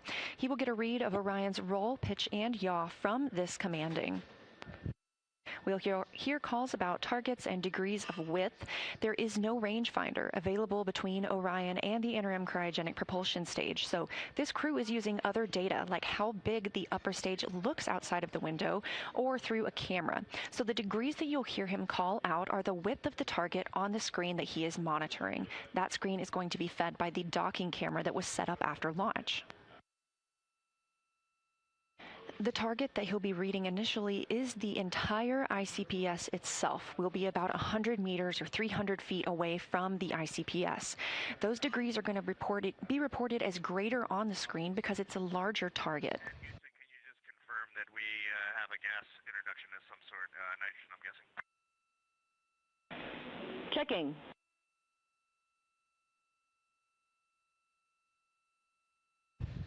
Again, we'll start with the ICPS itself being that target. As we get closer, the target switches. Confirm O2 introduction in progress. Integrity.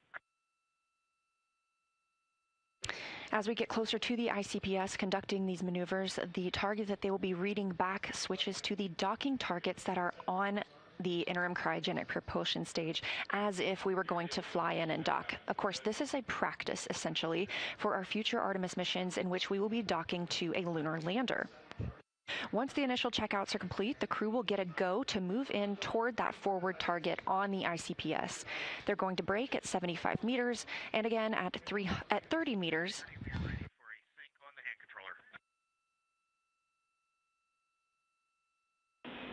Okay, Reed, for the right RHC, it looks like it was a single event upset. We are now seeing all good channels. We did command a fitter reset from the ground. We do have a quick checkout that you could perform if you feel that you have time. We are showing on right-hand controller, RHC pitch, channel 3, deselected.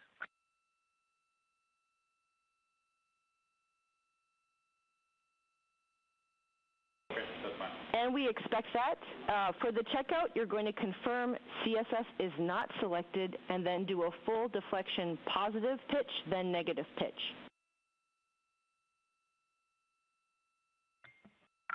Okay, so the right RHC is powered on, control stick steering is not selected, and you want a full negative pitch and a full positive pitch. Affirm.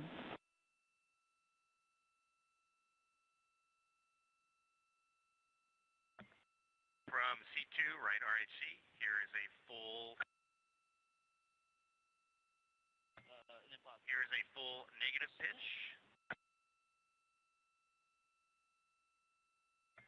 It is now 0, and here comes a full positive. Copy, we're following. Right RHC is back to neutral, still show pitch channel 3 deselected.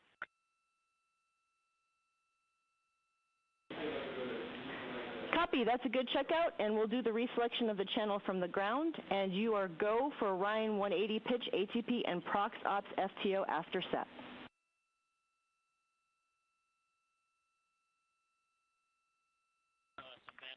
Outstanding, picking up in step 1.3 at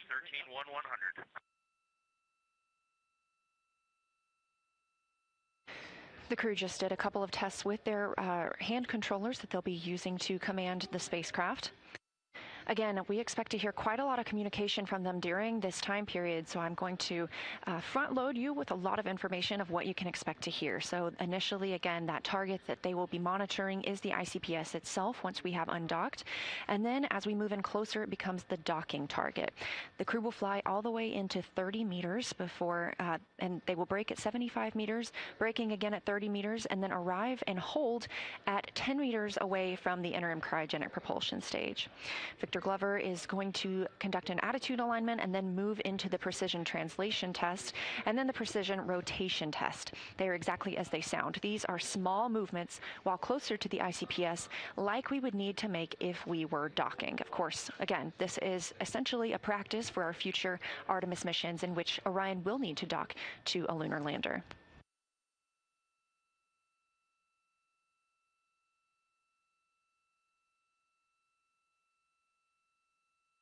Orion will then back away 20 meters from the ICPS for the ICPS to complete a thermal turn, setting it up for the next portion of the proximity operations, where the crew... Less than 2 minutes for maneuver to SEP attitude.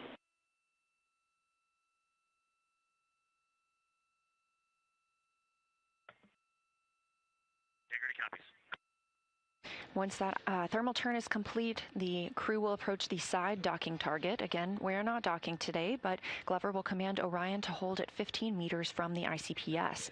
He'll then move into the precision translation test again, but this time with the side target, conducting multi-axis tests of Orion's yaw before maneuvering the spacecraft to its tail-to-sun configuration, which helps generate power through its solar arrays. Finally, the proximity operations demonstration will be complete, and Glover will initiate Orion's departure from the interim cryogenic propulsion stage. This is the upper stage separation burn and provides the separation we need between Orion and the ICPS. ICPS will then have its own deorbit burn over the Pacific Ocean following Orion's departure.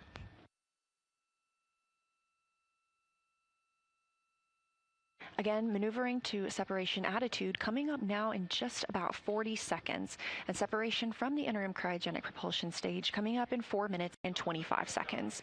We are now 3 hours and 18 minutes since liftoff.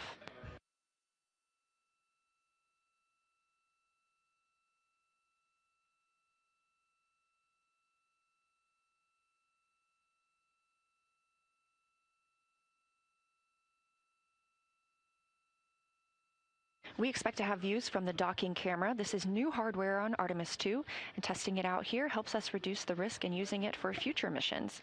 We'll be using this for proximity operations and our overnight demonstration tests as well. It remained stowed for Ascent and was installed shortly thereafter. The plan is to keep it installed during the crew sleep period, but they will remove it during crew wake since it keeps the crew from observation and photography out of that window.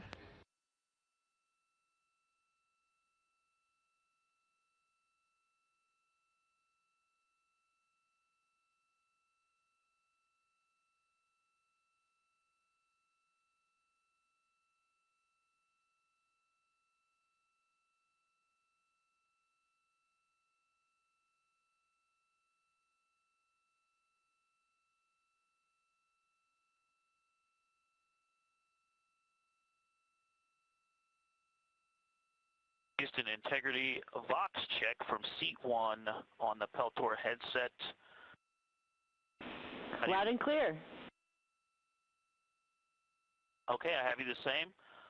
Calls requesting a response will be prefaced with Houston.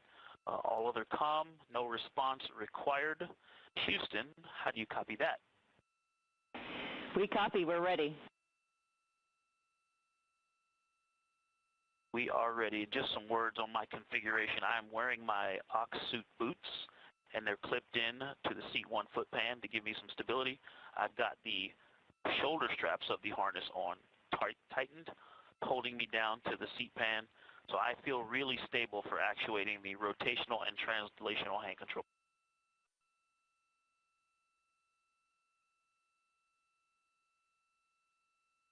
Glover letting the teams here on the ground know that he doesn't expect a response from them. We're currently ICPS, next phase 245. Our next action is in about 2 minutes.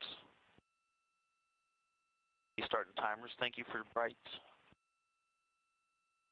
we confirm with them about the power down? The sun is coming up. Houston integrity for the power down. Are we okay to brighten the DUs or ProxOps demo? Your go to configure DUs as bright as you like. Integrity.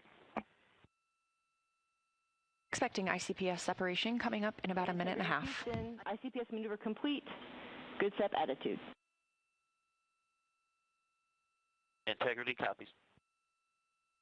Reed shared just before launch. This is a crew activity. We will be hearing Victor's voice. But also the sun's coming up, so that could be it.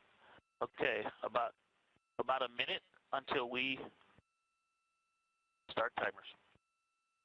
Christina Cook is floating to Victor's left. She's in charge of the timing and procedural discipline. Jeremy Hansen. Roll this up now, just to have it for the. Hansen is floating to Reed's right, watching the ICPS, ready to call a back away if need be. Standing by for separation.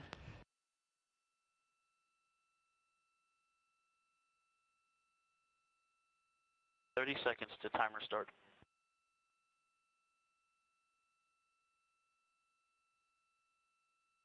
And that timer starts at separation. Command sent.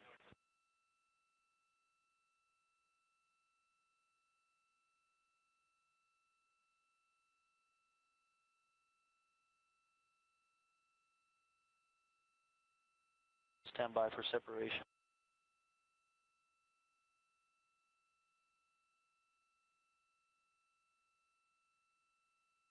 Yeah, we have good separation, good motion. We are ATP go. Confirmation, separation from the interim cryogenic propulsion stage. Good motion. Go for 180 pitch, confirmed. Separation confirmed, Houston. Houston copies. All right, here comes the pitch rate.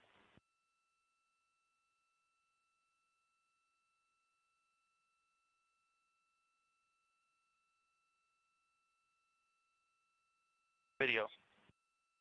I have no stop stream option. Straight out. Dot cam selected.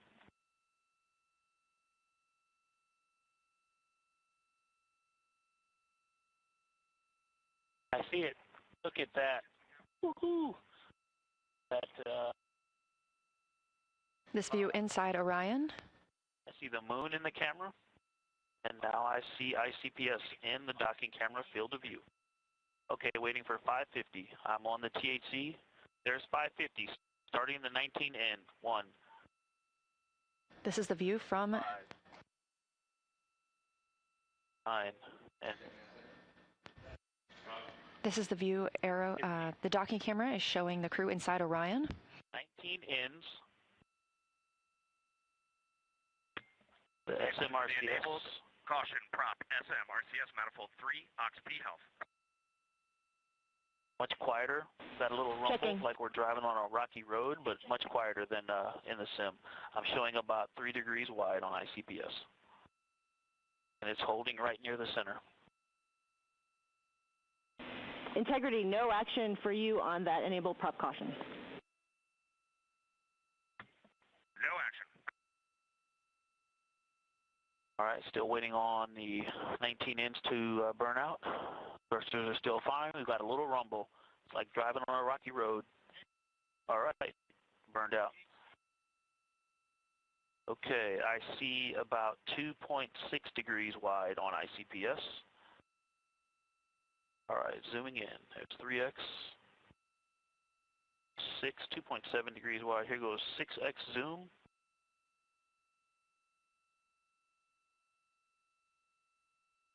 Looks to me like we might have even slight closure. I definitely don't think we're opening. Anybody else? Okay, 2.6.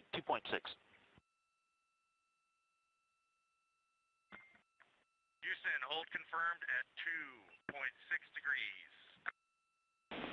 Copy. Look at the exposure difference between 2 and 3. That's 3. It's quite washed out. When I go to 2, I can see the docking target. I'm going to leave it at 2 for now. Step 6. The degrees Glover is reporting. Okay, here come 3 outpulses. 1, 2, 3. And it again is that rumble, a little bit of a rumble from the service module. I hear them still burning. It looks like they just burned out. And I'm seeing opening. We definitely have opening. 1, 2, 3, 4 impulses. And so far, what I can tell you about this is it's much tighter than the sim. There's not a lot of lateral movement, not a lot of rotational movement as these are burning out. ICPS is nice and stable in the camera field of view. It is 2.5 degrees wide, and we should have a slight closing rate.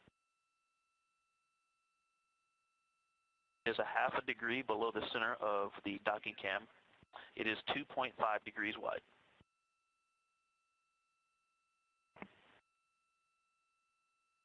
In authority DAP, it's quite nice and very responsive. And the camera is also better than what we were flying in the sim. I'm getting very slight movements, so it's making it easier to assess opening and closing. This camera is much better than the sim. We will be less than 4 degrees. I'm going to start left since it's just to the left. So here comes 2 left. 1, 2, left. Good motion. Looking for 1 full degree, so I'll start at the center. Hack. ICPS is centered, waiting for 1 degree to the right. Now I'm going to give it 1 down, if that's okay. All right, we still got good motion. I'm going to hit 1 down for correcting ICPS towards the center. All right, and then when I get 1 degree of motion, copy. There's 1 degree hack. 1, 2, 3, 4 rights. 2 lefts to center, copy. Again, very responsive.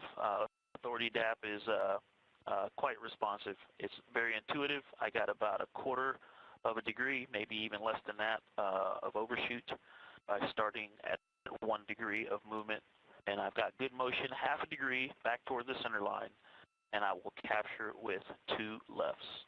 I'm going to lead that by about 1/4 of a degree. Here comes the first 1, 2, and I'm going to give it, I'm going to let those down slowly correct themselves. So, all right, again, that little rumble, it's like a very slight rumble, like just driving over a little slightly rocky road, and the 2 lefts are in. We've stopped on the center line laterally and vertically, waiting for it to correct back to the center. Here comes 2 downs. 1, 2. Start counting at the center. Copy 2.5 degrees wide on ICPS. And Houston, Ike keeps talking about the rumble, and I think from the previous spacecraft that we have flown, Soyuz and the SpaceX Dragon, we're used to a more distinct popping sound out of the thrusters, and this is just more of a gravelly road, kind of very calm. There's not a lot of dynamics on board. Very smooth vehicle. 1 degree of motion. Here comes 1. Copy 2, observation. 3, 4 up. Okay, there's 1/4 of a degree overshoot, maybe 1/3 of a degree, and we've got motion is stopped. Waiting for motion. Yep, this one is taking a little longer. Motion is tracking back the other direction now. We'll go 2 downs to center. We also had an up correction going in, so I think I didn't take that out before we started this. That may have contributed to it overshooting a little bit more than the previous.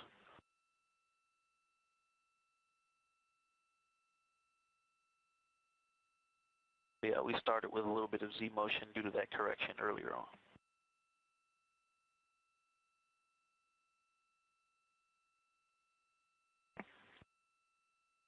All right, 1/2 a degree to go, and then we'll go 2 downs to stop it in the center. Still right at 2.5 degrees wide. We'll probably only need 1 down to stop this. Okay, gonna put that in now. There's 1 down, and we are centered.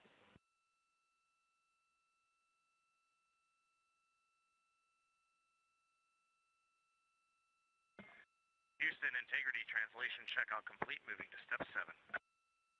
2.5. Copy.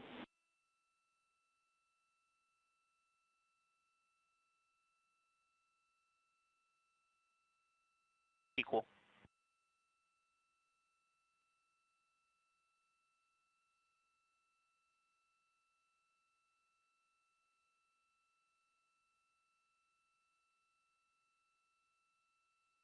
to that step.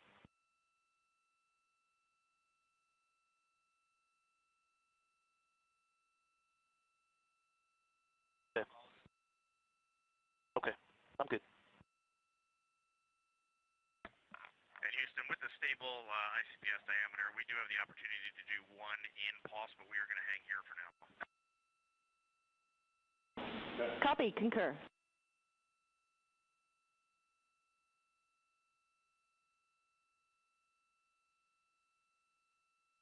Okay, I don't need to ref. Okay.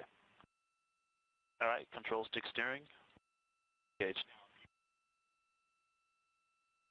Hold inertial. Diaphragm is ref.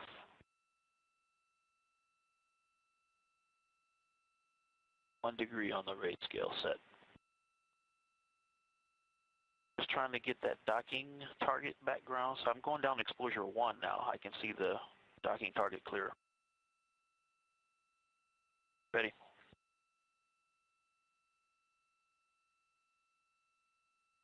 Okay, 3 pulses to the right coming in. 1, 2, 3. Mid motion. 2 for 17. 5 degrees for 17. No cross coupling, no rate in other axes. 10 degrees for 17. Good motion. See ICPS center docking target 12 for 17. The degrees you hear Glover reporting are the amount the ICPS is taking up on the docking camera, which you see in the left side of your screen. All right, roll rate is at 0. Ready?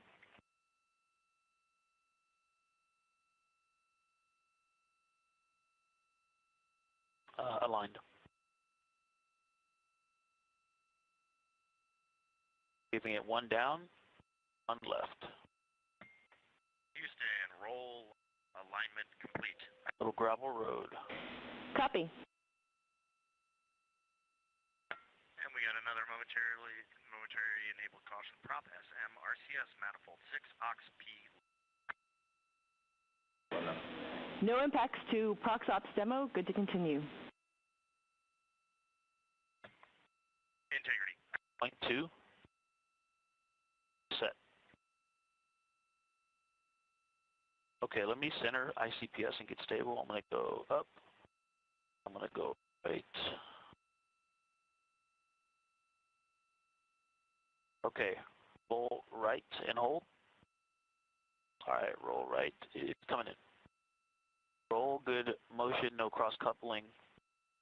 It's only roll rate. I see ICPS. 2 for 5. 3. It is slow, easy to anticipate, and stopping at 5. Was able to stop right at 5.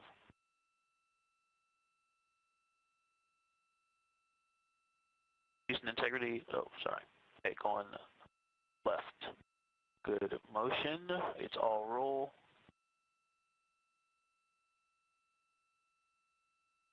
No rates in pitch or yaw. 2.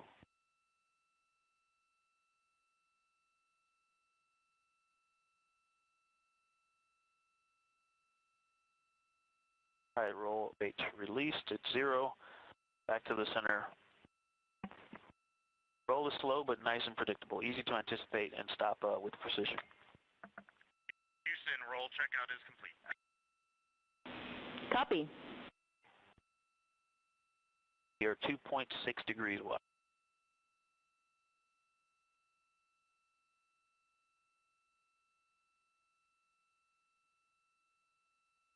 Ready. Pulling edge key. Pitch is in pulse. It's just greater than half a degree low.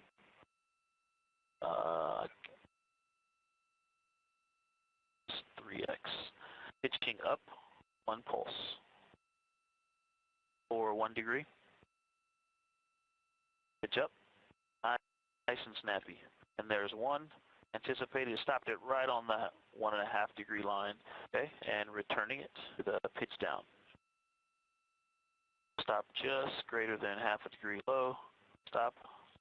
Very nice. That pitch was very tight, very responsive. I was able to stop it right where I started it.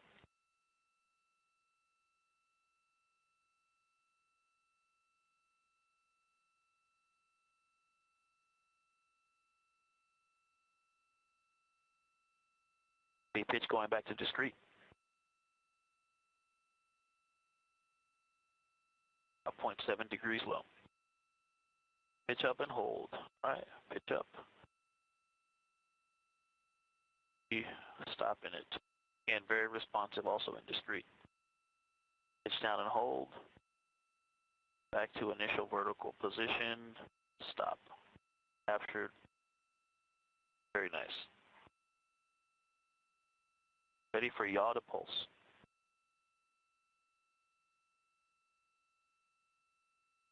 Going right, one pulse. A good motion. There's all right, and yaw left, one pulse, and stopped it right at 1 degree. Very responsive in yaw as well.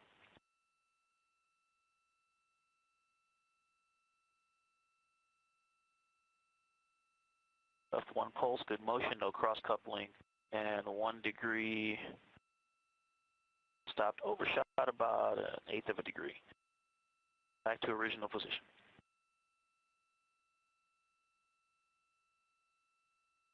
Yaw going back to discrete.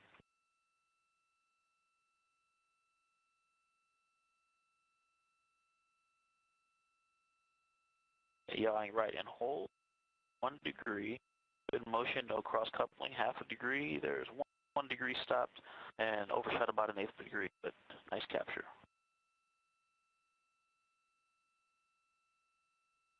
Yeah, I'm getting a little of a bounce here. I think that, not sure, it's most likely from us, the camera, or this vehicle wobbling in yaw. So ICPS is moving, it's wobbling left and right slightly in the camera view. It did stop at the 1 degree of motion quite precisely, but we got this bobble just now, going back to initial position by yawing left and holding. While it's yawing, it is solid. There's no bobble. Stop. Released. See if that bobble comes back. There is a slight bobble, maybe dead banding or just the camera or the vehicle fluctuating. Are you guys seeing that, Houston? Are you seeing the bobble in the docking cam video?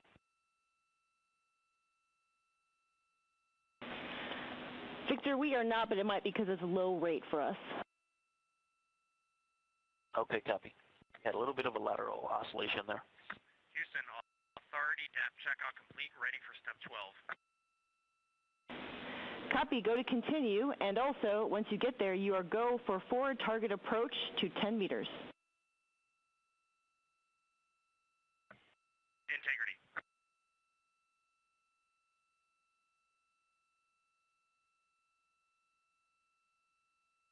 Copy. No. The DAP is going to course. It is showing course. 16 in, starting now. 1, 2, 3, 4, 5, 10, 14, 15, 16 ins. Houston approach was initiated from approximately 2.7 degrees. All right, I'm going to give it 1 Copy, down. 2.7. All right, we're coming up on 3 degrees wide.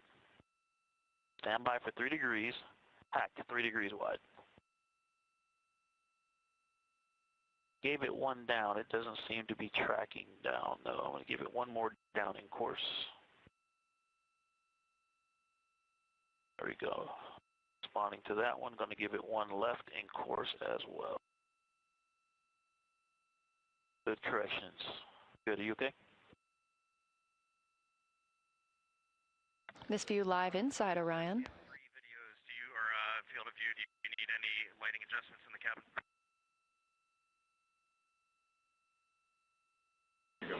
Cab camera looks good to us. Thanks.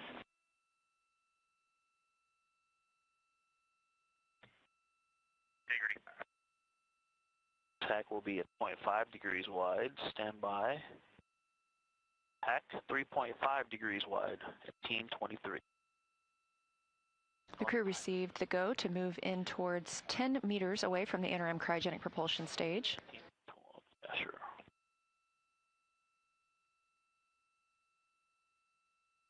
Again, pilot Victor Glover flying the Orion spacecraft right now. Hack will be at 4 minutes. I'm sorry, 4 degrees wide. This is all to teach us about how Orion flies manually in space and prepares us for future missions when we'll need to dock with a lunar lander. Stand by for 4 degrees wide. Hack. ICPS is 4 degrees wide at 19.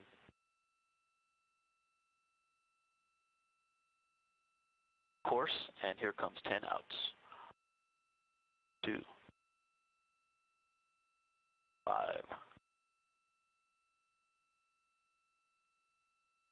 10 outs. ICPS is still stable. That little wobble, lateral, a little yaw induced. Again, can't tell if that's the camera or the vehicle, but overall it's pretty stable. Very, very minor oscillation. Houston, 75-meter braking is complete. Going into dock cam exposure check. Copy. Copy. You got it. One pick that fine. You're fine, and one right. Okay, stand by for 4.5 hack, 1950.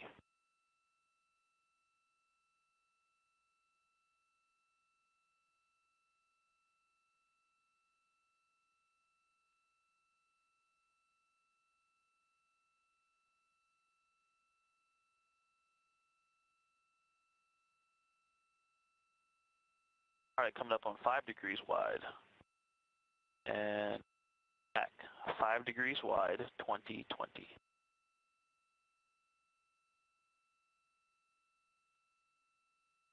Okay, next action is when the center docking target is 1 degree wide. It is about half a degree wide right now. Copy. Thank you. 6, hack, 24, 6 degrees wide.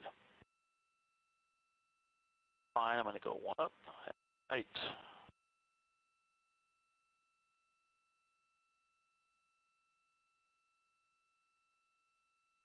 Copy, going course and 1 out.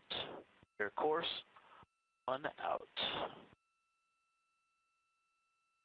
Back to fine. 1 up. Stand by for 6.5 degrees wide. Excuse me. I may have skipped on you. 5.5. Hack. That's 5.5 degrees wide. That may have been the reason we thought I skipped 1 on you. I skipped 5. 1 up. 1 right. Okay. All right. Course. We did a mistake in slowdown, so going back course and 1 in. Not as far ahead as we thought we were. Okay.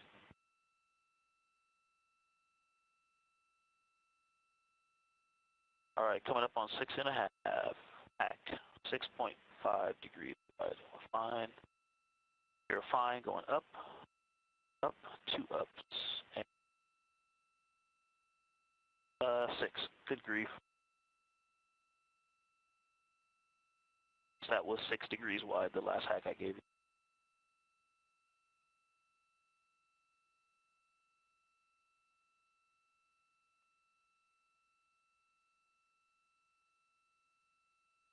I think I skipped through 6.5.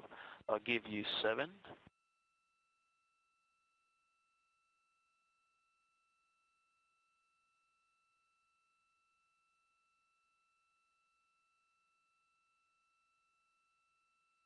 All right, stand by for 7 degrees wide. ICPS is 7 degrees wide. Hack 2245.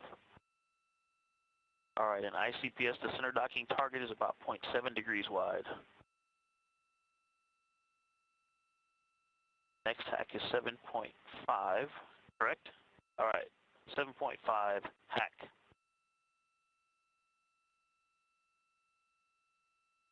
Right. Right about 0.75 degrees wide on the center docking target. left and fine. 8 degrees, hack, 2322.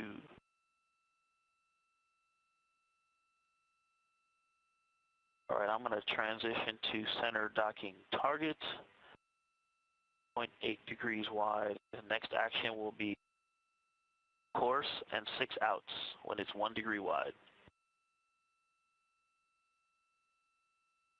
There's something floating to the right of ICPS. Did you see that float off the screen on camera view? 0.8 degrees wide. Quite large. All right, I'm going to course. 0.9 degrees. 1 degree wide. Here comes 6 outs. 1, 2, 3, 6 outs. Houston, 30-meter braking complete. Copy. This view from Orion's docking camera looking at the interim cryogenic propulsion stage. They have completed their 30-meter braking and are flying in towards 10 meters away.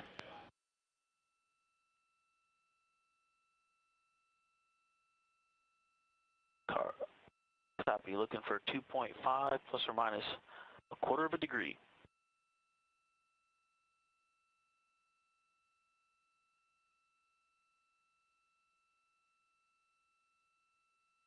All right. It's about 1.2, 1.1.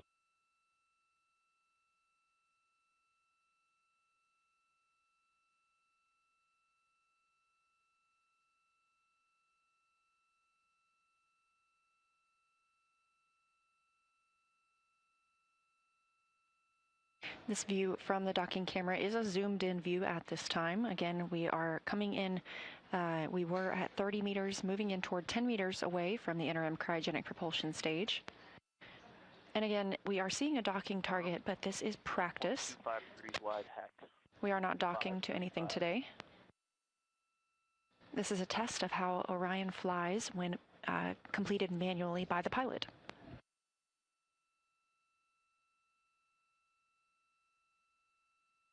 That is definitely worth it.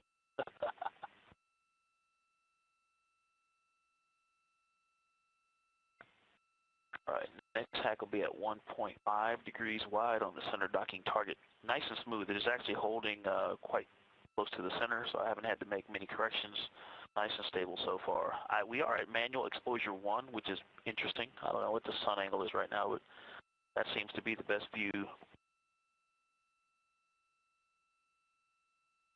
Yeah, and you see the shadow of the center cross? It's a little low. Right there. Maybe these seat belts weren't a good idea because now I can't see it. All right, next one will be 1.5. Stand by.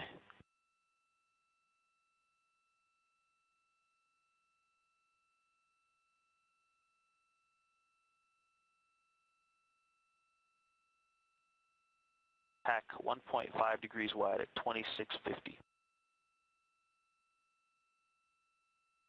And then at 2.5 plus or minus a quarter of a degree, it'll be, of course, 4 outs.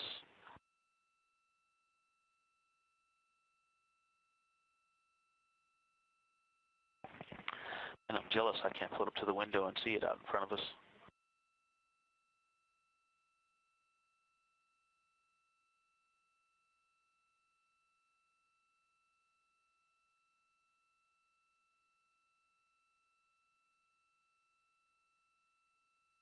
Coming up on 1.75 degrees wide.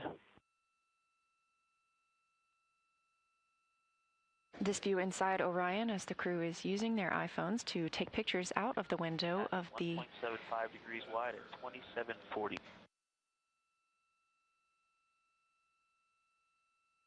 They're able to see the interim cryogenic propulsion stage outside the windows. It'll be 10-meter arrival next, so once we get to 2.25 degrees wide, we're in the window to start braking. Course and 4 outs. Coming up on 2 degrees wide.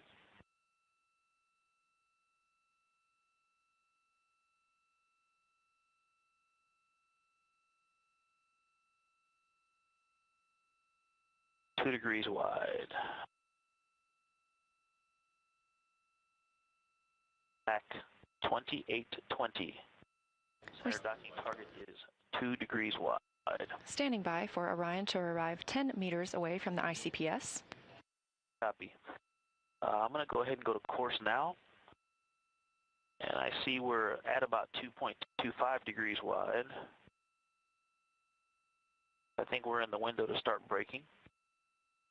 Let's start the outs. 1, 2, 3, 4 outs. That did not induce a lot of rotation, so not a lot of cross-controlling there and waiting for closure to stabilize. I'm showing us about 2.25. Fine, just to center us up. We're in fine, going right. Houston, 10-meter arrival confirmed. Copy, read. You are go to execute forward target handling qualities test. Picking up step 13. We're 2.3 degrees wide. We're in the window. The crew is now moving into some precision translation. Copy. We are within 2 degrees, definitely. I could do 1 or 2 things, but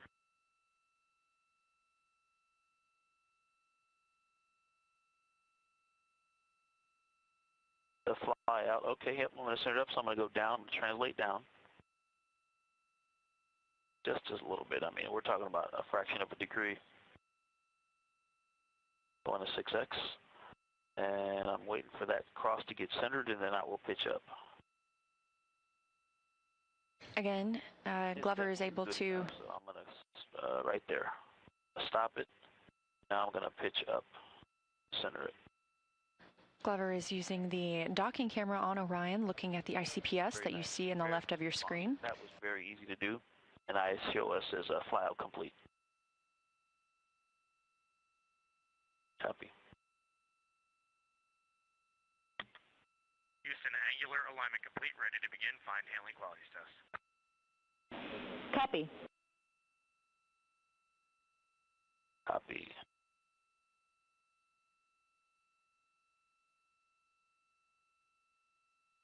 Affirm.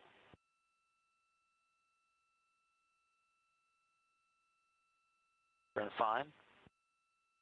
3x zoom coming. This is a zoom view from the docking camera on Orion. Fine.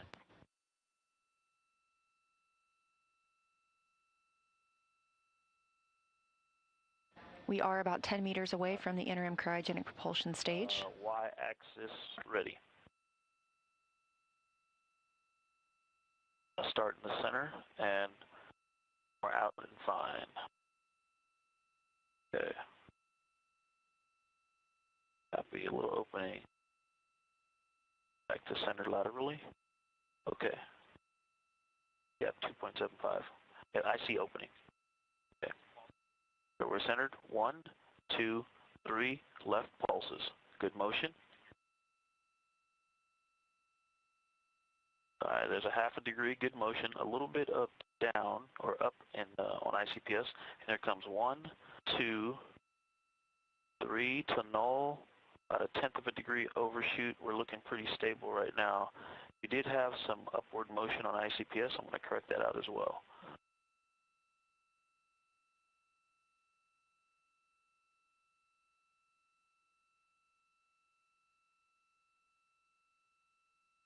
I'll give 1 more out and fine. Okay, and 3 right. Here comes 3 right. 1, 2, 3 right, bringing it back to center. Good motion. Picking up a little bit of upward motion. 2.7 stable on the range. Copy. And going to capture it with left. 1, 2, 3. Near center. Do you feel that? Okay, a little rumble. Felt something here just a second ago. On 2.6 on the range. All right, and we're going to go 3 pulses up. I'll start measuring from the center. 1, 2, 3, up.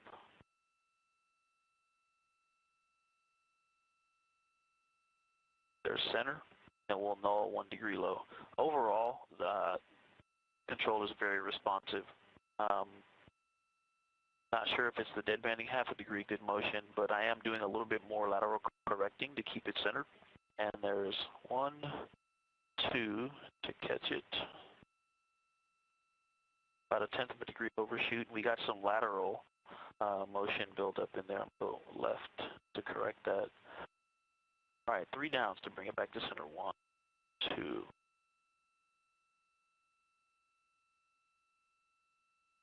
Range is good. We had to do some opening half a degree. Good motion. Starting to take out the 1, 2, 3 downs, and we are centered. And so like that, it does seem to move a little bit more, but it's very responsive in the corrections, and so I was able to stop it right on the center. Holding at 2.6, 6x zoom going in.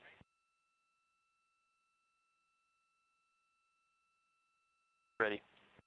All right, half inner circle for 60 seconds.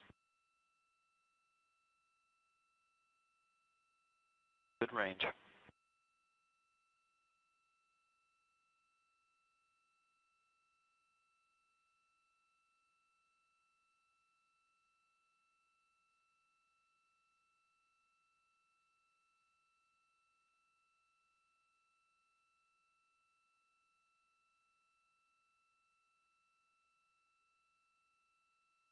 Happy. Minute.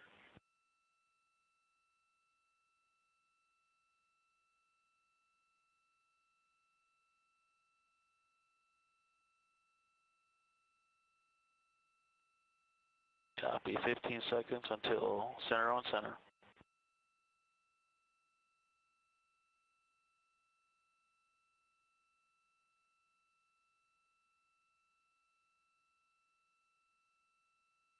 All right, going to on and on. A higher gain there, definitely requiring some control, some more frequent control inputs. Stable there now, trying to minimize inputs and see if I can hold that stable. Copy.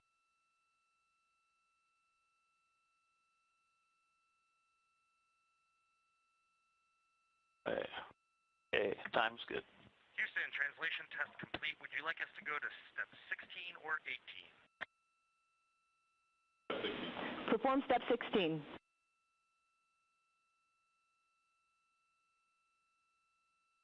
All right, big step is fine. We're holding at 2.5. Centered. It's down and hold. For 1 degree, good motion, no cross coupling, half a degree. And waiting for 1 full degree of motion. Stop. Wow, stop right on the line. No cross coupling, good motion. There's half a degree. Going back to the center. That's very responsive.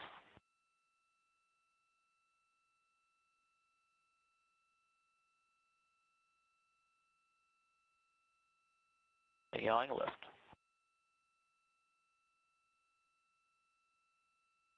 Half a degree.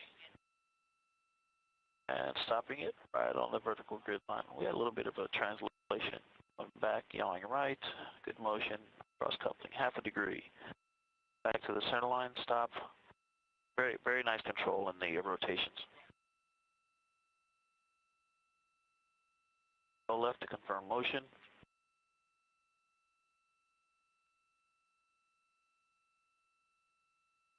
Good motion. And copy that, Dana. Thank you. Going back to centered. Dana said looking out the window, she was able to perceive the motion of all of the alignment tests that we just did. Houston, we're in step 18, ready for back away. Concur. That is course, showing course. 6 outs, starting now. 1, 2, 3, 6. You're hearing the voice of pilot Victor Glover. He is backing away from the interim cryogenic propulsion stage, having completed this portion of the proximity operations demonstration. Once the interim cryogenic propulsion stage completes its thermal turn, they will begin using the target on this side of the ICPS. 5 or 6.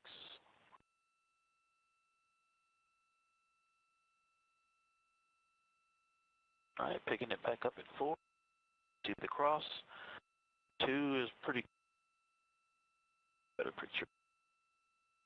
Glover is also able to control the brightness of the screen and of the docking camera that you see.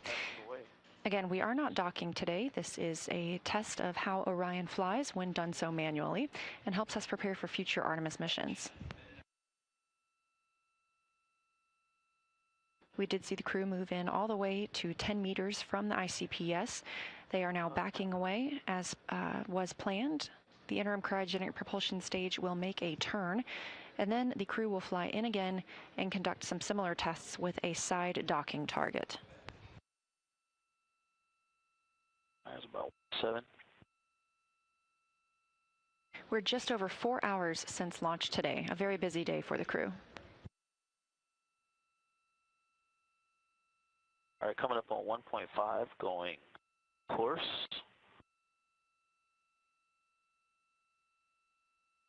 1, 2, 3, 4, 5, 6 in. 1.5. Back away complete. Copy. Confirmation the crew has completed backing away from the ICPS. We're holding right at 1.5. Expecting that thermal turn to happen in about 1 minute and 20 seconds. All right, I'm zoom 1x to watch the thermal turn. Glover is also able to choose the zoom on the docking target.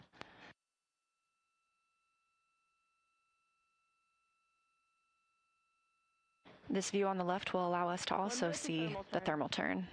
Copy.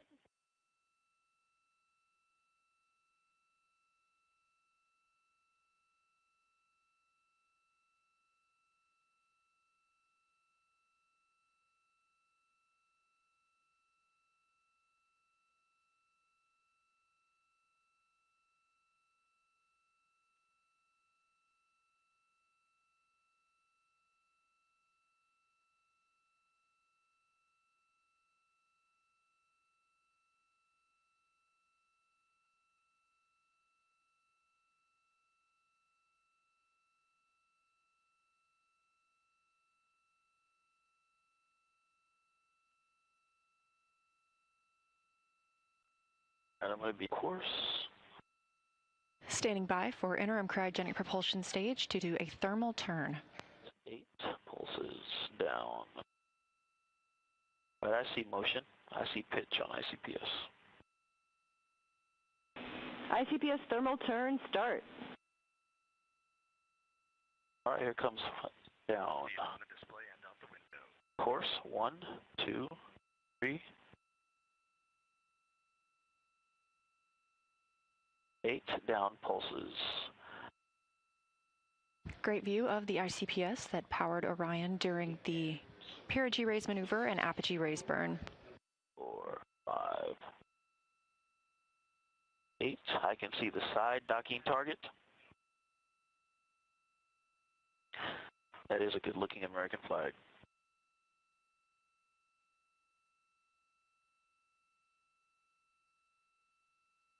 Copy.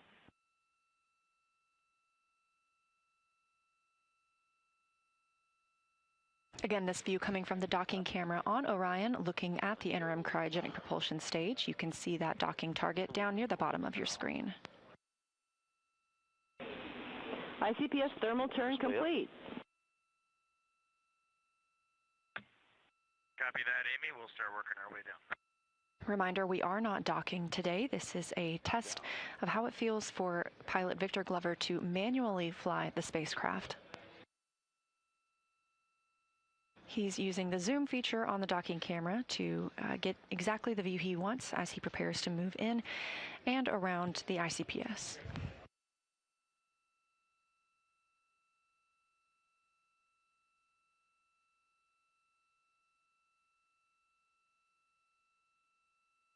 And docking target is about 1.75 degrees.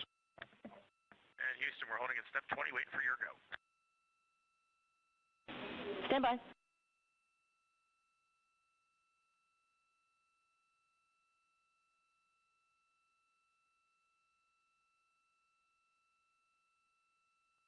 We're almost to 2 degrees wide. And I just don't want to lose this in the data, Amy. The separation was way back when we separated from ICPS. It was very aggressive. Integrity, you are go for approach to side target to 15 meters and to execute handling quality tests.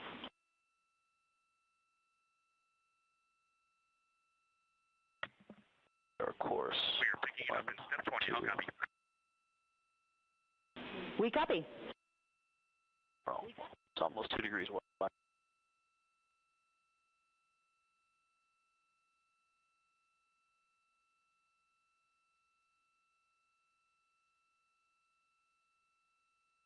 Their course, almost to 2 degrees wide, and here comes 4 outs.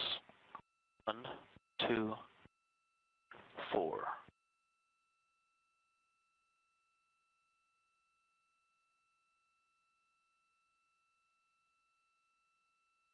All right, 2 plus or minus a quarter. We are. Houston, 15-meter hold is confirmed. Copy.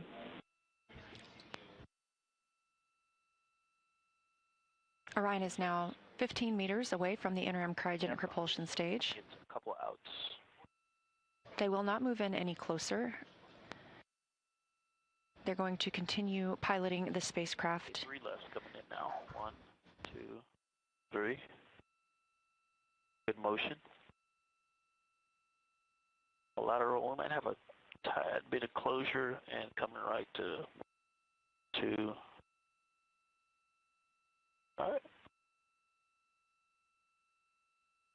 Okay, about a quarter of a degree, less than a quarter of a degree up to 3 rights, 2.1 degrees wide. Good motion. Half a degree. All right, here come the lefts to stop it. 1, 2, 3.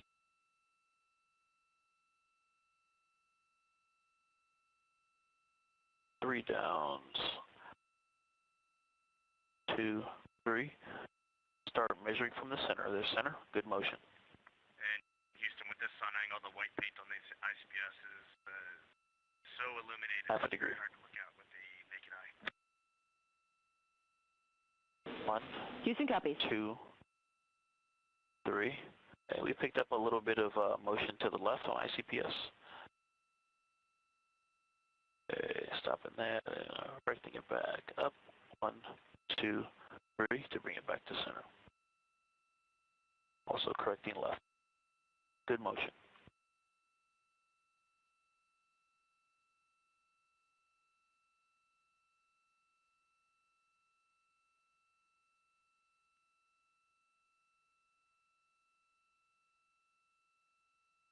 "46 minutes since the start of the proximity operations demonstration. 1, 2.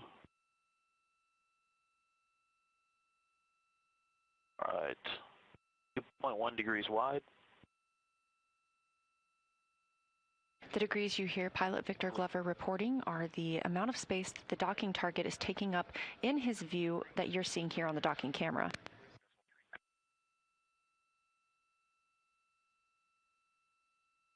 Copy. 6X, does it say? Okay, I'm in 6X, ready. And Houston, can you confirm 6X zoom is good for 21.3? Checking. Good range. Good time. 6X zoom is good.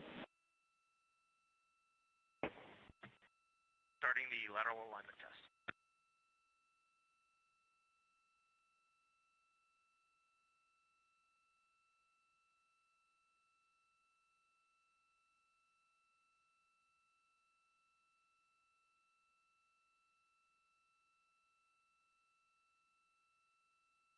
All right, good range. Just inside 2, just inside 15 meters. Low gain inputs, not doing a whole lot of commanding. It's holding quite steady. When I'm not doing anything, it's holding nice and steady. The camera and the vehicle are holding steady. It's almost at the center. I will get set up for center on center.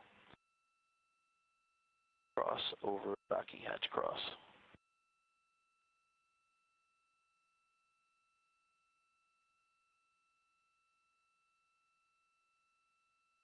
All right, we're starting precision. A higher gain, higher frequency of inputs.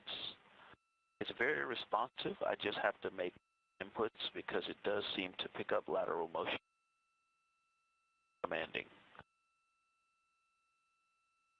I'm able to hold the magenta cross within the width of the black cross on the side without, I was talking, it went out, but overall able to keep it centered, less moderate or less effort. Okay, complete. Houston, translation to test complete.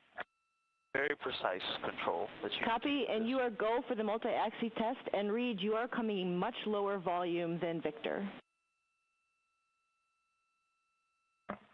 Okay, I will speak up in the cabin mic. That's better, thanks. Again, pilot Victor Glover on the left side of your screen is manually piloting the spacecraft, executing the 6 degrees of freedom, translating forward, backward, left, right, up, and down, and rotating the pitch, yaw, and roll of Orion in relation to the interim cryogenic propulsion stage.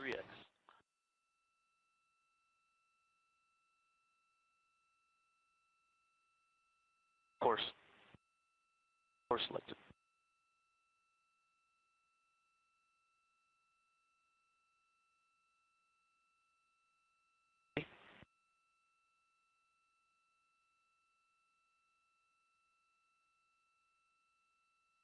Left RHC, right on THC. Ready?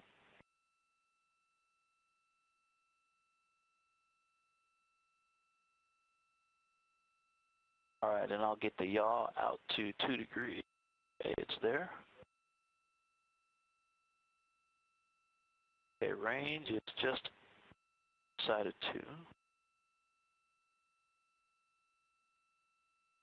2. Integrity Houston, no action on the caution warning messages. Give it some ends. We copy that, Amy. All right, lateral motion is held. Okay, 355 for 355. All right, nice and stable, focusing on range. Out, got a little opening, some ends to correct.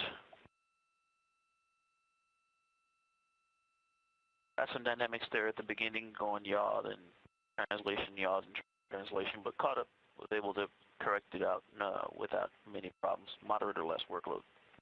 Now it's very stable, just focusing on range. 50 for 345, and at 345 we go left.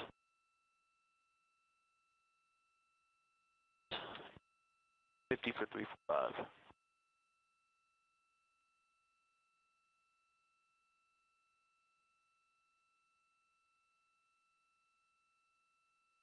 Nice and stable.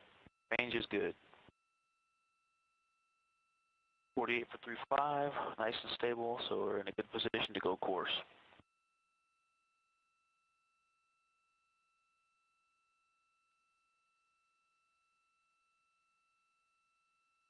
The crew is on the timeline and about 2 minutes away from their multi-degree of freedom yaw test. 7 for 3.5. 6.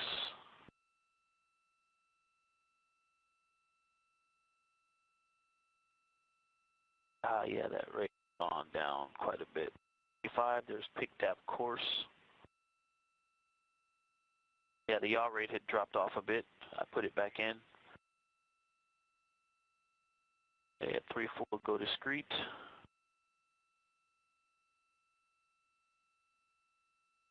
$342. Right, coming up on 3.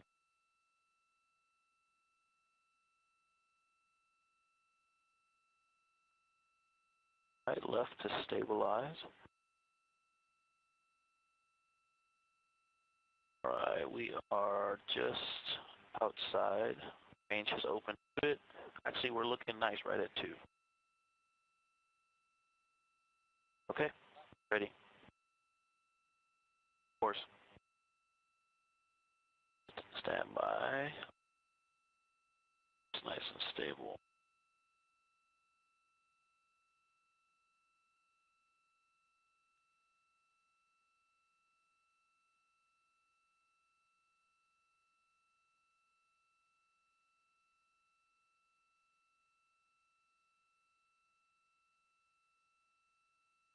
Take it out of course and just go fine to try to know a little bit. Oscillating around centered. Okay, I'm ready. Pick that.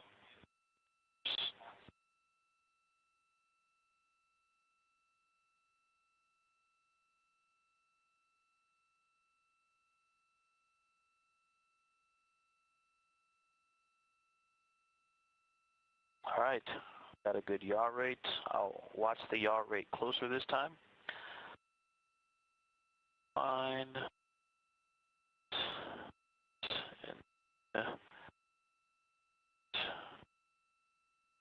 Okay. Too many. I did that in before to fine. Back to, all right, going out. So course out.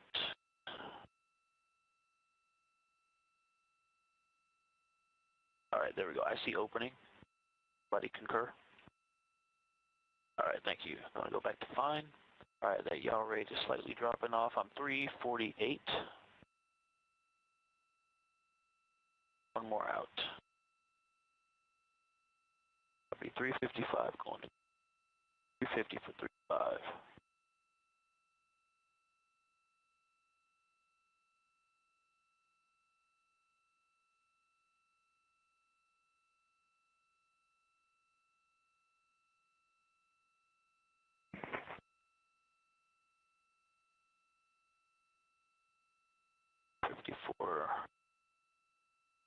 All right, there's pick course. 2.1.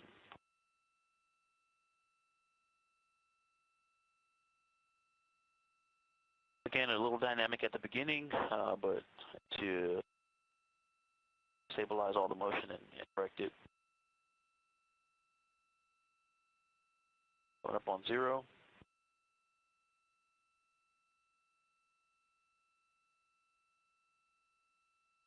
Oh yeah, you can see some of the coating on the fabric on the behind the docking target moving as we. It's all right. We're stabilized about 1.75. Houston, yaw multi-axis test complete. Copy.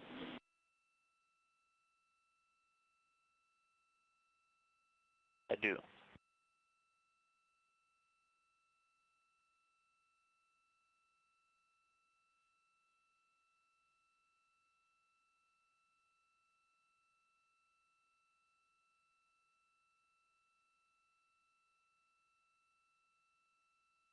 Okay, I think we've stopped the opening.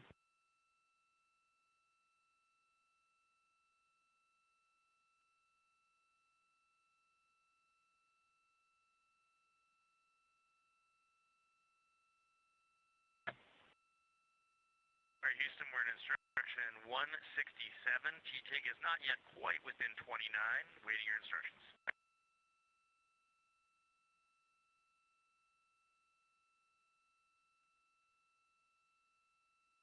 Reed, we're ready for you to go to instruction 169. You are go for the multi-axis maneuver biased tail to sun.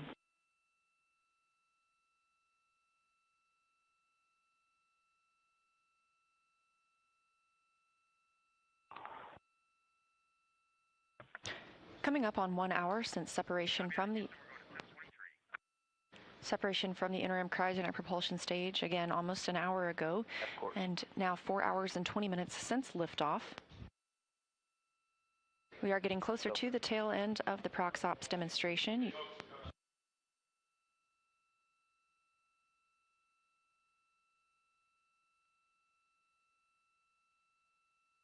Again, during this demonstration, Victor Glover, the pilot aboard Orion, was manually piloting the Orion spacecraft in relation to the interim cryogenic propulsion stage. You can see that ICPS on the left side of your screen. And the ICPS visible through the docking camera. 1.75. 356 for 353. Copy. 355. Of course, we're not docking to anything on the Artemis II mission, but this test helps us understand how Orion flies manually and helps us prepare for future missions when we'll need to dock to a lunar lander.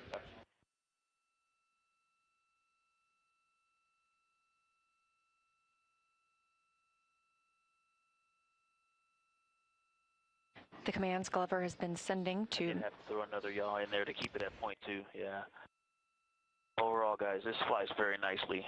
Copy. 347 for pulse.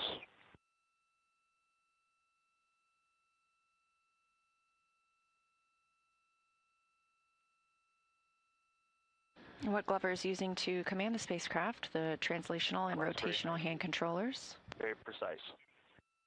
3x set.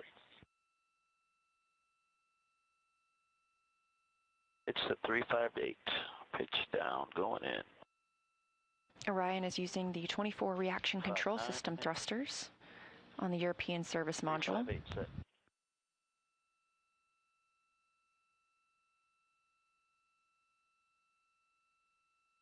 All right, going back to center. So course, then getting the docking count, target back to center. Focus on being stable. Yeah, the thruster firings are a lot less aggressive than I thought it would sound or feel, like driving on a gravelly road.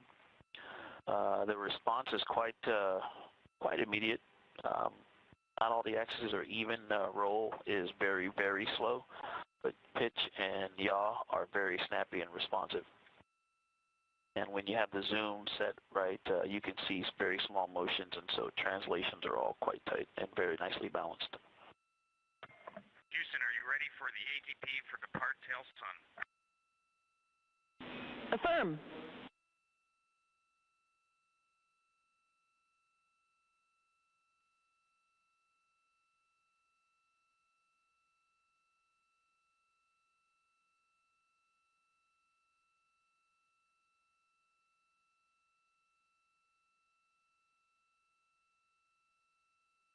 Auto inertial. Just going for stable. And we're stable. Step 25.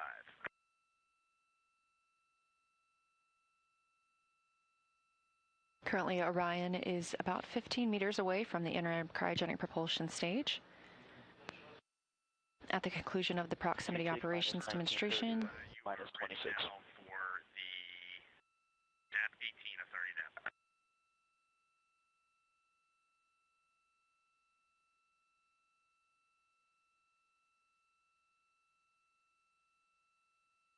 And Reed, please repeat. Holding on instruction 185, just want to make sure you are ready for DAP 18 and go for departure. Go for DAP 18 and go for departure. Copy, Houston, that's in word. Capcom Amy Dill calling to the crew. They are go for departure from the interim cryogenic propulsion stage. 3 outs. Houston, integrity departure initiated. Copy. Orion is now backing away from the interim cryogenic propulsion stage. The proximity operations demonstration is complete. Coming up next, we will have the upper stage separation burn, providing distance between Orion and the ICPS. Oh, wow, look at that. Wow.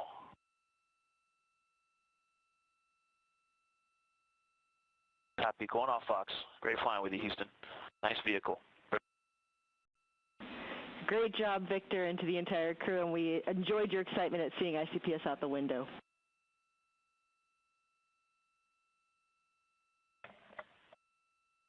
And Houston, I am bringing the exposure control down to 1 so that we get some video. Let us know if you want that higher for your bearing test. Setting of 1 is good for us.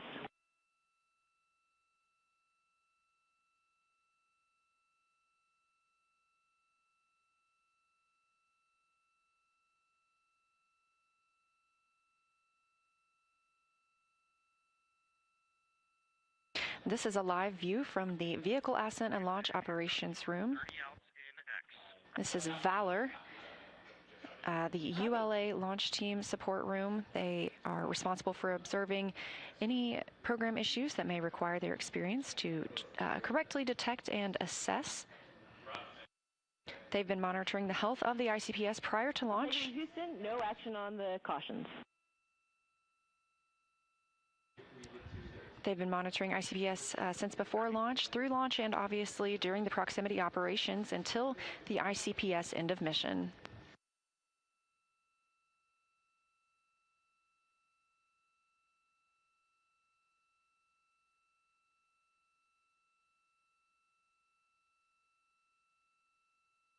Back inside Orion, we are expecting their upper stage separation burn. Again, that will take them away from the interim cryogenic propulsion stage very shortly.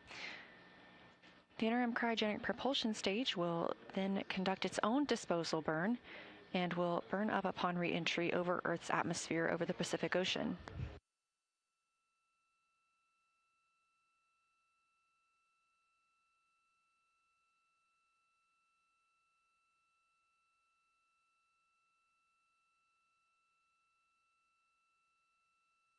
This view of the interim cryogenic propulsion stage. Copy.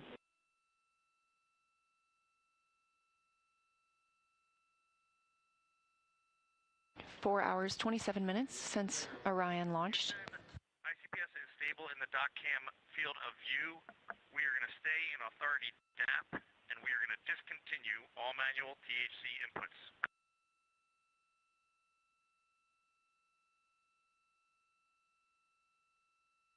Copy, Reed. Please take dock cam exposure to 0, wait 20 seconds, and then take back to 1.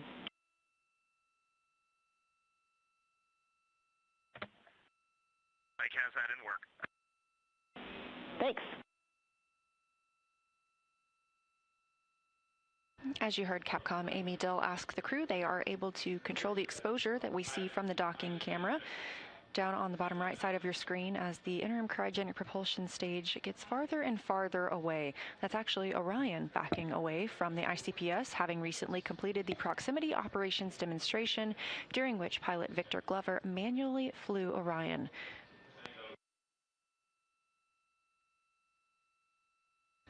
On the left side of your screen, you can see Glover in the left.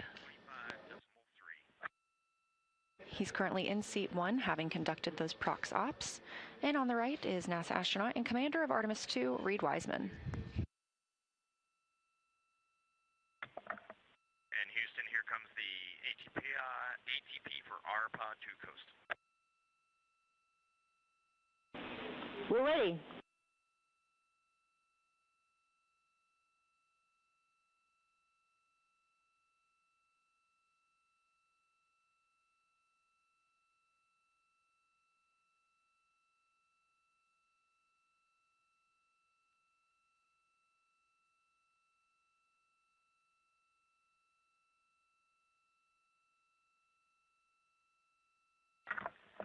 Houston, we are going to 12.2.2515 USS-2 burn execution. We're with you.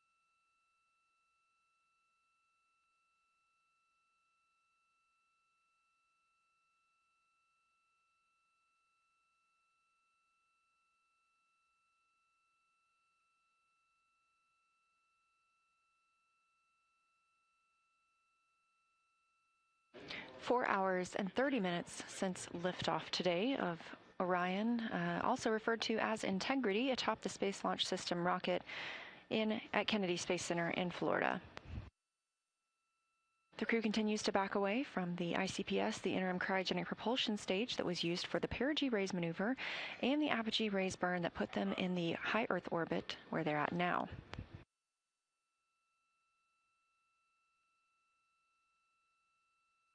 Coming up shortly is the upper stage separation burn.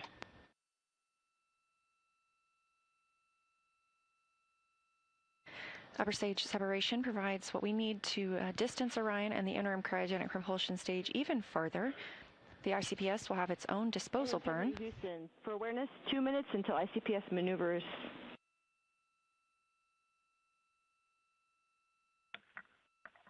Integrity copies.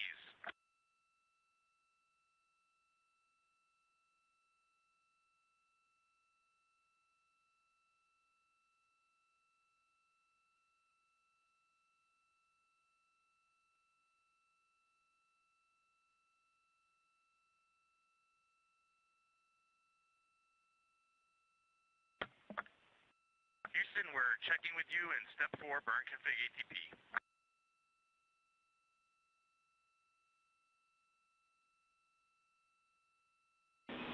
Go to continue, ready for ATP.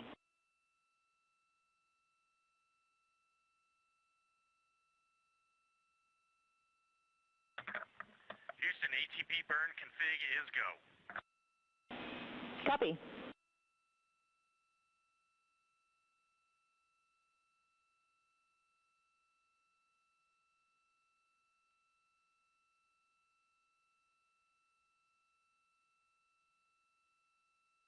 This view live in Artemis Mission Control here at Johnson Space Center in Houston as the Orbit 1 team continues monitoring the flight of Orion on the Artemis II mission. We've just completed the proximity operations demo, during which pilot Victor Glover manually flew the Orion spacecraft, the first time anyone has done so. And we're preparing for the upper stage separation burn to separate Orion from the interim cryogenic propulsion stage even further. Major burns after this point are using the OMS, the Orbital Maneuvering Service Engine, on the European Service Module. There are also some 24 reaction control system thrusters on the European Service Module.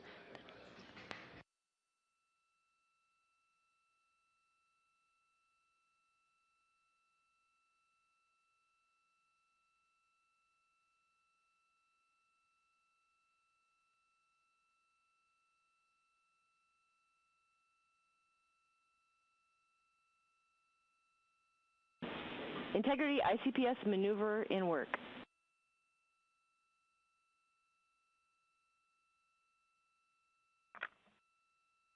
Integrity copies.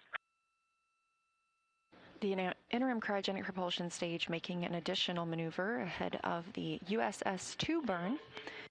That USS-2 burn coming from Orion. The ICPS will have its own disposal burn and will burn up upon re-entry over the Pacific Ocean.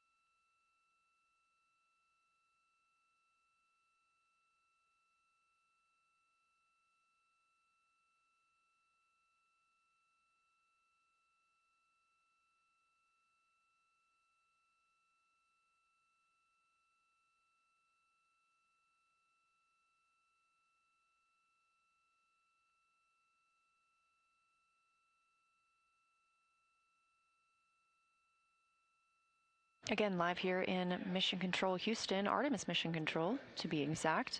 Just down the hall from the International Space Station Mission Control Room, also flying with humans aboard 24 hours a day, 7 days a week.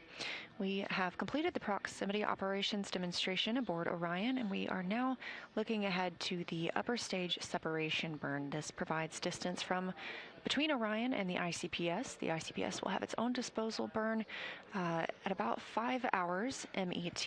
We are now 4 hours and 37 minutes MET, or time since launch.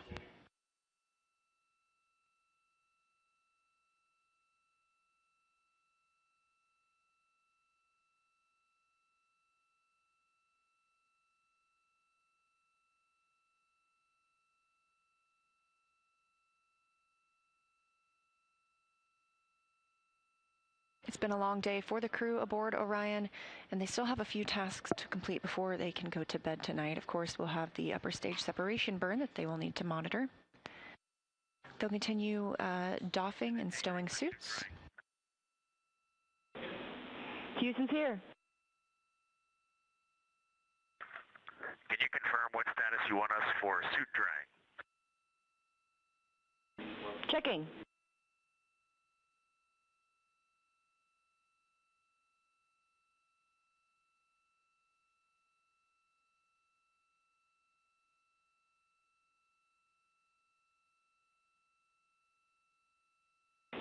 And Integrity, can you confirm that you did the glove swap activity? Negative, we did not do the glove swap activity.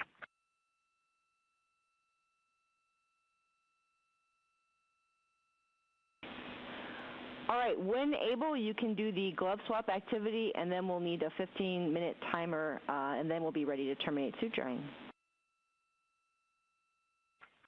Integrity.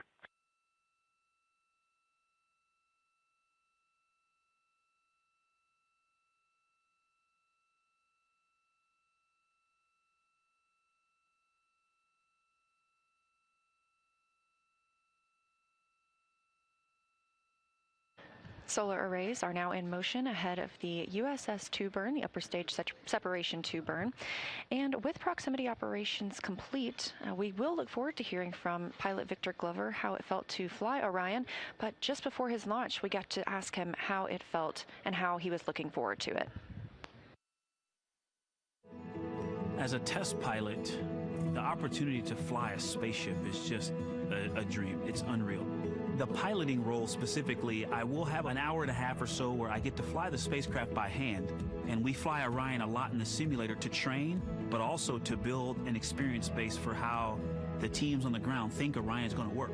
And then when we fly Orion in space, we're actually going to compare the two to help them make better models. You know, my inner test pilot is, like, of course, very excited about that. But really, the point of this is to make sure that Orion is a safe spacecraft so that we can go and do more complicated missions without having to think about, do we need to have a test pilot on every mission to fly this spacecraft? So far, I really like the way Orion flies, but it's only been in the simulator. And so the ability to fly one actually in space on a test mission is just a really unique opportunity.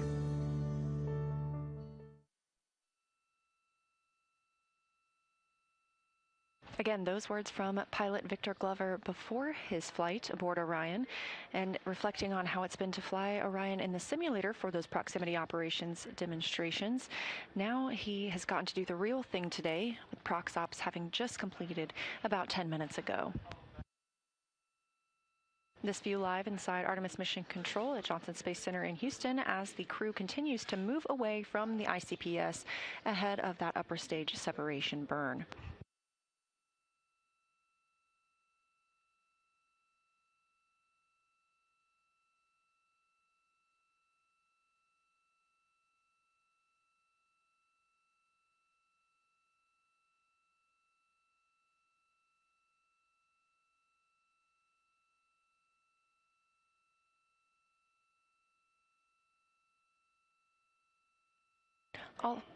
All 4 solar arrays are now in position ahead of the upper stage separation burn. Integrity Houston, we are checking on those cautions.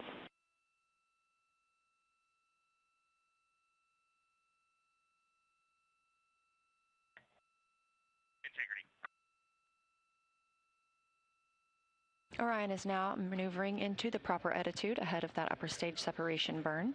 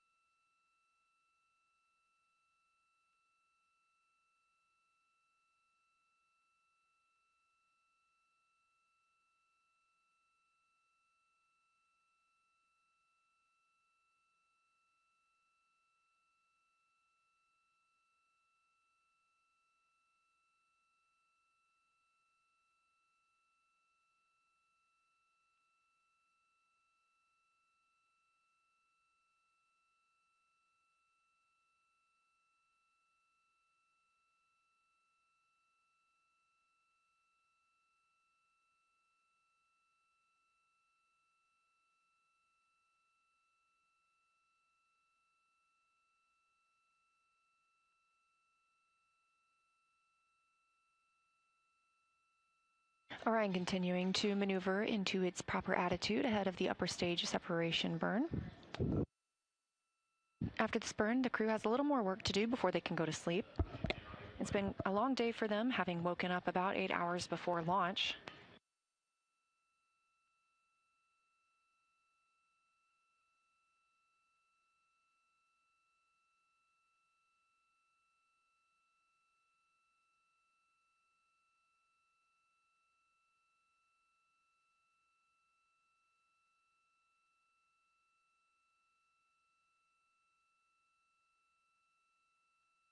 The crew aboard Orion will continue stowing their suits and configuring the cabin as they need it for the duration of the flight. At Integrity Houston, those caution warning messages for prop were seen on manifolds being used for maneuver to burn attitude. Still go for USS-2.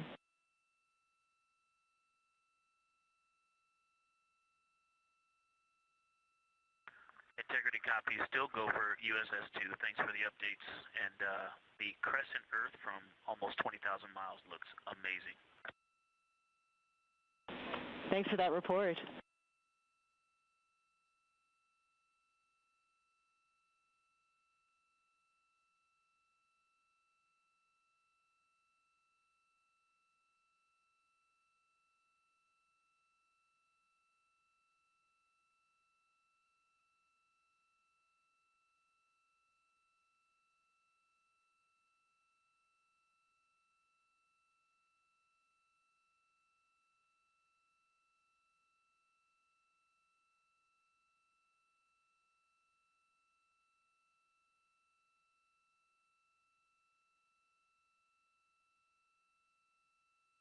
Upper stage separation burn for Orion coming up in about 4 minutes.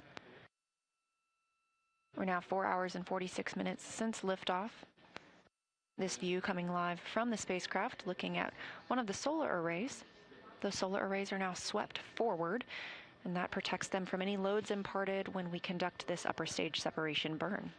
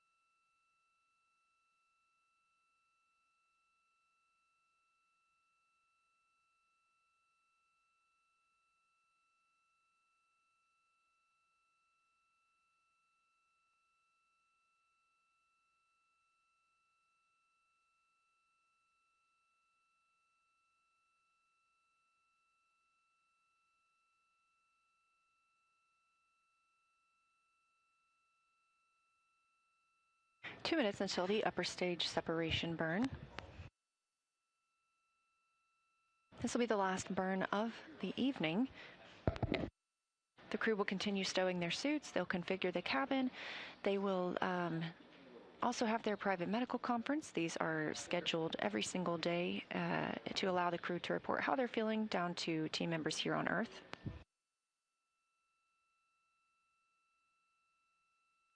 Then they'll get into their pre-sleep and their sleep for the evening.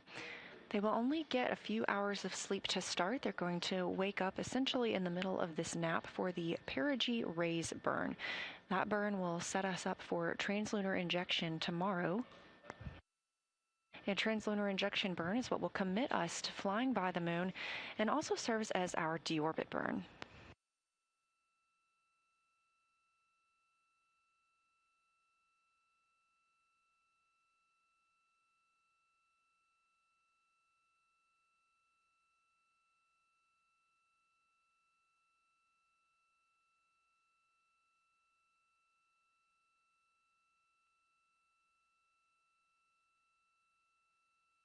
Less than a minute now until the upper stage separation burn.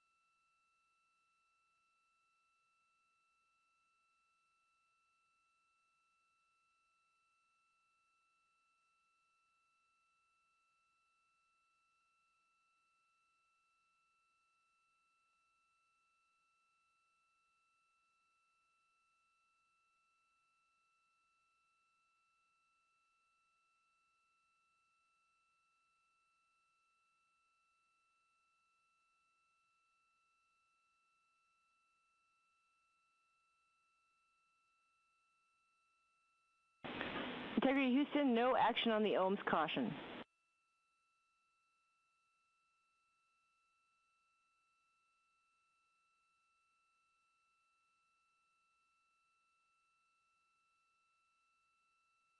Integrity copies. And we have confirmation of the upper stage segment burn, start and complete, very short burn. And Integrity Houston, no action on the RCS prop cautions. Let's taking a look. Okay, copy. And we show about 10 seconds to go on a trim burn, and that is looking good. Attitude is stable. Copy.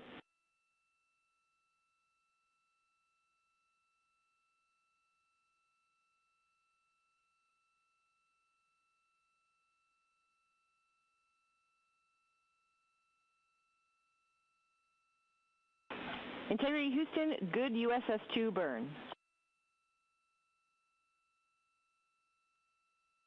Integrity copies, good USS-2.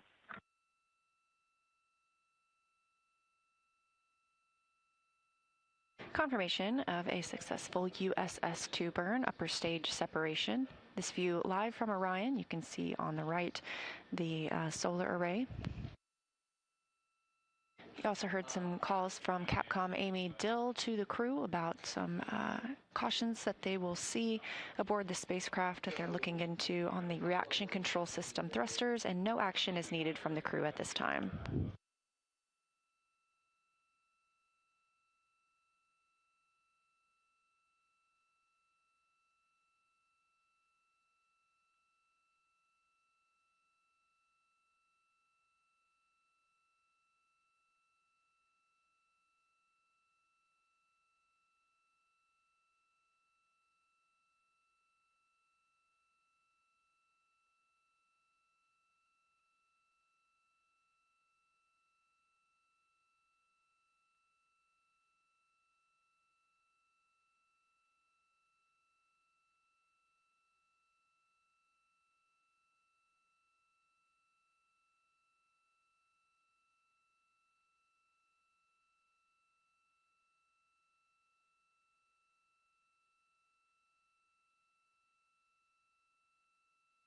Houston Integrity and procedure 12.2.2515 USS-2 burn execution. Confirm you will complete remaining post-burn reconfig, and we will exit the procedure. We concur. We'll take it from here.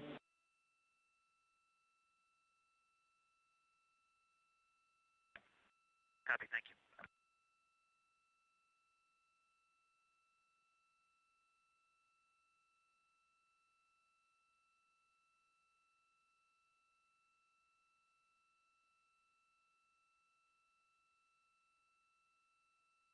With proximity operations complete and the upper stage separation burn complete as well, we are now looking to the ICPS, or interim cryogenic propulsion stage disposal burn. We will not see this or get data on it. It will burn up upon reentry over Earth's atmosphere over the Pacific Ocean.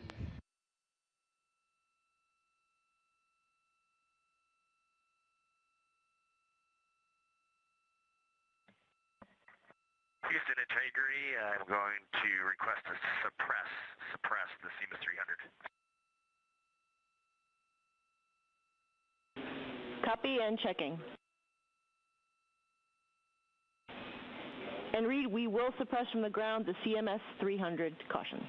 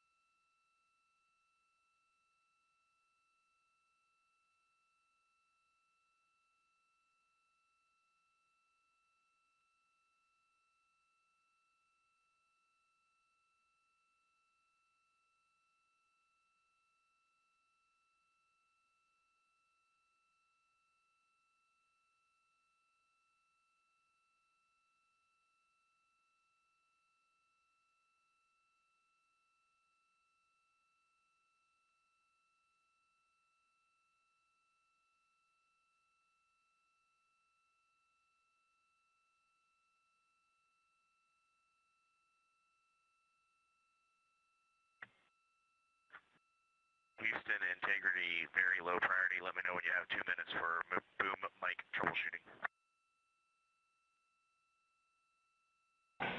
We have the time. Okay, Amy, as we're learning how to use this mic, I'm talking in a conversational level with the mic about a half a centimeter from my mouth. How do you hear me right now?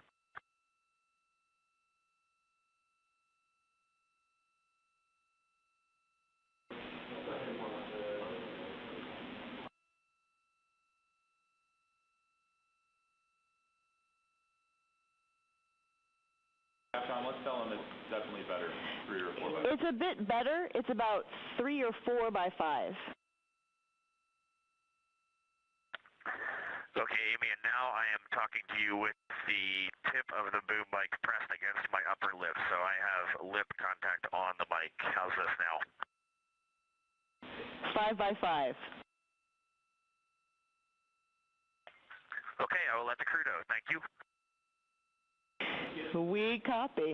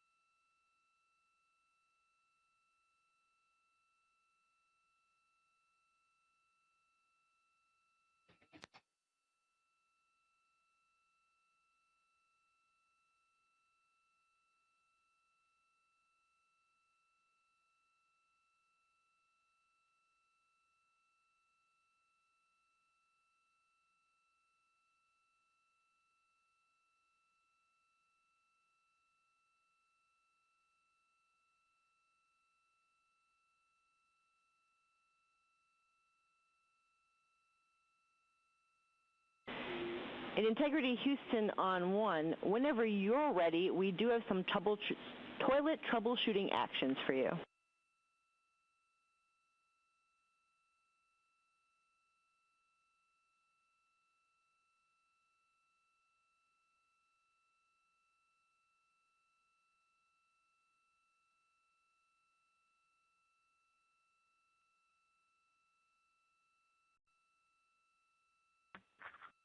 Okay, Houston, we copy on toilet. We have one stowage delta for you. Let me know when you're ready to copy.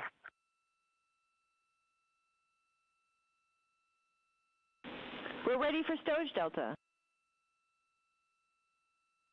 Very, very simple. The PWD cover is in Foxtrot 2, not Foxtrot 3. We copy. Okay, Amy, just give us about 2 minutes and we'll be ready for the toilet orders. Standing by.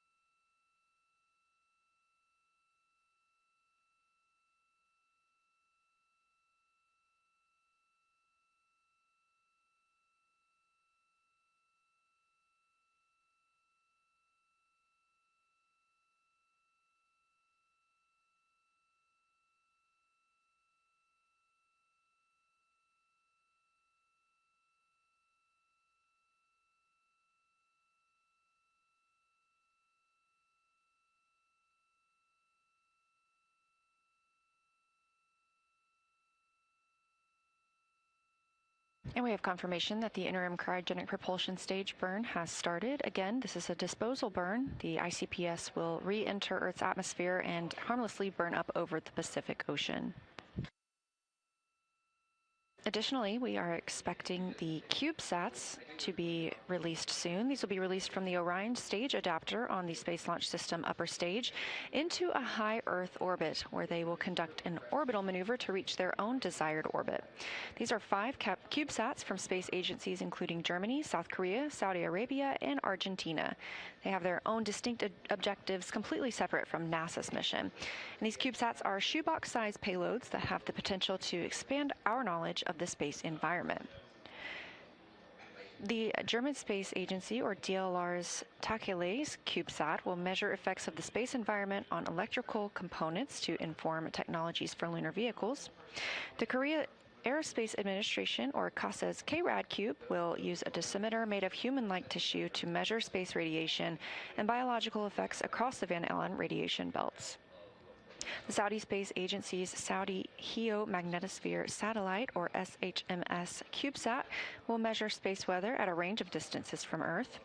And Argentina's Comisión Nacional de Actividades Espaciales, or CONE, has a CubeSat called Etna, which will assess radiation shielding methods, measuring Earth's radiation spectrum, collecting GPS data, and validating a long-range communications link.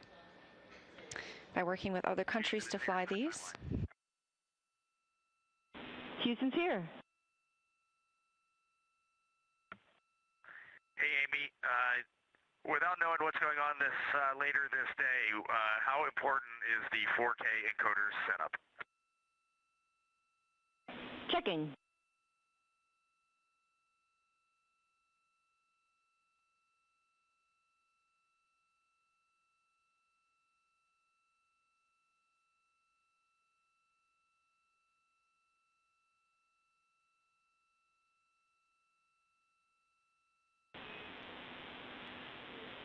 Integrity Houston on 1 for timeline big picture.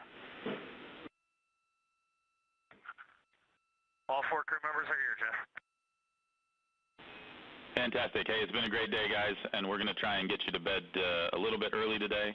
We do want to do the 4K encoder setup as well as the toilet troubleshooting. I don't think it'll take very long. Ideally, we'd get that done here in the next hour or so, along with the conferences, and then get you guys to bed a little bit early. That's what we're thinking down here.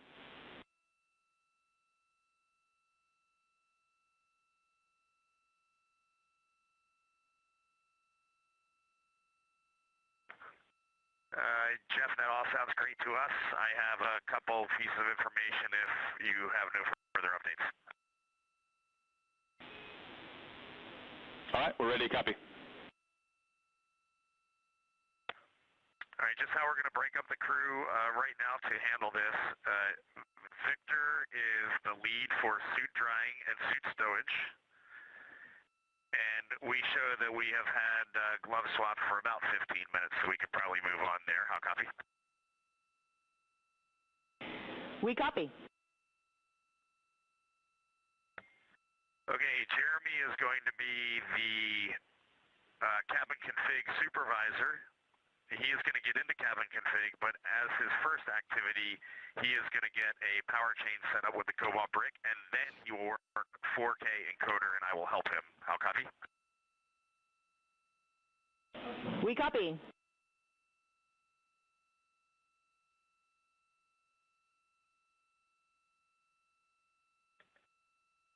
Christina is going to work the toilet troubleshooting with you, so when you all are ready, if you are happy with what Ike, with what Victor and Jeremy are doing, I will hand the comm and the toilet lead over to Christina.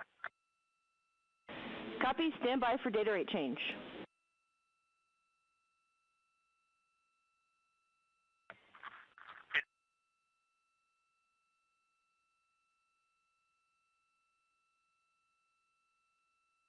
This view inside Mission Control Houston, specifically Artemis Mission Control, as the crew was reporting down some of their tasks that they're continuing to work on at the end of this flight day. It's been a very busy day for the crew so far, again waking up about 8 hours before liftoff, which was now 5 hours and 5 minutes ago. After a successful ride to orbit, they saw the Perigee raise maneuver, the apogee raise burn, and got into the proximity operations demonstration. They then conducted the upper stage separation burn to depart the interim cryogenic propulsion stage. That's put us into our current configuration. The crew is working inside the cabin to configure it, to configure where they will stow their suits, and we'll eventually get into some pre-sleep and sleep opportunities before the apogee raise burn in the middle of the night.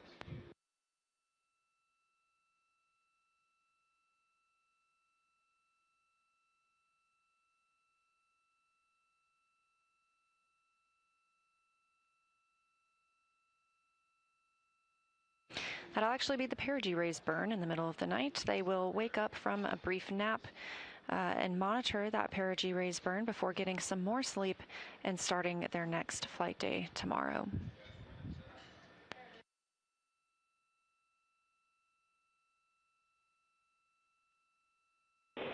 Integrity Houston, back with you.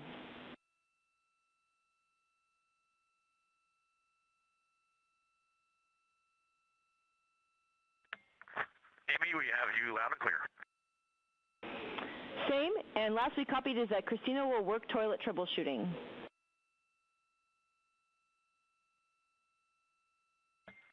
That's a good read, and I'm ready for those words when you are. Okay, Christina, first, we do not think empty oxone beads were installed for launch, so we do not suspect a blockage. We think it could be a priming issue. So the first thing we'd like you to do is to verify the toilet air filter barrier is removed. And I have a step number from toilet step and activation procedure if you need it. Let us know when that's complete, and then we're going to power cycle the toilet from the ground and have further steps for you. Okay, I copy all. Before we continue, are we go to swap the suit drying? And correction, are we go to terminate the suit drying? Go for suit drying termination.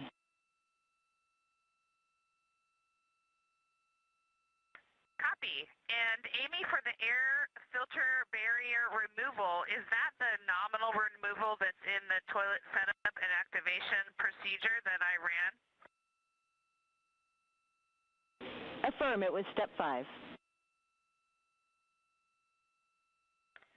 Yes, I did complete that step.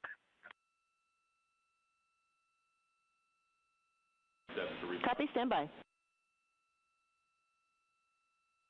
Capcom, let them know we're repowering, and once that's done, it will be attempted to use. Okay, copy. We are going to power cycle the toilet, and then we'll give you a call back to attempt reactivation with removing the urine hose from the cradle, and allowed to run for 1 minute. And then we would also like you to have available 250 milliliters of water. And we're not ready for that yet. We'll let you know when the power cycle is complete. Copy.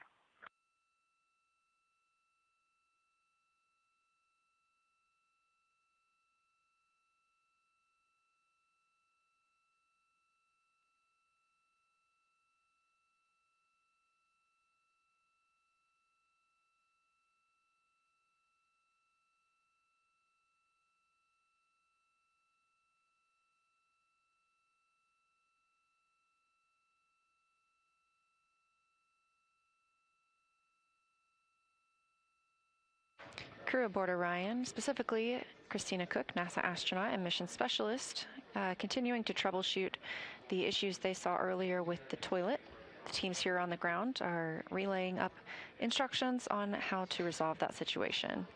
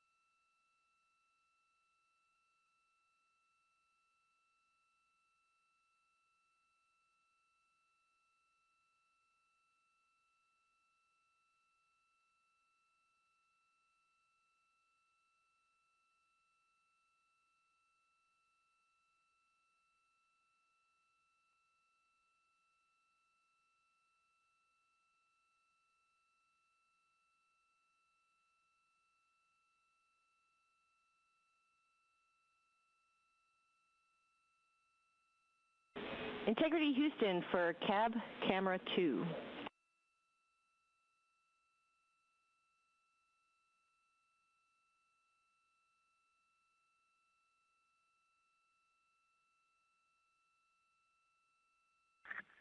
Go ahead. Hey, Christina, for your and the crew's awareness, you may see the cab camera 2 light turn on. We are not streaming video. We're just getting a listing of files.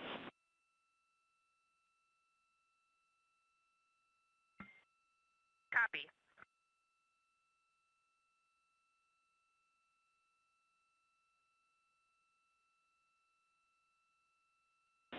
And Integrity Houston for Christina and toilet troubleshooting.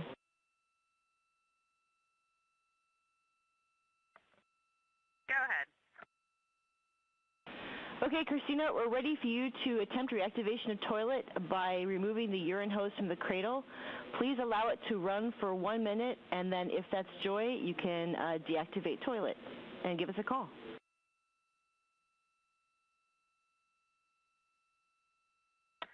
Copy, and understand I'm not putting the water in the funnel at this time. Correct. Not yet. Not for this time. In work.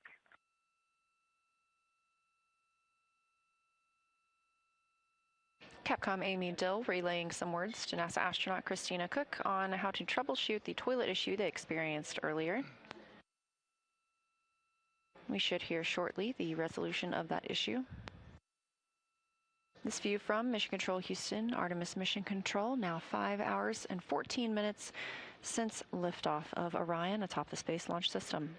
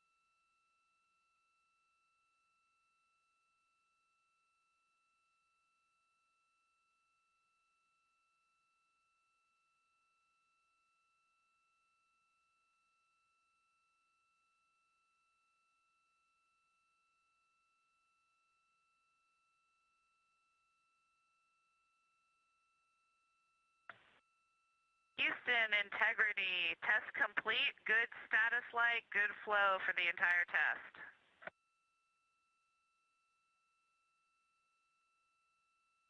Okay. Good news, Christina, and we are discussing next step. Stand by.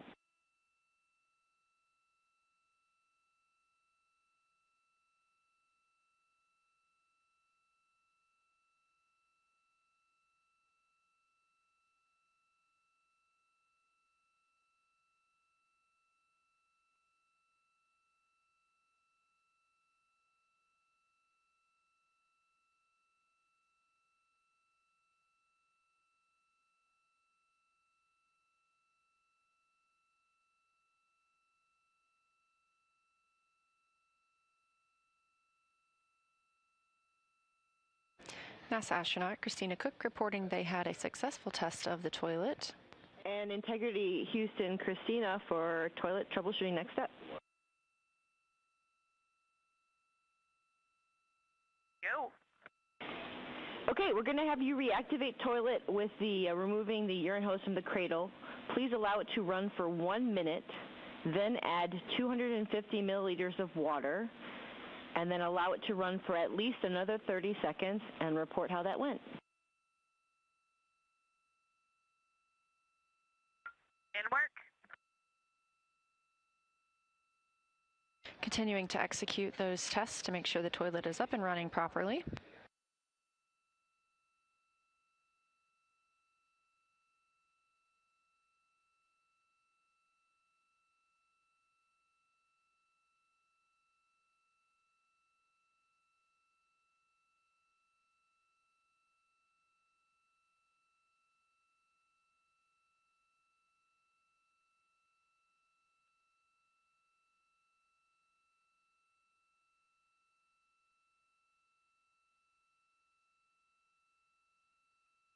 Also on the timeline for the crew tonight is an AGA reading, or an anomaly gas analyzer checkout. They will test the air inside the cabin. They do this a couple of times a day to make sure that the environment inside the Orion spacecraft is as we expect. Again, this is the first time we've ever flown humans aboard Orion. It is a test flight, and so we're testing every single specification possible in preparation for future missions.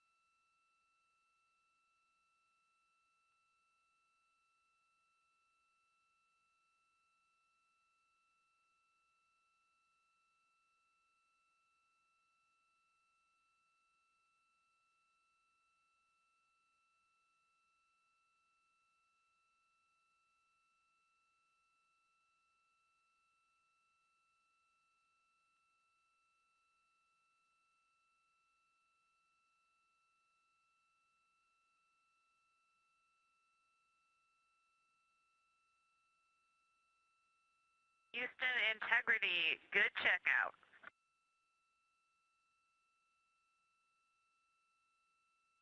Okay, excellent news, Christina, and we are discussing if there's anything further we need.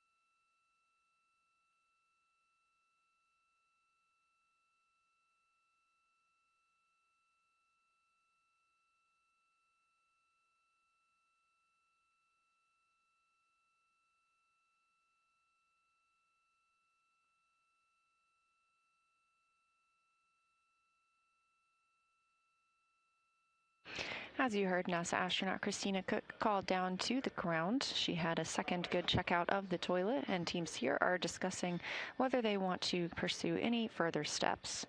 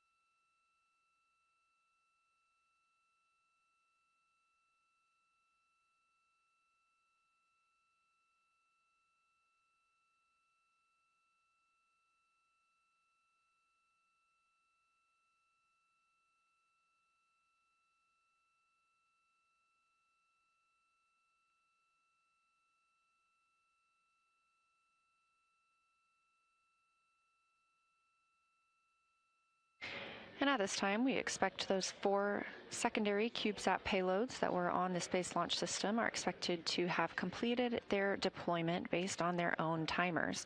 Now, we don't have direct confirmation of this, but the payload teams will be able to communicate with and track their CubeSats.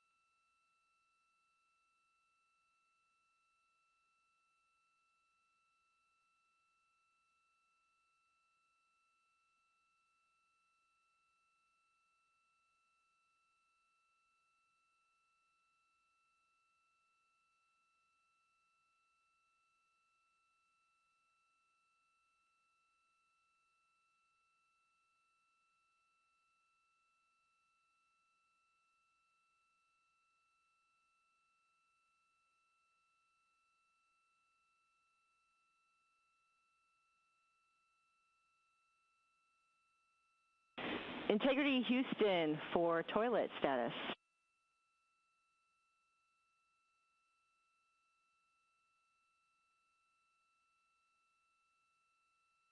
Go. Happy to report that toilet is go for use. We do recommend letting the system get up to operating speed before donating fluid, and then let it run a little bit after donation.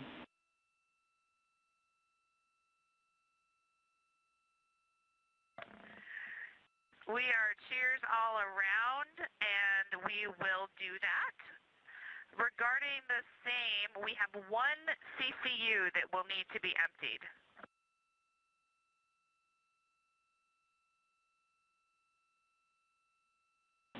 We thought you might, so we went ahead and warmed up the heater, so you're good to empty the CCU at your convenience.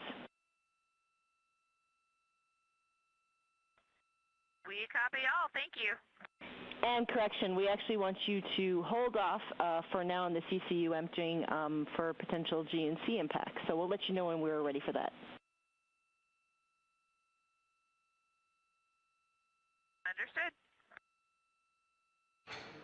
Further confirmation from the ground teams and crew that the toilet issues have been resolved and that the crew will be go to use the toilet as normally planned.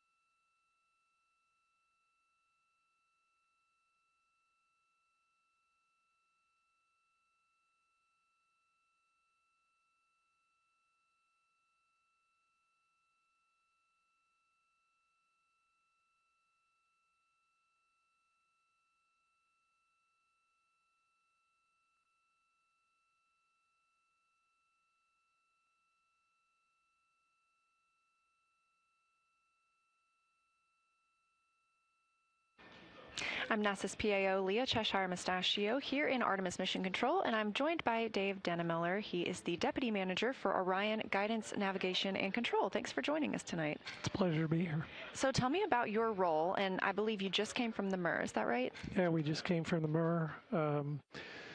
I lead a team of people who developed the guidance, navigation, and control system for Orion.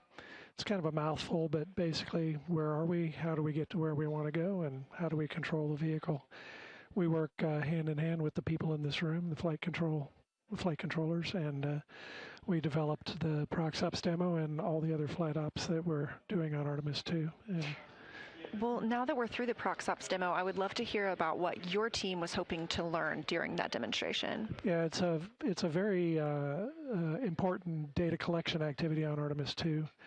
There are basically three categories of things we wanted to learn. Controlling the vehicle involves a whole loop of hardware, software, and people. So we start with the docking camera view that you saw on the NASA TV. And that goes to the display unit that the crew looks at. The crew has to interpret that image and decide what to do. And they make commands to the computer and the hand controllers that you saw the crew members deflecting. And those go through our algorithms to determine which jets to fire. And then we have some electronics to pass those commands along. And that causes the vehicle to move, which goes back to the docking camera again. So it's a big loop. And the ProxOps was testing that whole loop to see how it worked. The second category of thing is the docking camera. Cameras in space have historically had problems because the space lighting is very, very tough on cameras. The brights are very bright and the darks are very dark, very high contrast environment. So we've done all the testing we can with the camera on the ground, but there's nothing like testing it in the space environment to see how it will really work.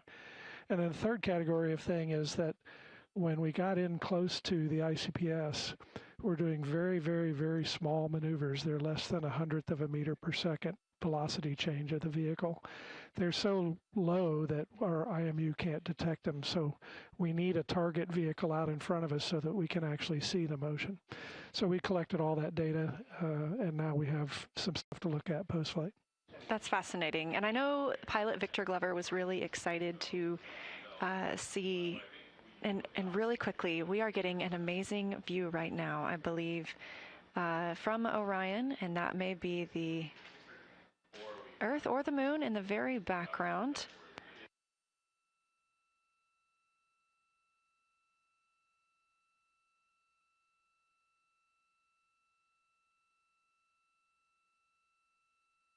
And it actually looks like a crescent Earth there in the background. This view coming from one of the solar array wing cameras aboard Orion. Integrity Houston for CCU answer.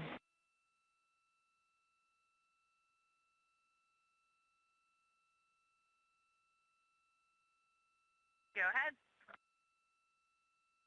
Christina, two options for when you can dump the CCU. One option is today at MET 6 hours 35 minutes, which was during a planned dump time for us, or we can find a time for you to empty the CCU tomorrow.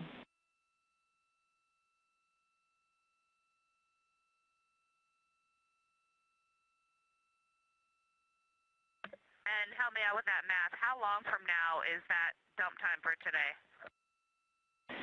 About an hour.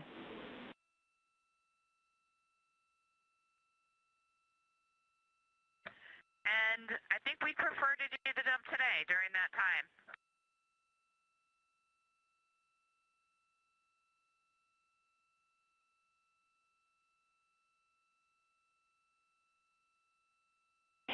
Copy, Christina, and we'll come back to you around that time, letting you know when you're go to dump the CCU. Perfect. Thank you. Some more communications with the crew aboard Orion, calling down to Capcom Amy Dill. And this view on your screen, that is Earth in the center of your screen from the Orion spacecraft. Again, a camera mounted aboard the spacecraft's solar array wing, looking back at all of us. Now, I want to get back to our interview. Dave, the Deputy Manager of Guidance, Navigation, and Control for Orion, talking about ProcSOP's a really dynamic time. And we heard from NASA astronaut Victor Glover the entire time that he was piloting the spacecraft. And I know that's additional information for your team as well. So what will you interpret from the information about the spacecraft that Victor called down? Yeah, the crew's comments, Victor's in particular, are very important to us. Obviously, when the crew is manually controlling the spacecraft, we're interested in that task being easy for them to accomplish. So Victor was given a lot of feedback while he was flying. It shows his test pilot background, you know, because that's what test pilots do. They mention the good, the bad, and the ugly as they're flying. So that's a very important part of this. We're actually going to get a score from them of how Orion did. It's called handling qualities. It's a time-tested tradition in the aircraft world that we adopted for spaceflight back in the shuttle days. So they will give us, they will actually give us a score. It's called a handling quality score. Fascinating. So once you get that score from them, when will you get that? And then what will you do to digest that feedback? What's next for your team? Yeah, we'll dive into all of this. We look at the video and look at the commands that the pilots made, that Victor made, and the way the system responded, and look at the video to make sure the vehicle did what we expected it to do. And we'll look at all of that afterwards. We've gotten Victor's comments live now, but we'll get more post-flight when we interview the crew post-flight. Well, that's great. And I know that this is not the only time during the mission that the crew is manually flying the vehicle. There's a manual piloting demo coming up in a few days. So is there anything that your team learned today that helps inform how that demo will go, or any preparations? Yeah, there's actually lots of different kinds of manual piloting tasks. The one that we did today is one of the more complex ones. We did it first because we needed the ICPS to be there, and the ICPS, we had a limited amount of time before it had to perform its disposal burn. So these other tasks don't require an ICPS. We'll be doing some tasks of pointing the vehicle. We'll ask the crew to point at a star to simulate a future operation where we need to point the vehicle at a target at long range while the target's still at long range. So there's just lots. We're going to turn jets off to simulate a degraded control system and see how the control system responds. So we have a lot of other manual control tasks coming up. Definitely a lot of action still to come for your group. Yeah, and all this is, we're simulating stuff that we need to, we're not simulating, we're flying stuff that we need to fly on a future flight. So by being able to do it now, if we see any funnies in the data or decide we need to make any corrections, we have time to make those corrections before the Artemis III flight. So this is really risk buy down for Artemis III. That's why we're doing this, is to get some of the system tests behind us before we fly the first dockings for real on Artemis III. Yeah, absolutely. It's a test flight. And with that, I would love to know how you feel after a crew has now piloted Orion for the very first time.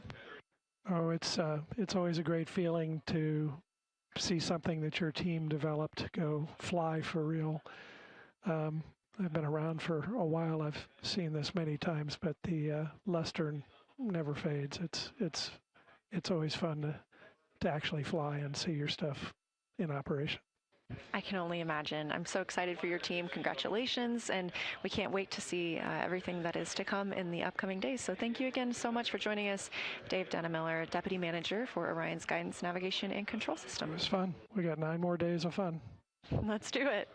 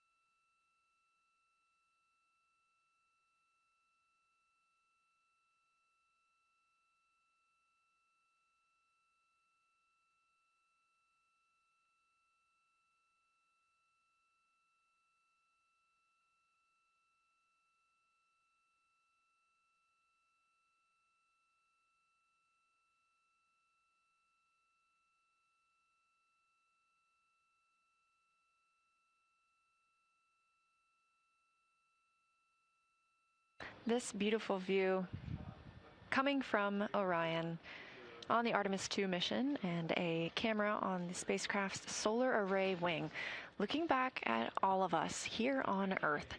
Spacecraft now over 27,000 miles away from our home planet.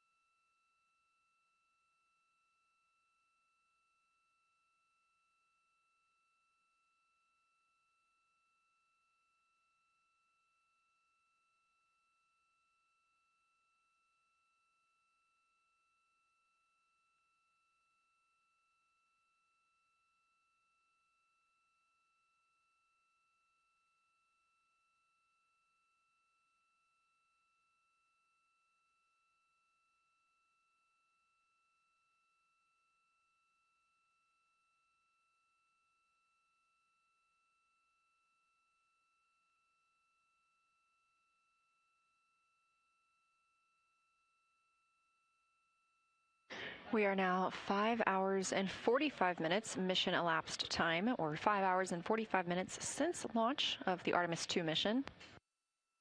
This view looking back on Earth from one of the cameras on the spacecraft's solar array wing. Things will start to get a little quieter from the crew. Of course, we heard quite a lot from them during the prox operations demonstration when pilot Victor Glover manually flew the spacecraft around the interim cryogenic propulsion stage.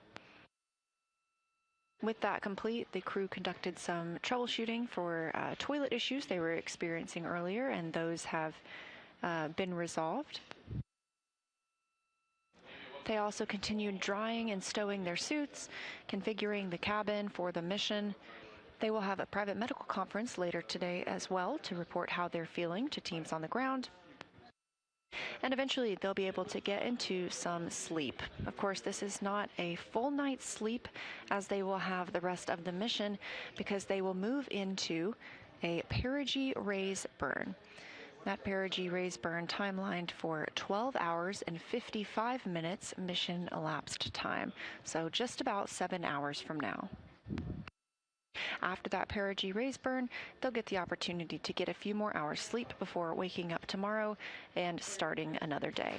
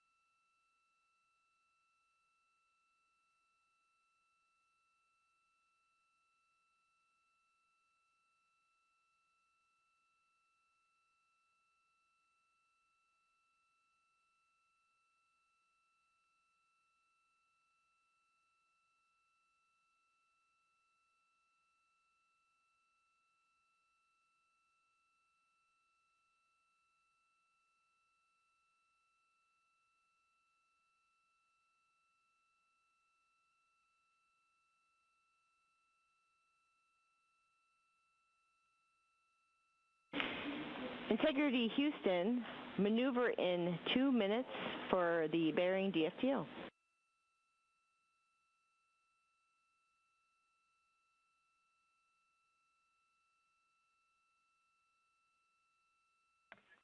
Integrity copies.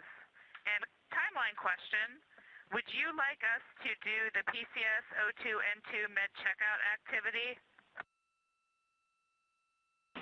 Indeed we would, and you are go in step 1.1. Copy all.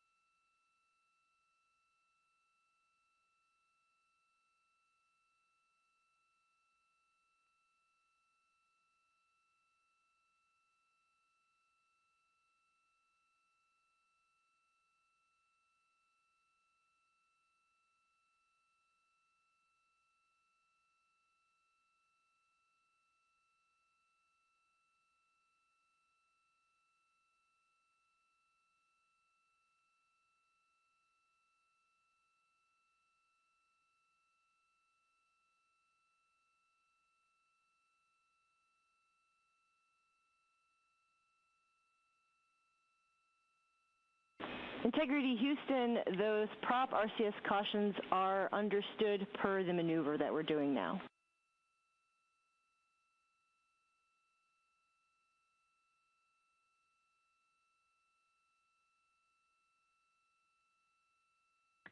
We copy.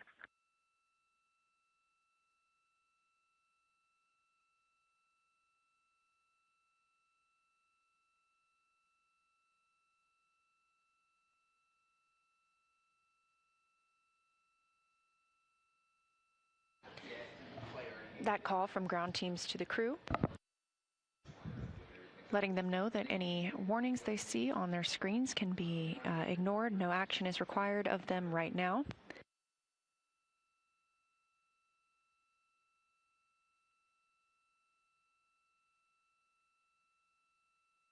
Those are reported by prop about the reaction control system thrusters. We've seen those a couple of times tonight, and teams on the ground are working a forward path.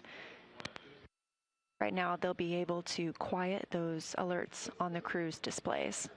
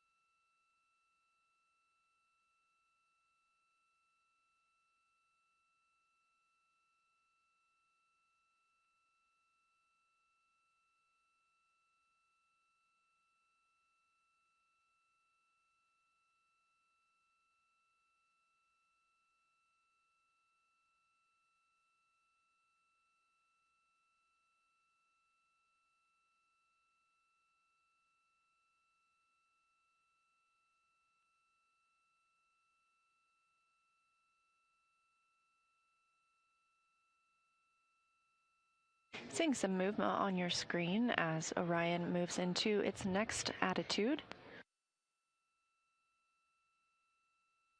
Again, this video coming from the tip of a camera on the solar array wing. You also have a great view now of the European Service Module and that OMS engine. That's the Orbital Maneuvering System engine. This is a NASA-provided and refurbished engine. So far, not including today, it had been to space 19 times on 3 different space shuttles. The OMS engine provides about 6,000 pounds of thrust, and if you strapped it to a car on Earth, it would go from 0 to 60 miles per hour in about 2.7 seconds.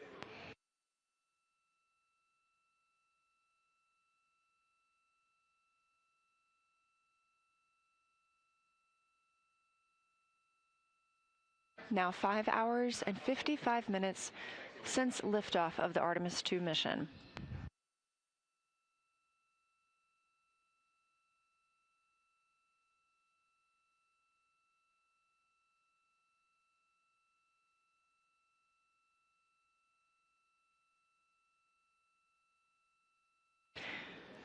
The Artemis II crew continuing to configure the cabin aboard the spacecraft. Again, a very long day for them, having woken up about 8 hours prior to launch. Now coming up on 6 hours mission elapsed time.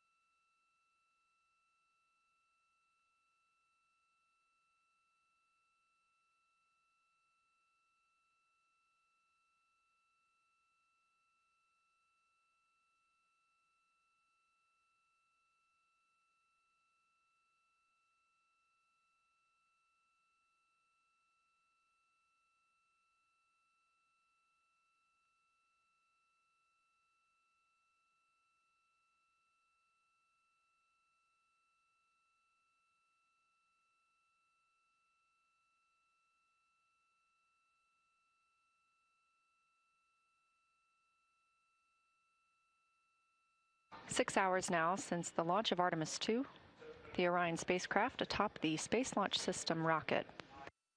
This is a test flight and the first flight of humans aboard the spacecraft.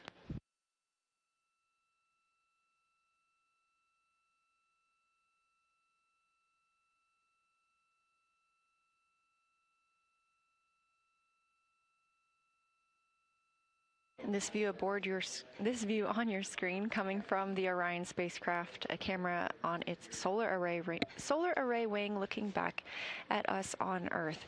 Now we do have 4 astronauts working aboard the spacecraft. The commander is NASA astronaut Reed Wiseman. He's a Baltimore native. He's been in space before, and he was a flight engineer for Expedition 41 aboard the International Space Station from May through November 2014, a total 165-day mission, working on science experiments in areas like human physiology, medicine, physical science, earth science, and astrophysics. He also served as chief of NASA's astronaut office from December 2020 to November 2022. Reed has 2 daughters. We saw those 2 girls waving at him as he departed the operations and checkout building today, boarded the Astrovan, and went to the launch pad. Artemis II pilot is NASA astronaut Victor Glover. He was selected as an astronaut in 2013, when at that time he was serving as a legislative fellow in the U.S. Senate. His first trip to space was in November 2020. He launched as the pilot of NASA's SpaceX Crew 1 mission, that was the first operational mission of our commercial crew program, resumed launching American rockets from American soil to the space station since the end of the shuttle program. Victor is a U.S. Navy captain and naval aviator who served as a test pilot. He has more than 3,500 flight hours in over 40 different aircraft. He added a spacecraft to that today as he piloted Orion during the manual flight of the proximity operations demonstration. And he and his wife have 4 children.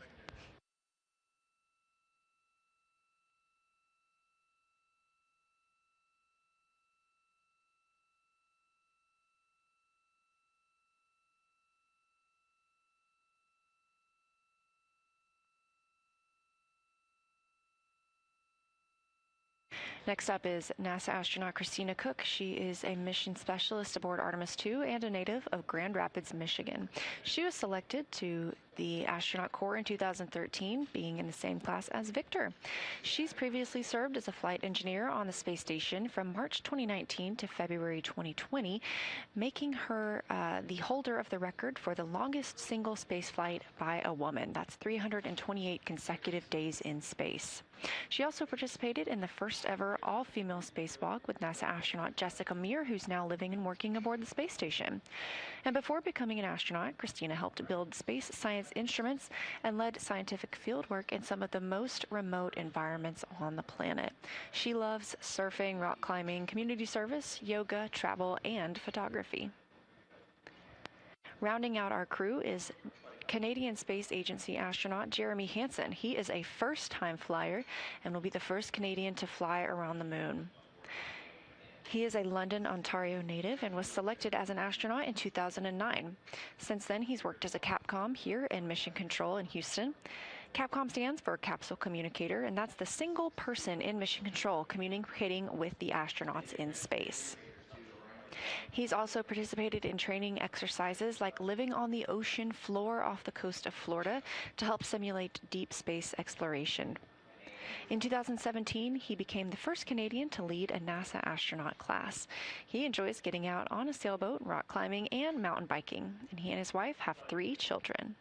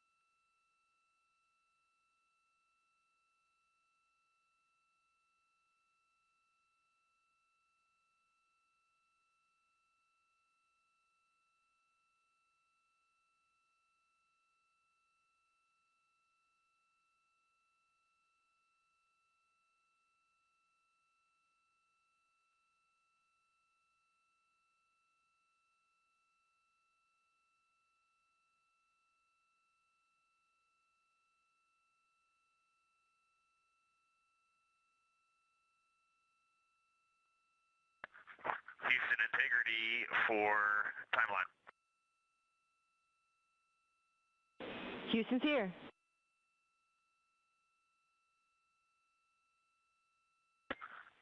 Okay, Amy, we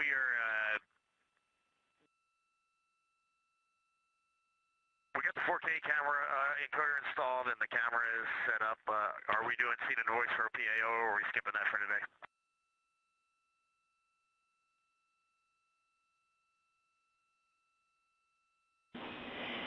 We do want to do a checkout of the 4K encoder, but we don't need to do scene and voice checks.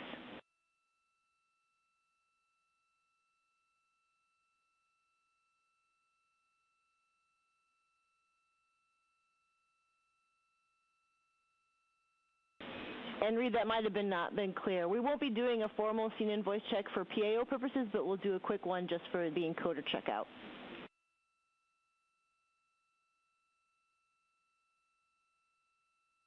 Okay, so there is no PAO event, but we are going to do a 4K encoder checkout. Copy, we're setting it up now.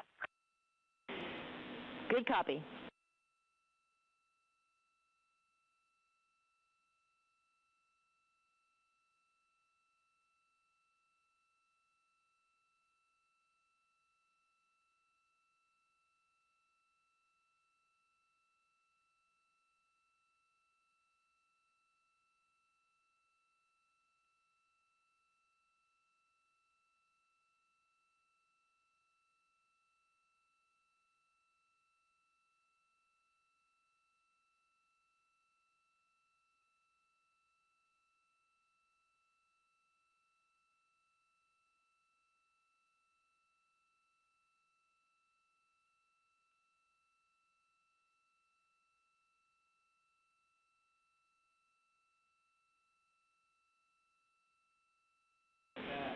And Integrity Houston, we do have you on video for the 4K encoder checkout. That is great news. Stand by for audio checks with the wireless mic. Copy.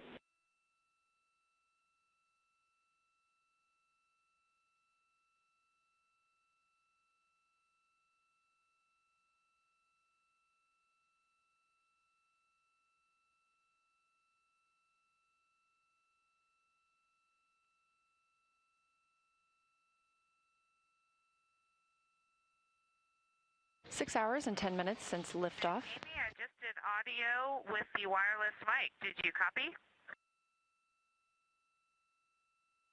You have good audio. And we copy good audio on the handheld mic.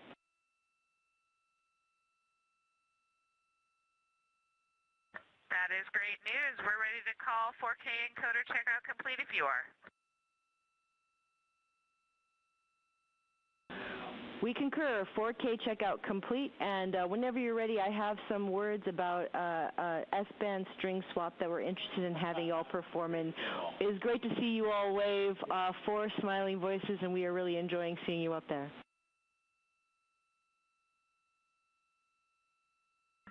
Not as much as we're enjoying being here. That is true.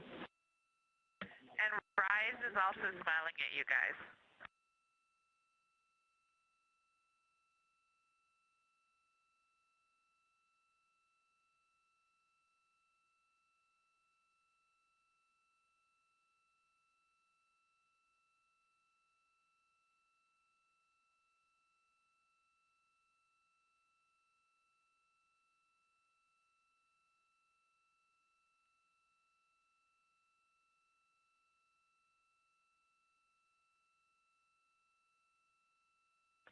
And we're preparing to be ready for your words about, I think you said S-band. Stand by. Standing by.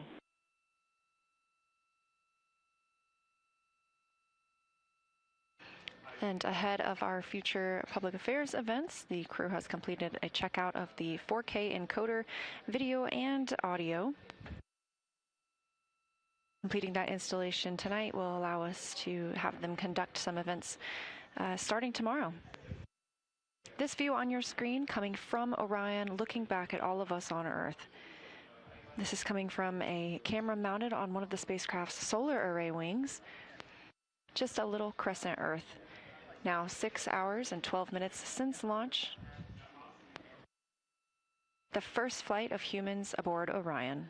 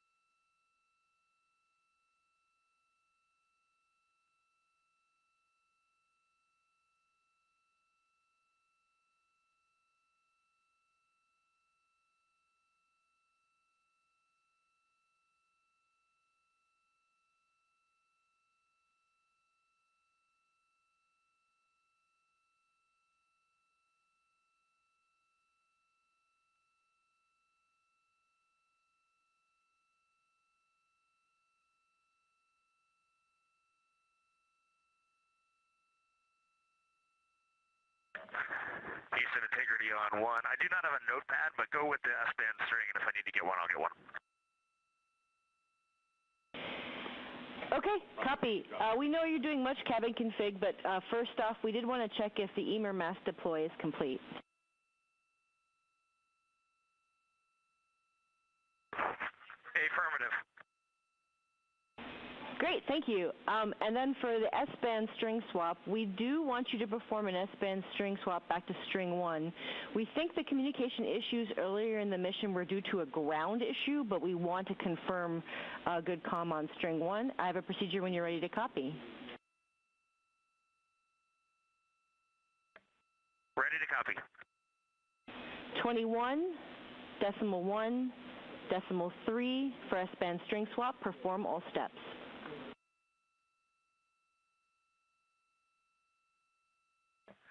And do we have a get well plan if we don't pick you up on the other string?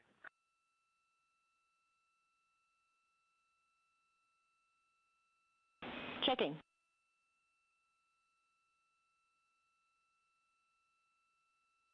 And Reed, if you swap to string 1 and you don't have comm with us for 2 minutes, you can swap back to string 2.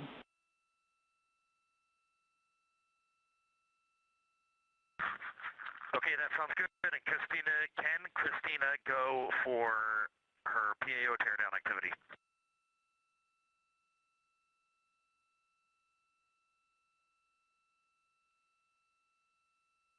You are go for the PAO deactive activity. Okay, we copy that, and 21.1.3 is going into work, and we have at least one use on fluids in the toilet, and it worked great. We are so happy to hear that.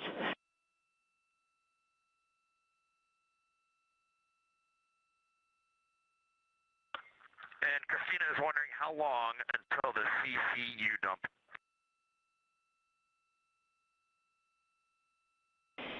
Approximately, standby.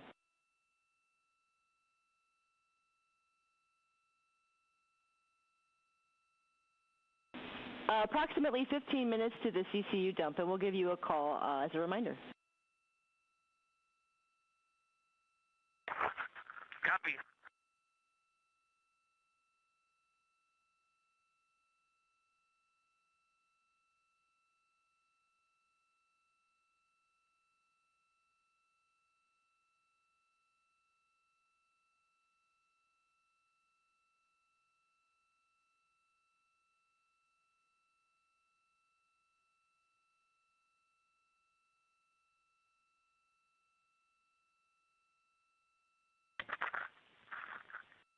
Houston integrity, com check on string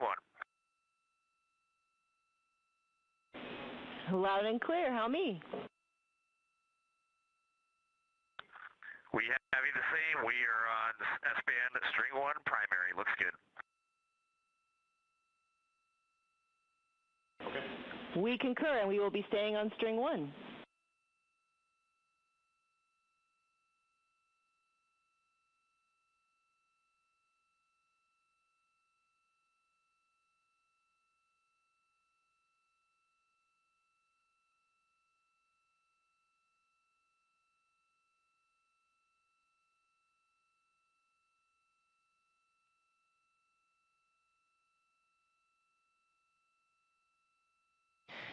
Astronauts aboard Orion calling down to speak with Artemis Mission Control here at Johnson Space Center in Houston, Texas. What you see in the bottom right of your screen.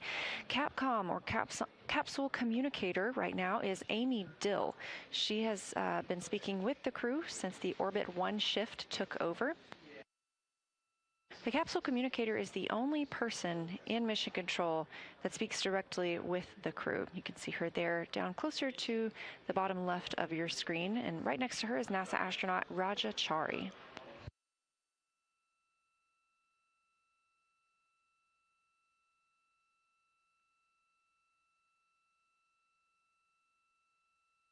Having one voice in Mission Control speaking with the crew allows us to keep communications clear and concise. They gather information from all of the flight controllers here in the room alongside the flight director and make decisions on what they need to share with the crew aboard Orion.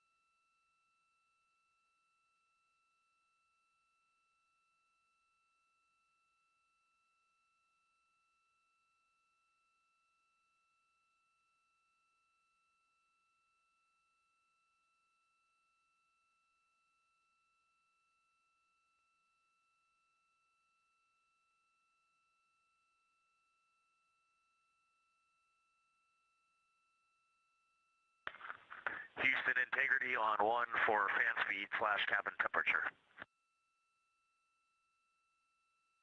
Houston's listening.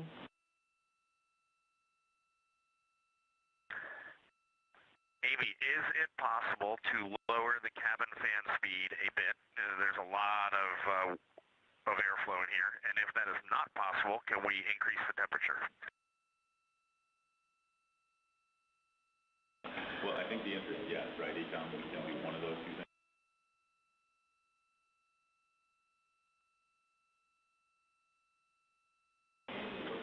Copy, Reed. We understand the request, and we are discussing how to implement. We'll follow up.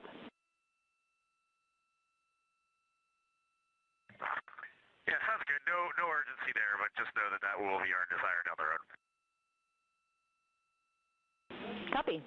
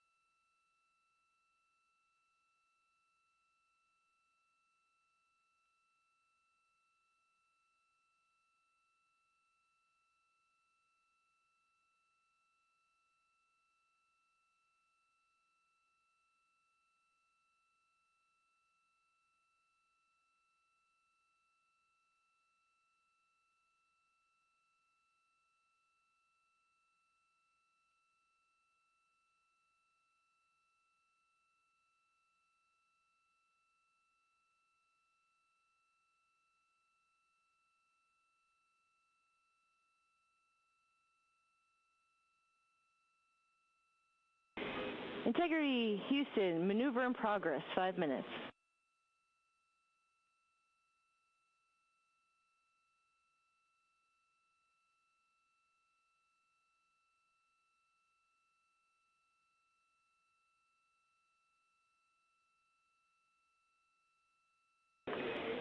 And Integrity Houston for the enabled SM, RCS prop cautions. Those are, again, understood with the maneuver, and we are working to suppress the ones that are enabled.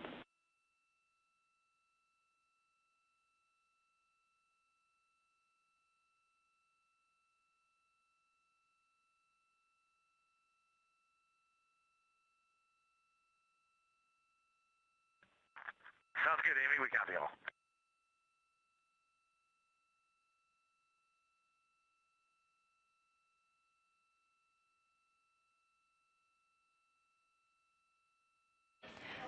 Now over 6.5 hours mission elapsed time, or time since the Artemis II mission began, with liftoff of Orion atop the Space Launch System rocket at Kennedy Space Center in Florida. Since then, the crew has seen the Perigee raise maneuver and apogee raise burn before moving into the proximity operations demo. They detached from the interim cryogenic propulsion stage and then used that stage as a docking target. Of course, we did not dock today, but this was great practice for us to understand how it feels to manually fly Orion. So pilot Victor Glover was manually controlling the spacecraft in relation to the interim cryogenic propulsion stage. We also saw CubeSat deployment. Eventually, we had the USS-2 burn, the upper stage separation burn that took us away from the interim cryogenic propulsion stage, and the ICPS itself had its own disposal burn.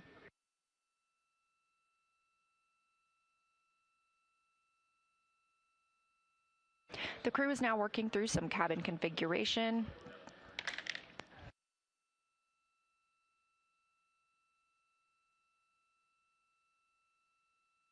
Once their cabin configuration is complete, they will have their private medical conferences to report how they're feeling down to teams here on the ground.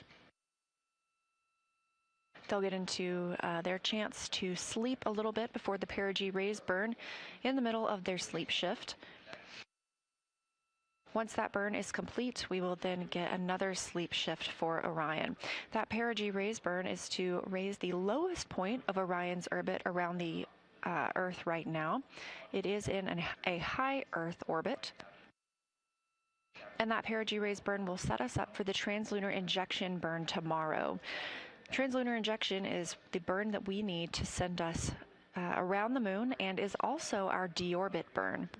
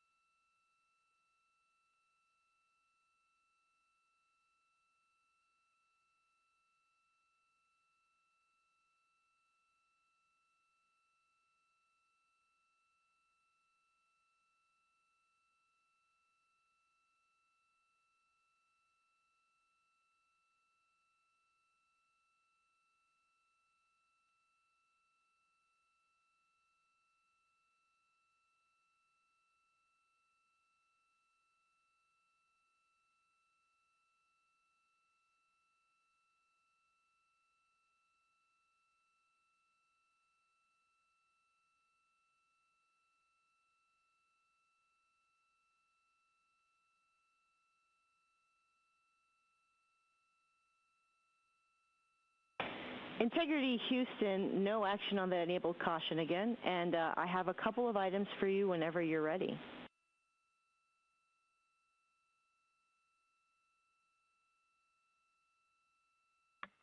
Okay, Houston, we're ready. Go ahead.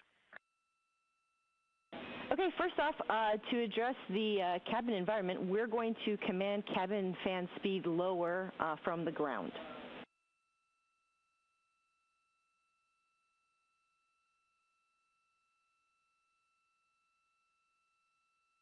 Thank you.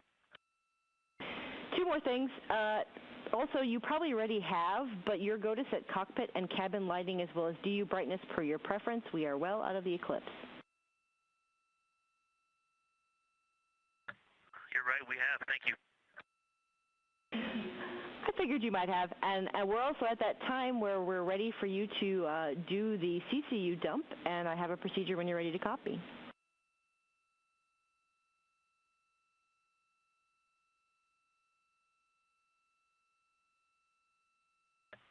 Stand by on that one. Standing by.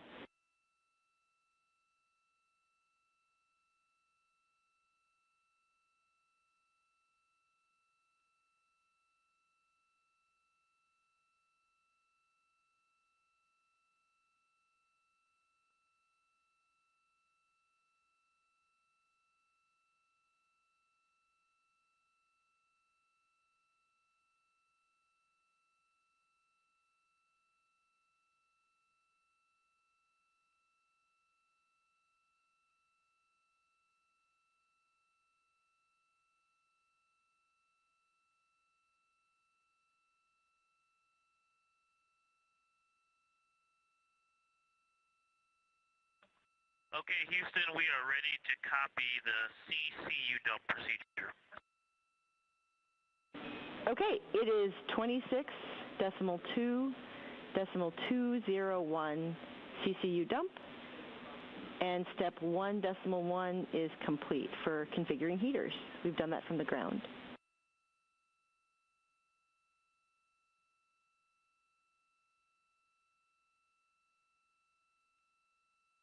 Okay, Houston, we copy. Thank you. And as an additional, once you get there, there's a check step in step 5.1 for confirming heaters reach set point. They are there, so you're good to continue once you get there.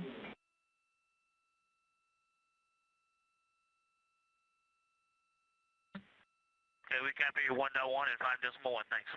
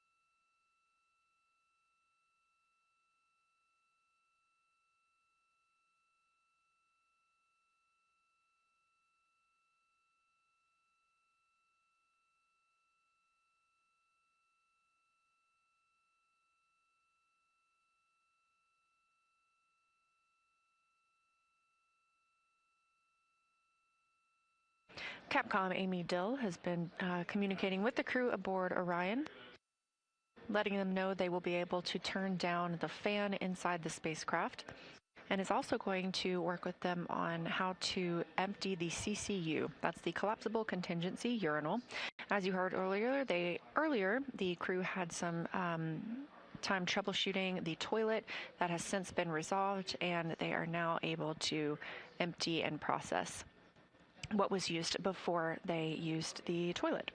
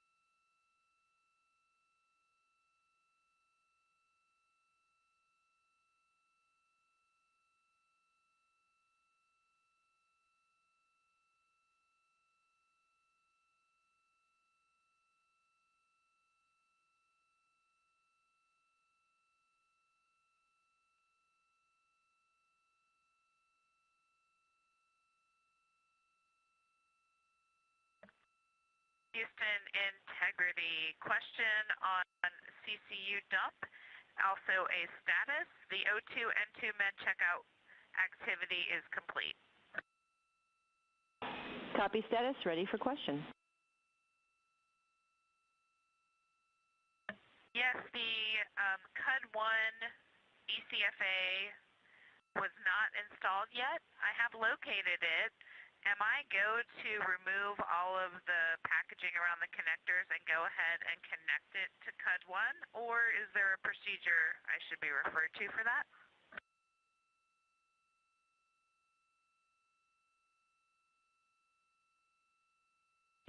And Christina, you are go to remove all the packaging and to connect ECFA to CUD-1. Copy all.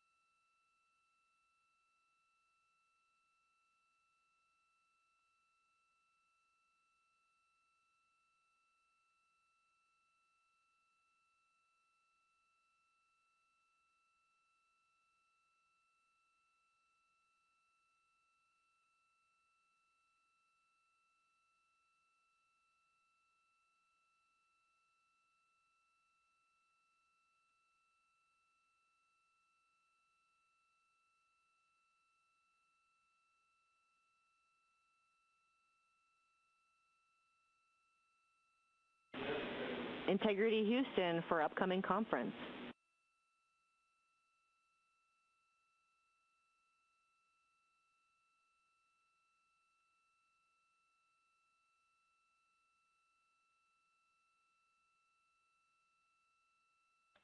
Go ahead for upcoming conference. Whenever you're ready, we can privatize Orion to Earth 2.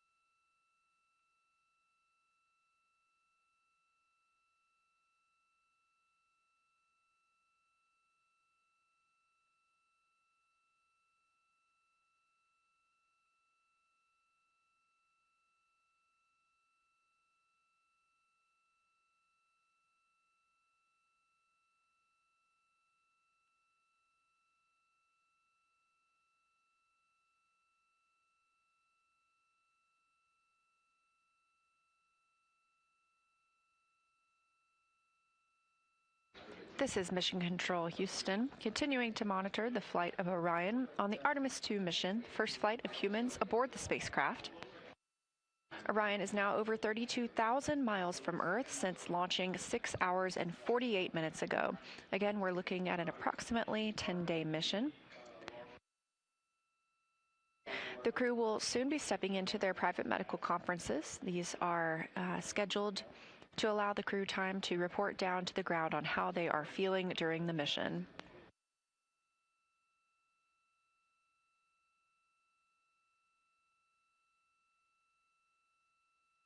Once the crew completes their private medical conferences, they will be able to start winding down and getting into their pre-sleep period. They will have a chance to take a nap, essentially, before waking up for their Perigee raise burn monitoring operations. Once Perigee raise burn is complete, and again, Perigee raise burn is to lift the lowest point of Orion's orbit around the Earth, and we are in a high Earth orbit. Once Perigee raise burn is complete, we will have the crew go back to sleep for another several hours before they wake up tomorrow at about 2100 MET, actually about 2000 MET, which is around 1:15 p.m. Houston time, Central Time. It'll be a busy day for the crew tomorrow.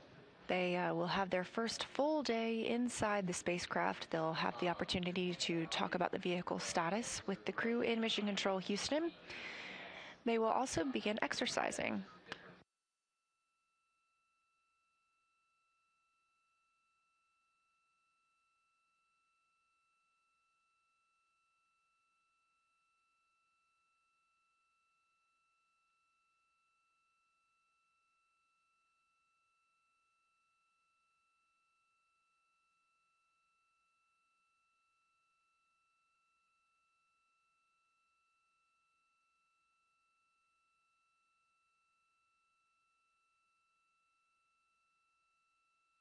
And again, with that private medical conference coming up, we do take the action to privatize the loops so the crew can share however they are feeling with teams here on the ground below, and their health and medical status is protected.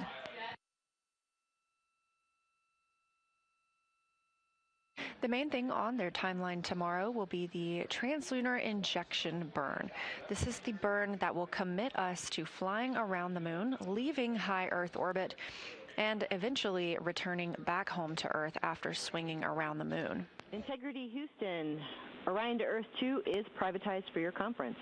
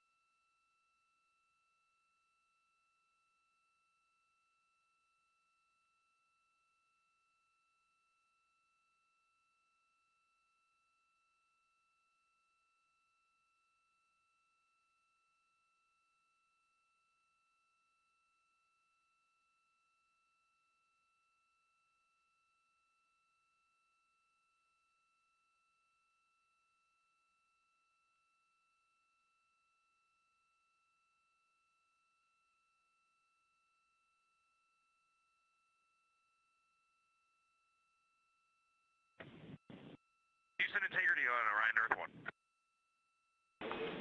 Houston's here. You can go ahead and normalize Orion Earth 2, and then Reed is going to have a PCD question. I'm having a little bit of network issues. I need some troubleshooting assistance. Copy, we will normalize.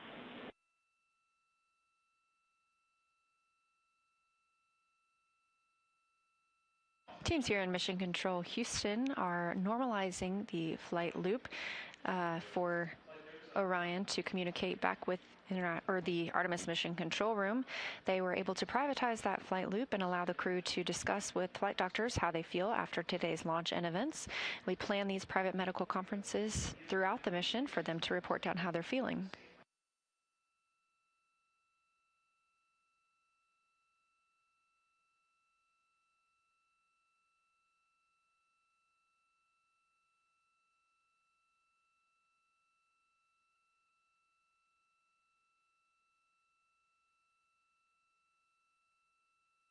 Integrity Houston, we are ready for your PCD questions whenever you are.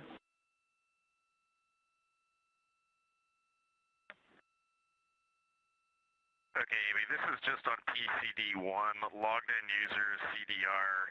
When I am trying to open Optimus, I am getting an error. Let me open it and try to read the error I'm getting. We copy so far.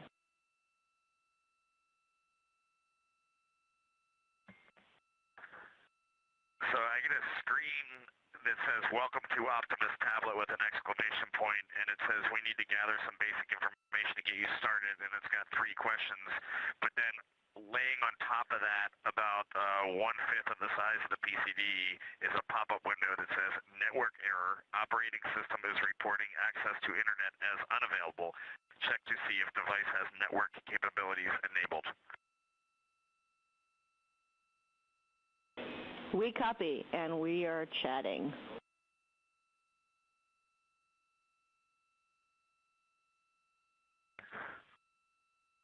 Copy. Troubleshooting steps I have tried is I've tried running the network config to Wi-Fi, and I've also tried a shutdown reboot, but I'm open to trying those things again. Copy your troubleshooting so far. That's NASA astronaut and Commander Reed Wiseman calling down about some issues he's having with his portable computing device, or PCD. Those are the tablets that the crew often uses. He's looking to access one of our networks that we use for timeline planning called Optimus. Teams here on the ground are helping him troubleshoot that. Stowage question when you have a second. Ready for stowage question.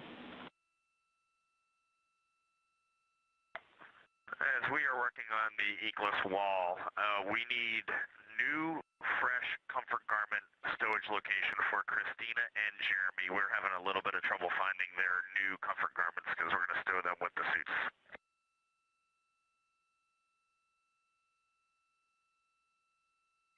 Copy. We will look that up and get back to you when we have it.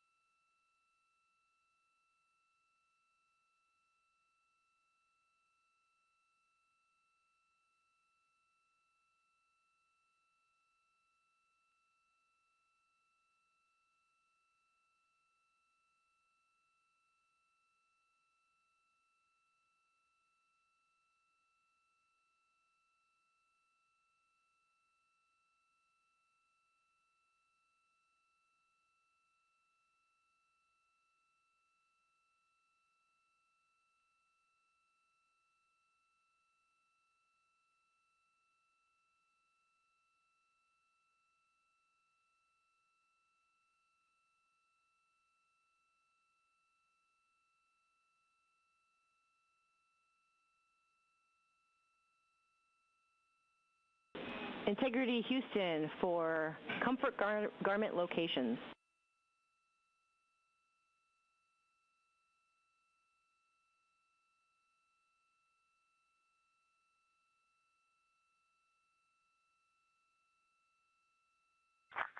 Go. Thermal comfort garments for Christina and Jeremy are in Foxtrot 3 CTB large, labeled med kits with a purple label.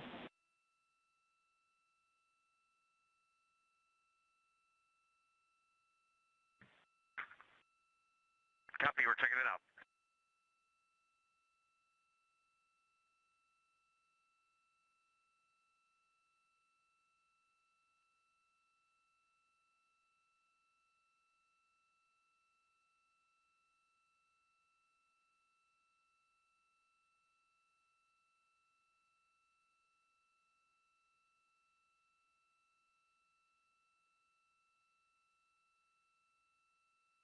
Houston integrity for CCU dump, step 6.1, requesting that you deactivate the secondary wastewater dump line heaters.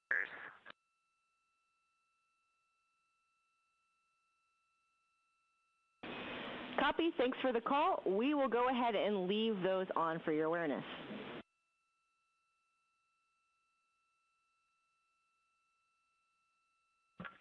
Copy.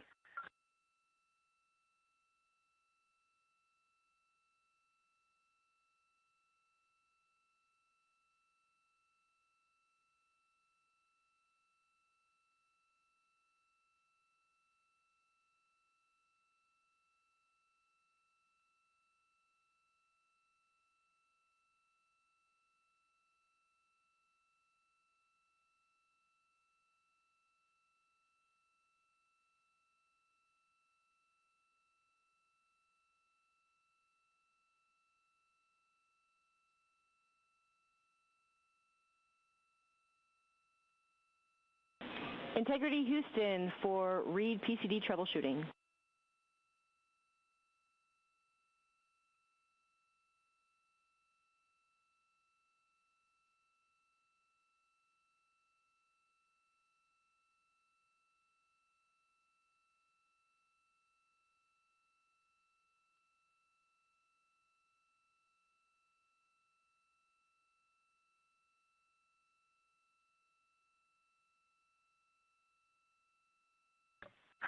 Go ahead, Amy. Okay, Reed, we suspect the issue with your PCD may be Optimus software. We were able to connect to PCD1 on, we can see it on the network, so with your go, we can remote in and take a look directly. Yeah, go for it. And then I also see that I have 2 Microsoft Outlooks, and neither one of those are working. If you want to remote in and check Optimus on those 2 Outlooks, that would be awesome. All right, we will join in on your PCD and we'll let you know when we're done.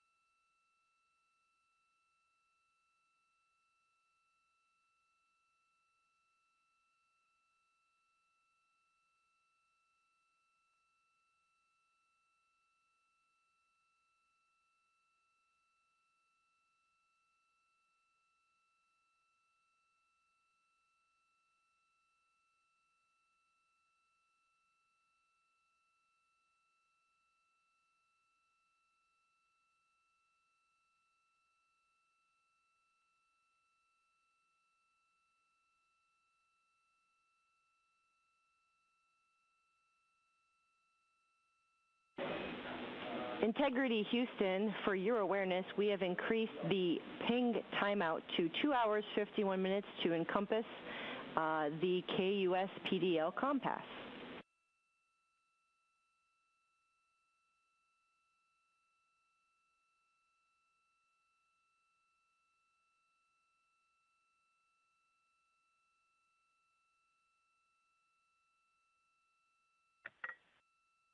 Okay, Amy, we are pretty knee-deep in cabin config. Just confirm we are not expecting a forward or return link LOS for the next little bit.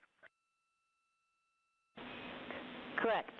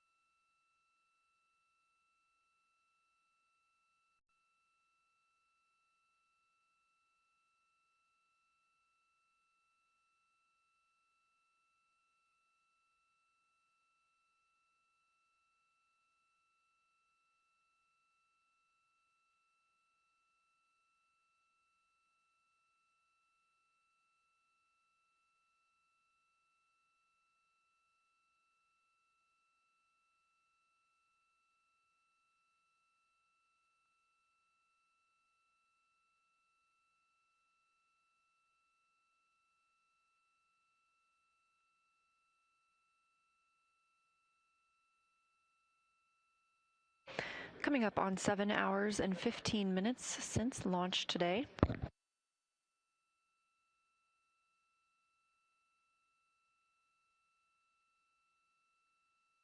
Orion now over 33,000 miles from Earth. Our 4 crew members aboard getting settled in to the spacecraft.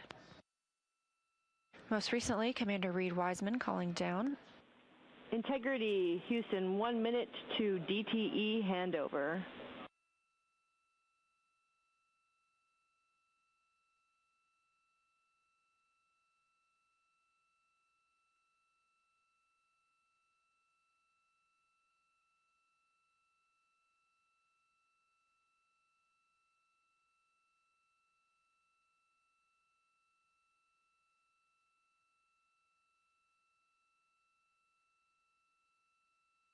Most recently, Commander Reed Wiseman calling down to discuss his portable computing device and making sure they can get it connected to the network. The crew is getting into the end of their day, a very long day for our astronauts. They are officially in their pre-sleep period, working through that checklist, and will soon be moving into the sleep portion of their day.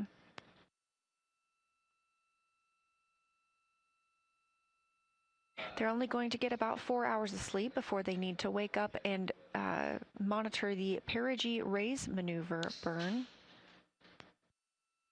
That Perigee raise burn will lift the lowest point of Orion's orbit around the Earth. And again, we are in a high Earth orbit, a little bit different than what we're used to aboard the International Space Station in a low Earth orbit.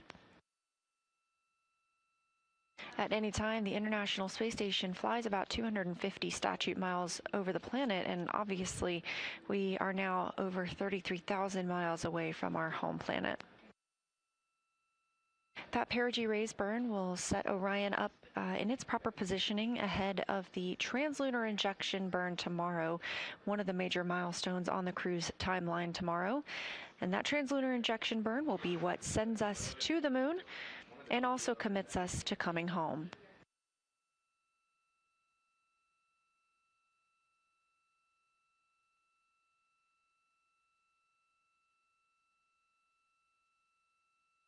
Once the Perigee raise burn is complete tonight, that'll be around 6:15 a.m. Houston time. The crew will get to go back to sleep for almost 5 more hours before they wake up. So they will get a total night's sleep, just divided because of that Perigee raise burn.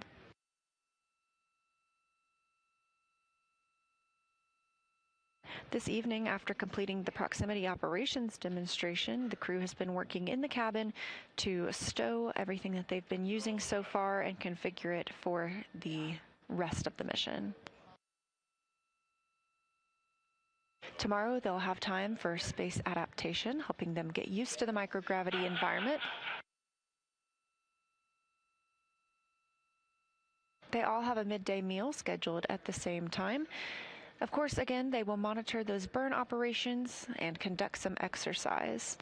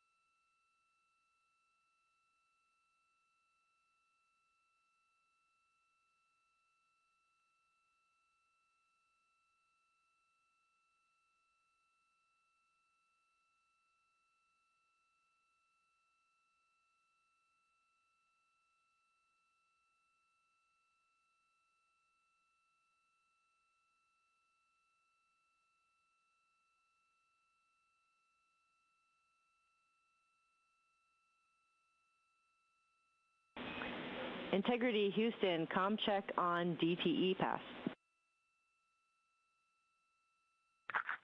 Houston, we have you loud and clear, Alice. Loud and clear. Excellent. We're just going to continue running through cabin config. We copy. And Amy, I got a stowage note for you. We stowed our used comfort garments in Ziploc bags in the F4 locker, in the the off-nominal waste management system comfort garment bag, which was empty.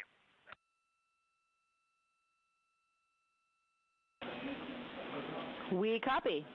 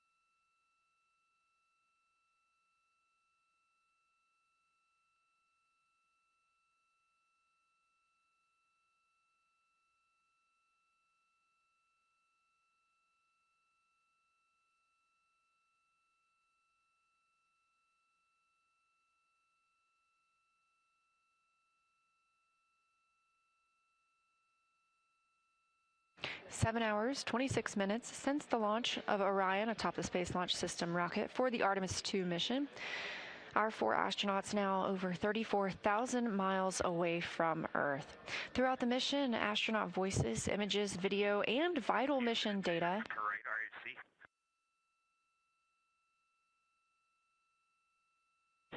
Houston's here. Say again. For the right RHC, C2 RHC, is there any way you all can open the RPC for that and save us the commanding? Checking.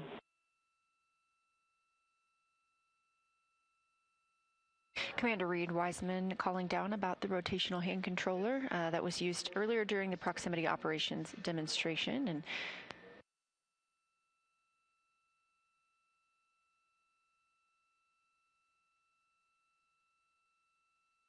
again, those communications and data throughout the mission has to travel thousands of miles and is carried on signals from NASA's powerful communications systems, including the Near Space Network and the Deep Space Network. Let's learn a little bit more about those.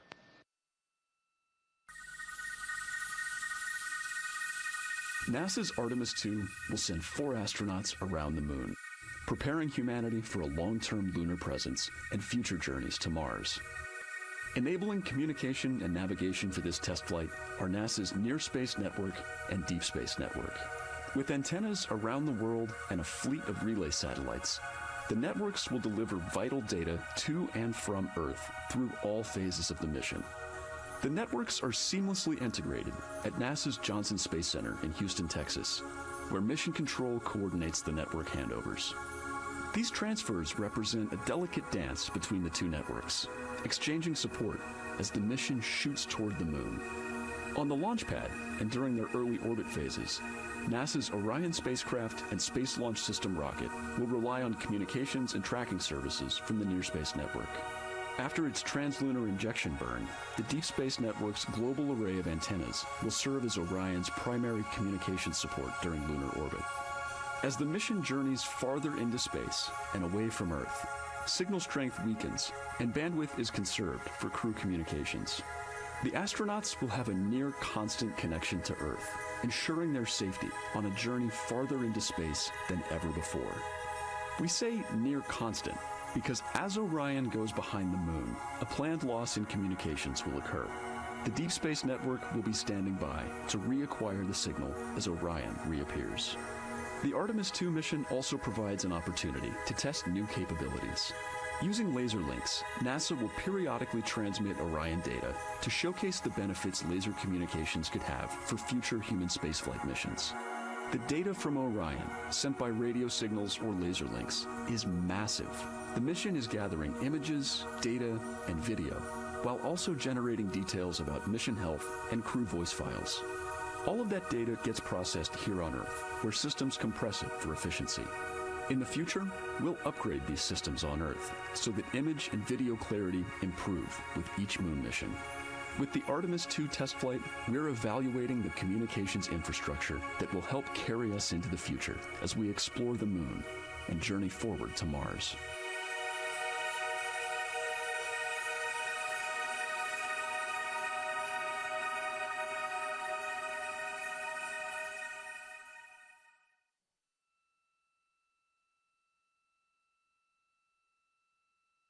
Seven hours, 30 minutes since launch of Orion, and we are on, or just... And Integrity Houston affirm we will perform the right RHC RPC open command from the ground.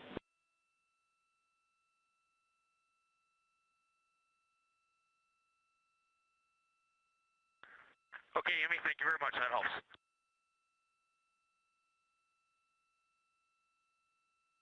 That's Capcom Amy Dill down near the bottom of your screen, and to her right, NASA astronaut Raja Chari communicating with commander of this mission, Reed Wiseman, currently aboard Orion.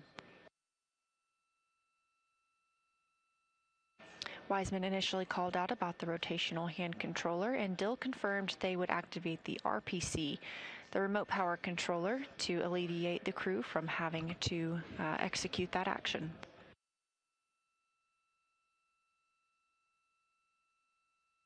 As I was discussing, the crew went on the Deep Space Network just before their proximity operations demonstration earlier tonight. They became the first crew in over 50 years to use the Deep Space Network, as we continuously have people in low Earth orbit aboard the International Space Station, and they use a tracking data relay satellite system.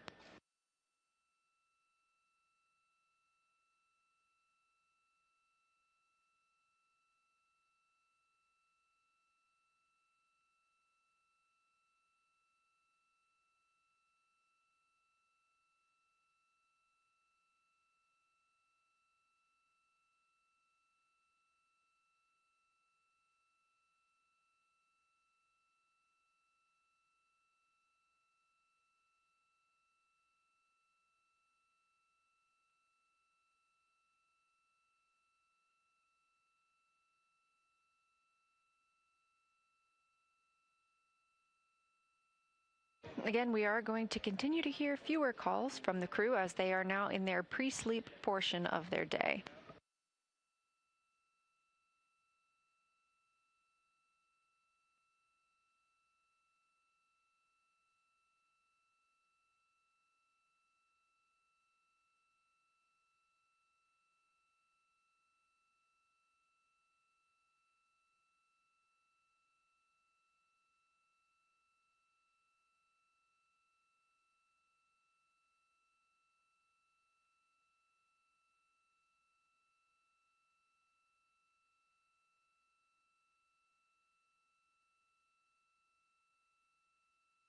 During pre-sleep, the crew gets ready to go to bed for the night.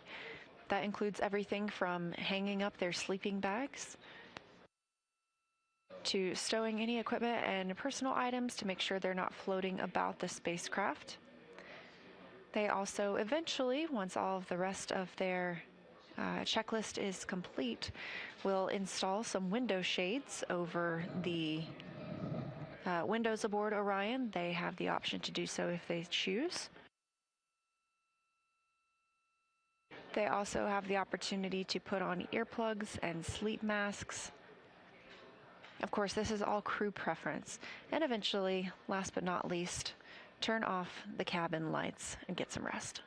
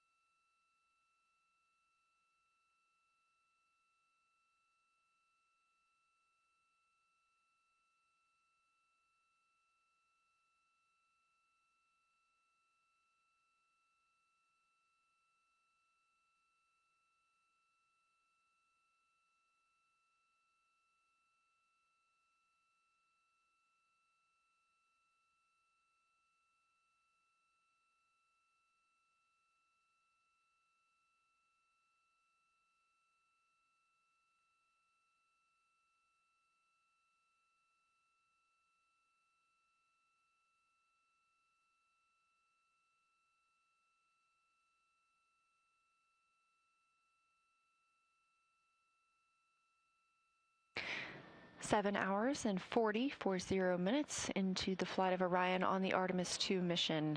Overall, about a 10-day mission.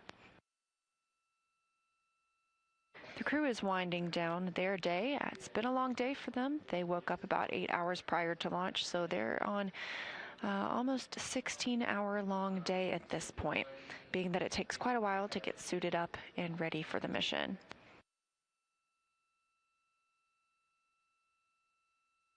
After launch, the spacecraft completed the Perigee raise maneuver and then the apogee raise burn before the crew was able to conduct the ProxOps demo. That is when pilot Victor Glover manually flew Orion, the first time anyone has done so, and maneuvered it around the ICPS, the interim cryogenic propulsion stage, which had just detached from the spacecraft. That demonstration was all to help us prepare for future missions in which Orion will need to dock to a lunar lander and descend to the lunar surface. Following the ProxOps demonstration, Orion completed the upper stage separation burn, giving it distance between Orion and the interim cryogenic propulsion stage itself having a disposal burn. Since then, the astronauts have been working about the cabin, stowing their suits that they wore into orbit, configuring the cabin for the rest of the mission, and they also conducted their private medical conferences, speaking with teams here on the ground about how they were feeling after their launch day. They are now in their pre-sleep portion of the day. They're going to get a few hours of sleep before the apogee raise burn, the Perigee raise burn. That'll be at 12:55 MET, so about 6:30 a.m. Houston time, just a little bit before that. That Perigee raise burn will lift the lowest point of Orion's orbit around the Earth. We are in a high Earth orbit, now over 35,000 miles from Earth.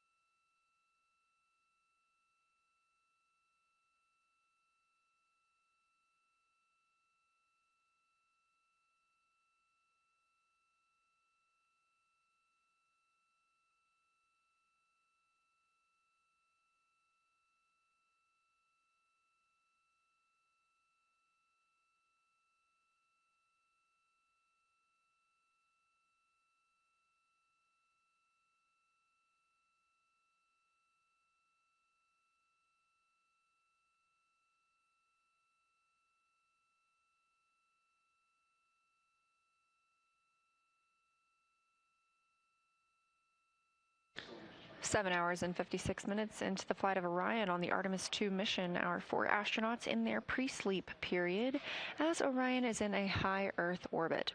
We're spending approximately 24 hours in this high Earth orbit to allow the crew to check out all of the systems aboard the spacecraft before committing to going to the moon in tomorrow's translunar injection burn. This is a test flight, so everything with humans aboard this flight is being tested for the first time. This time in high Earth orbit, that approximately 24 hours, allows us to check all of these systems and make sure that they work properly and that we are comfortable flying humans farther than we've gone in over 50 years.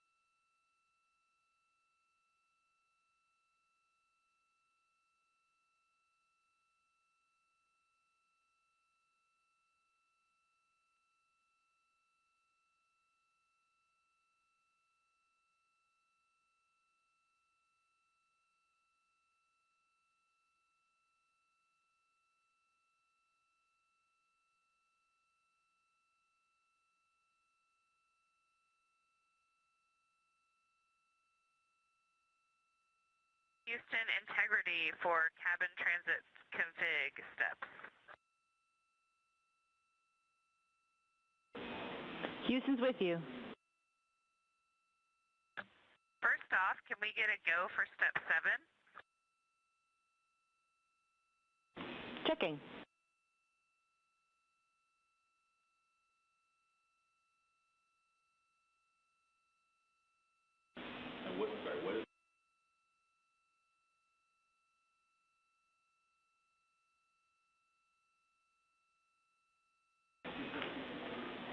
Christina, you are go for step 7.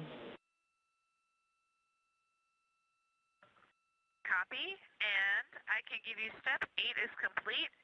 Counterbalance pressure is 2,600.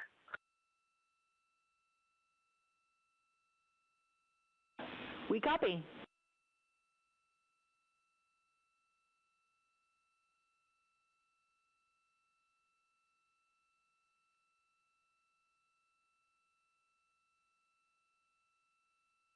NASA astronaut Christina Cook calling down to teams here in Artemis Flight Control at Johnson Space Center in Houston, Texas. They're continuing to step through some cabin configuration procedures while they're in their pre-sleep period, making sure everything is set up properly before they get some sleep for tonight. On the bottom right of your screen, you see Capcom Amy Dill down toward the left, and up toward the top of that screen is Flight Director Jeff Radigan.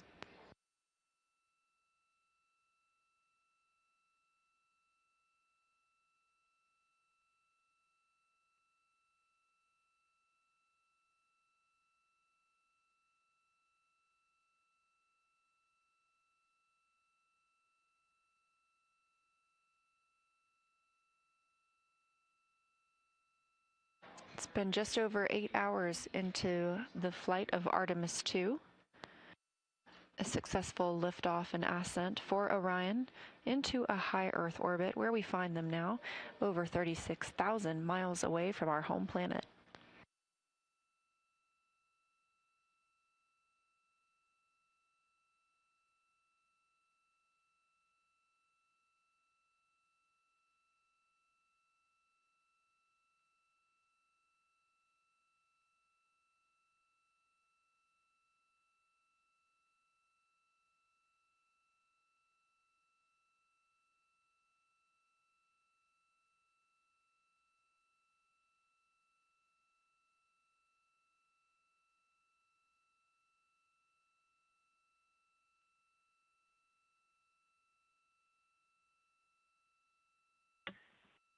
Houston, integrity in cabin config, step 4 and step 7 are complete. Copy. Step 4 and 7 complete. And we want to let Reed know that we are done remoting into his PCD-1. We were able to resolve the issue with Optimus, and for Outlook, we were able to get it open. It will show offline, which is expected. Okay, he copies.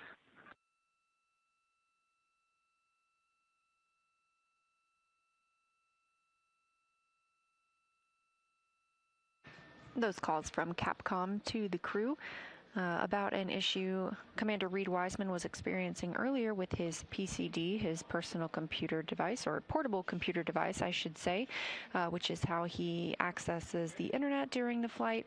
One of those things being Optimus, or the timeline for the crew that they use each day, as well as his email. And the teams here on the ground have worked to properly configure that device for his use.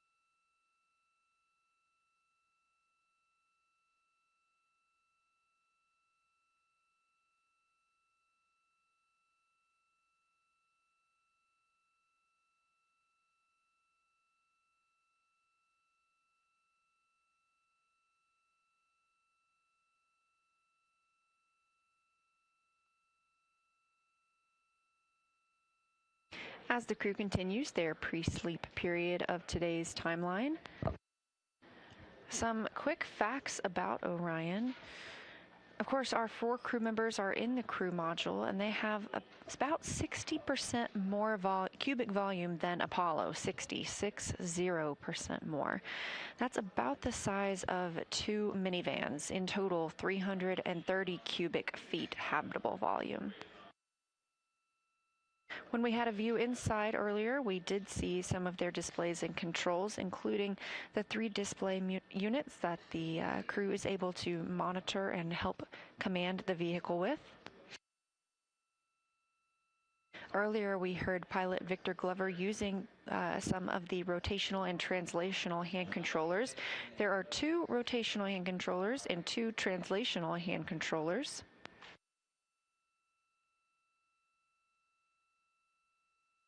And something that the crew will be working on tomorrow is exercising.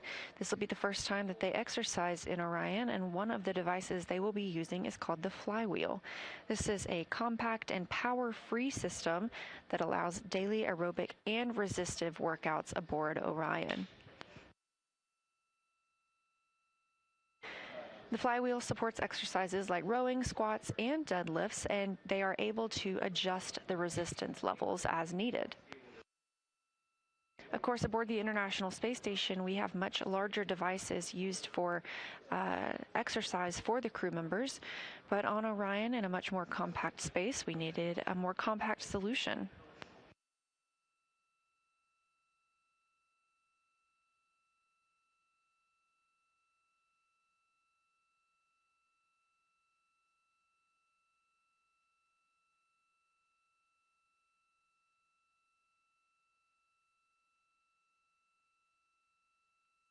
In this animation, you can see the 4 solar arrays aboard Orion. There is a camera on the tip of each solar array. We had some beautiful views of Earth from one of those cameras earlier, and we are looking forward to some incredible views of the moon as we fly by on flight day 6. Each of those solar arrays has 3 panels on it, and each of those panels is about 6.5 feet by 6.5 feet. So the length of each array nearly total 23 feet. Each of those arrays would provide enough electricity to power 2 3-bedroom homes.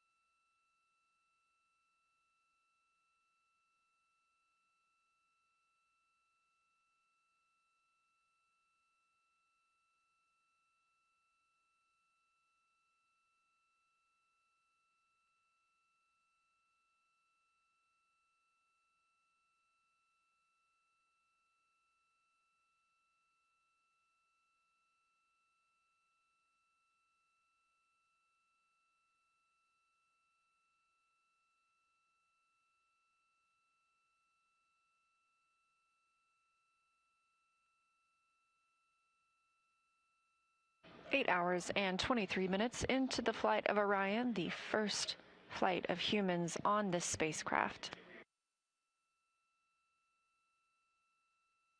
Our 4 crew members, Reed Wiseman, Victor Glover, Christina Cook, and Jeremy Hansen, lifted off today atop the Space Launch System rocket from Kennedy Space Center in Florida.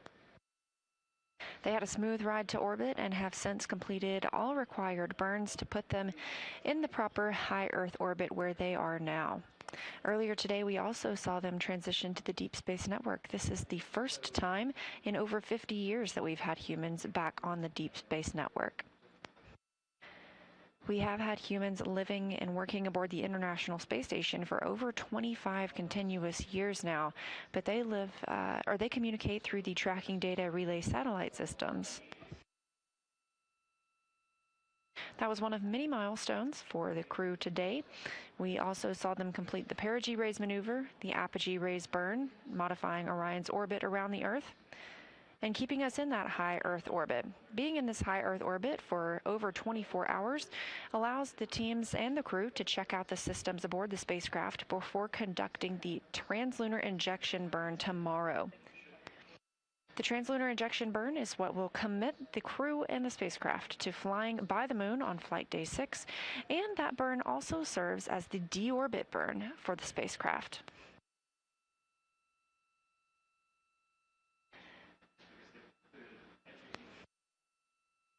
The ability to use the translunar injection burn as the deorbit burn is because of a free return trajectory, where we're harnessing the moon and the Earth's gravity to pull us back home. Crew aboard Orion also conducted the proximity operations demonstration, namely pilot Victor Glover manually flying Orion in relation to the recently separated interim cryogenic propulsion stage. He commanded the spacecraft to move in as close as 10 meters or 30 feet away from the interim cryogenic propulsion stage and a faux docking target, essentially, allowing them to practice and learn what it's like to manually fly the spacecraft. This helps us understand and learn a lot about flying Orion manually, as we may need to do so for future docking operations ahead of lunar landing missions.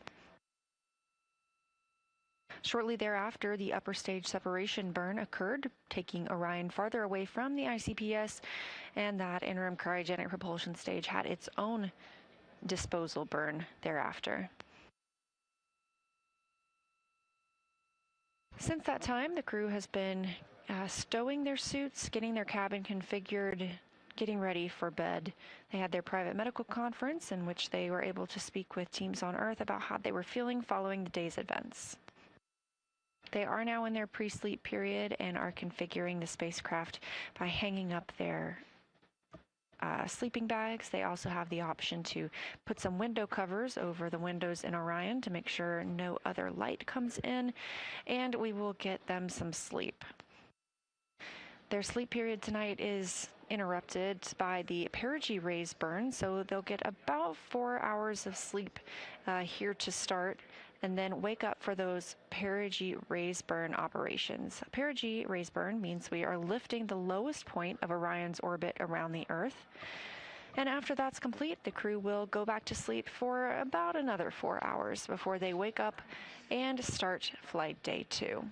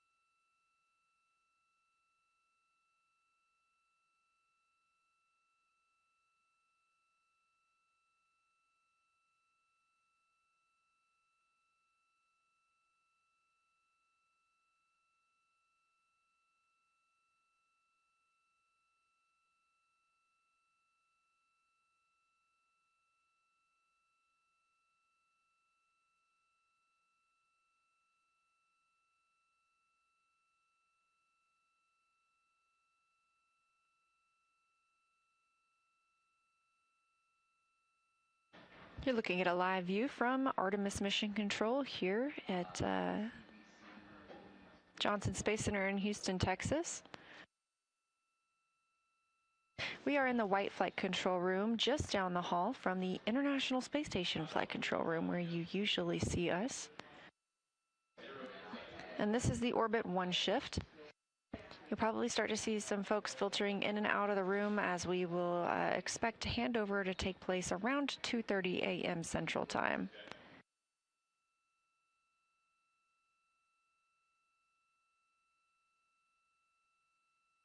Just like Mission Control, we'll be monitoring the flight of the crew for 24/7 all throughout the mission.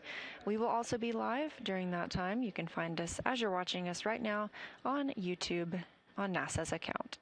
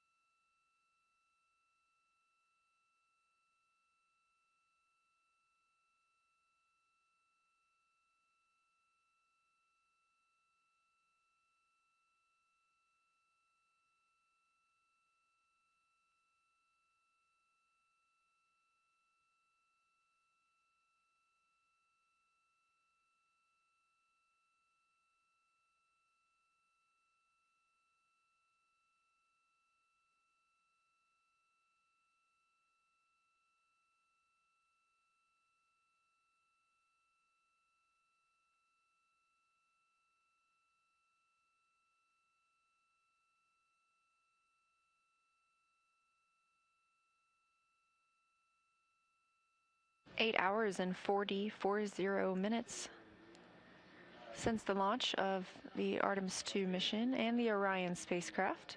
This view from Mission Control Houston, and specifically the White Flight Control Room, which is the Artemis Flight Control Room here at Johnson Space Center in Houston, Texas. Our 4 crew members aboard Orion, Reed Wiseman, Victor Glover, Christina Cook, and Jeremy Hansen, 3 NASA astronauts and 1 Canadian Space Agency astronaut, are getting into the sleep period of their day. They've had a very long day, having woken up about 8 hours before liftoff, spending that time getting suited up, waving goodbye to family and friends, riding out to the launch pad, boarding the spacecraft, waiting for liftoff, and then monitoring all of the steps through Ascent.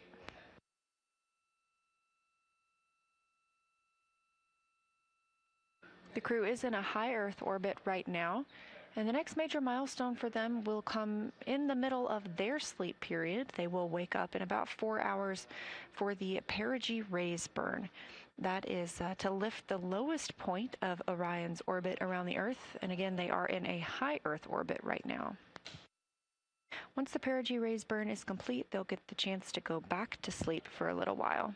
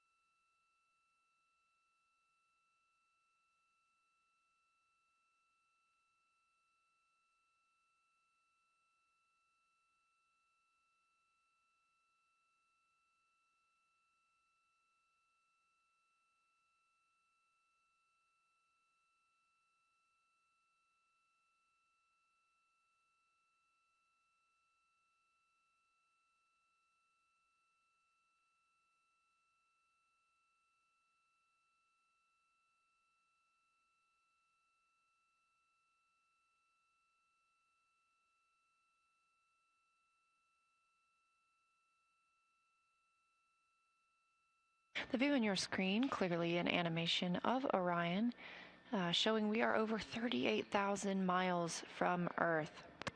The crew is in their pre-sleep period, or actually they've moved into their sleep period.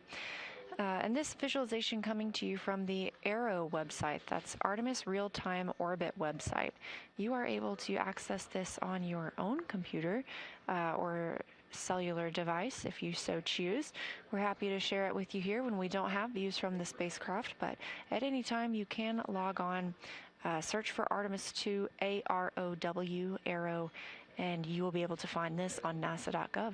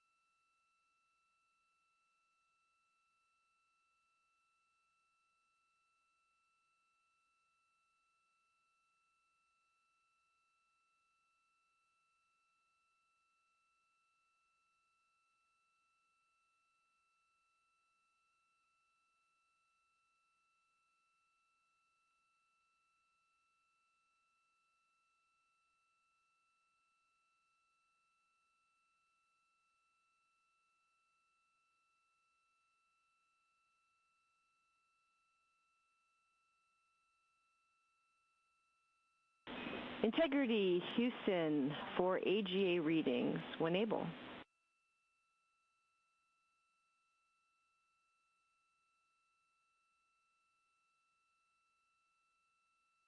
Go ahead. Hey, Reed, sorry to pester you during your sleep period. I know you guys are finishing up cabin config.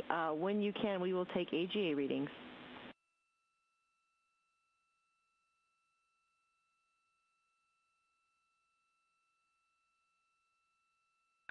Okay, I just turned it on, so I guess I'll give it 5 minutes and then we'll give you a call. Thanks, Jeremy.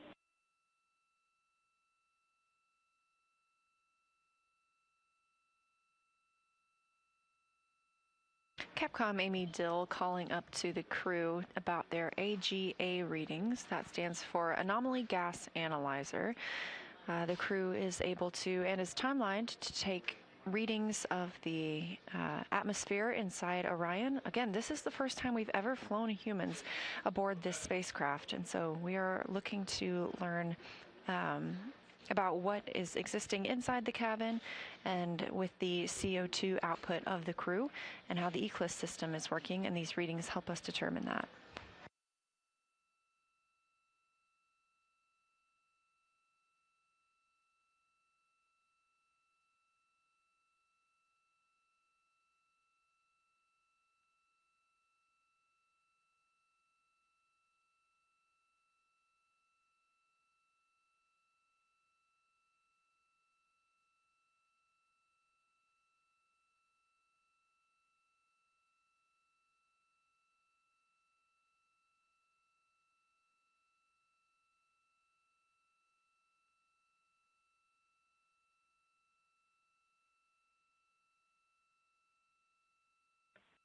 And Amy, we'll just sync up with you on where we got to on cabin transit config, and then we'll pick up the rest when we're awake. Sounds good to us. All right, we already called down. We're complete through step 4. Step 5 we skipped for now. Step 6 we also skipped. Steps 7 and 8 are complete.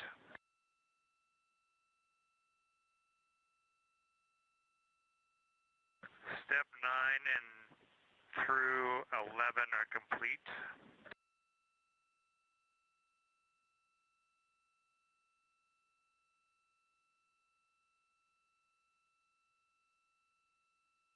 We copy all so far.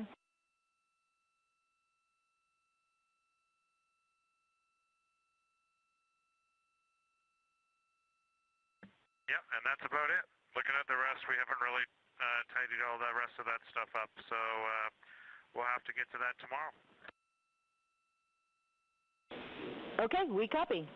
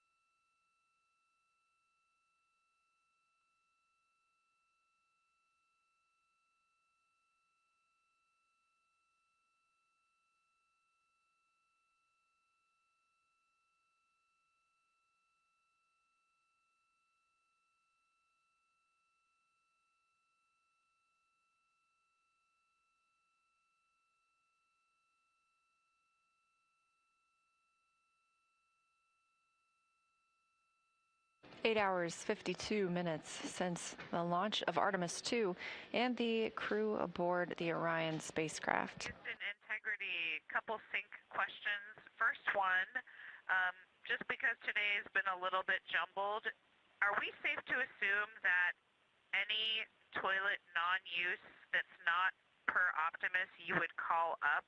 We're thinking about calling you to see if we can use it for the next like 20 minutes or so before we sleep, and instead wanted to check that assumption. Checking.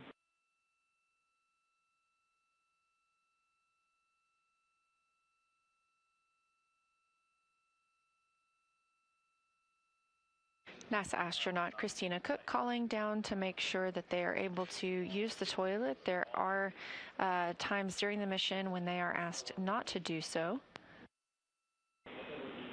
And Christina, you are good to use toilet all night. Copy, good to use it all night, including the toilet unavailable that we see on Optimus. Thank you for that. And speaking of all night, what time should we expect our wake-up music? Checking.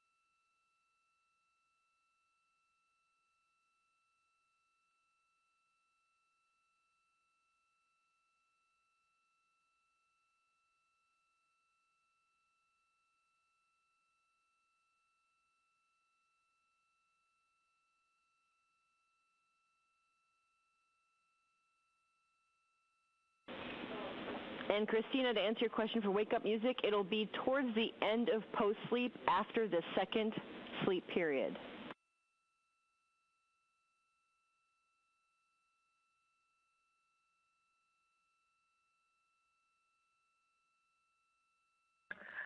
Copy, we thought we provided enough songs for even waking after the nap, but no worries. We will set our own alarms for PRB. Thank you.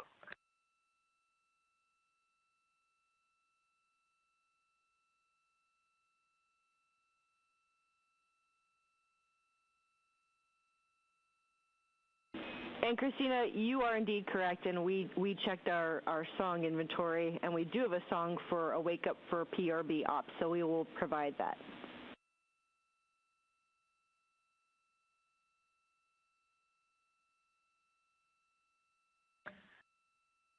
Okay, thank you. That sounds great. And may we request that around 12:30 MET? Yes, we will provide that 12:30 MET. Fantastic. Thanks for an awesome first day. We are climbing into our sleeping bags. Okay, and to end that day, whenever the 5-minute timer is up for the AGA readings, we'll take those, and then we'll bid you a good night.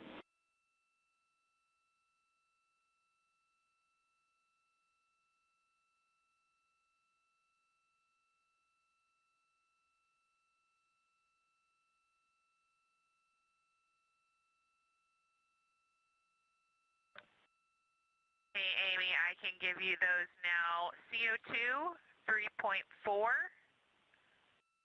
O2, 18.8. Pressure, 14.55. Temperature, 65.8.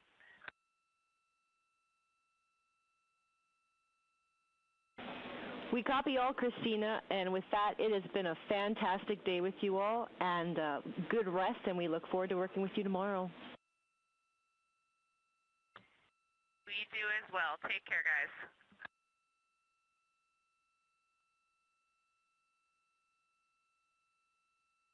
All of those communications with NASA astronaut Christina Cook calling down to Mission Control Houston, and specifically here in the Artemis Flight Control Room, Johnson Space Center in Houston, Texas, speaking with Capcom Amy Dill about the schedule for the night. She provided some AGA readings near the end of their communications there, the anomaly gas analyzer readings of the gases that they have in the cabin.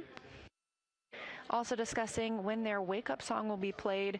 We expect to hear that just before the Perigee rays burn. Again, they're settling into their sleep period right now for just a few hours. That'll be interrupted by that Perigee rays burn and the operations that they'll need to conduct to monitor that before going back to sleep for about 4 more hours.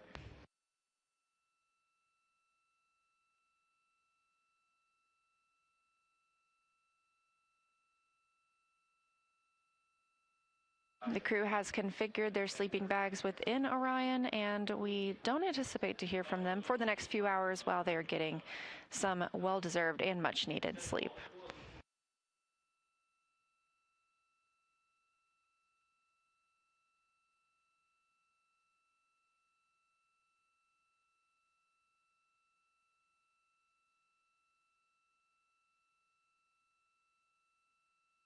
And Amy, as we prepare for sleep, we might have a few more questions. Do we need PCD3 wired, or can we leave it wireless? Checking.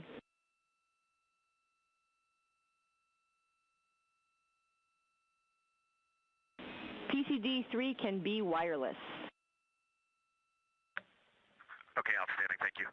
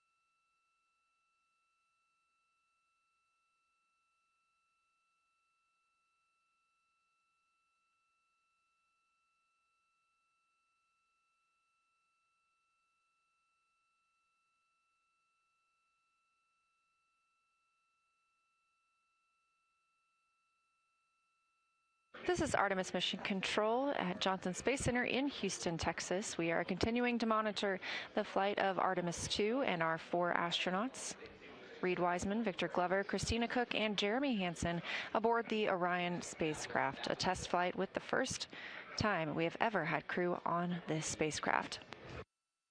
It's been 9 hours and 16 minutes since launch, and the spacecraft is now over 39,000 miles away from Earth in a high Earth orbit.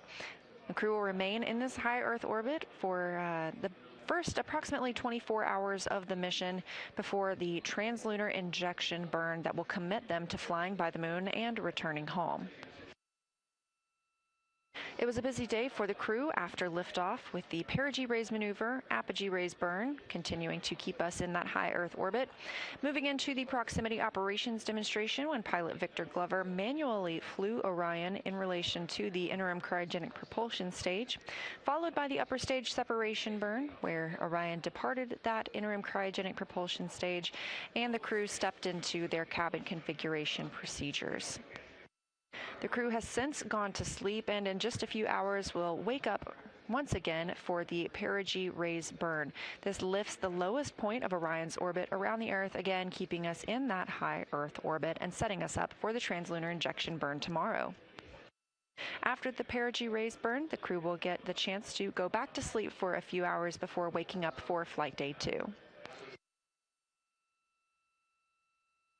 The Orbit 1 team is preparing their Orbit 2 shift as they come on console and conducting those handovers, meaning I am also handing over the PAO console to my colleague and friend Anna Schneider. Our live coverage continues on NASA's YouTube 24/7 throughout the mission, all the way through splashdown and spacecraft recovery. And we have got a lot of exciting things to come, so I hope you will continue tuning in. And thanks for joining us so far.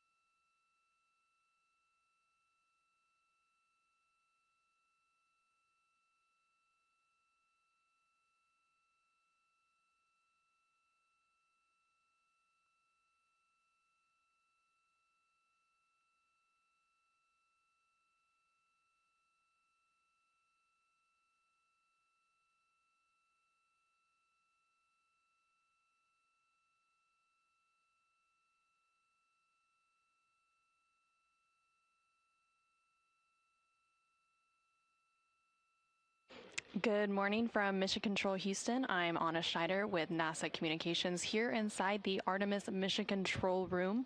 We are currently on console with the Orbit 2 team of flight controllers who recently completed their handover period with the Orbit 1 team of flight controllers who just went off shift after completing their shift. During the Orbit 1 shift, they completed the prox ops demonstrations or proximity operations, during which they manually piloted the Orion spacecraft in relation to the ICPS or interim cryogenic propulsion system.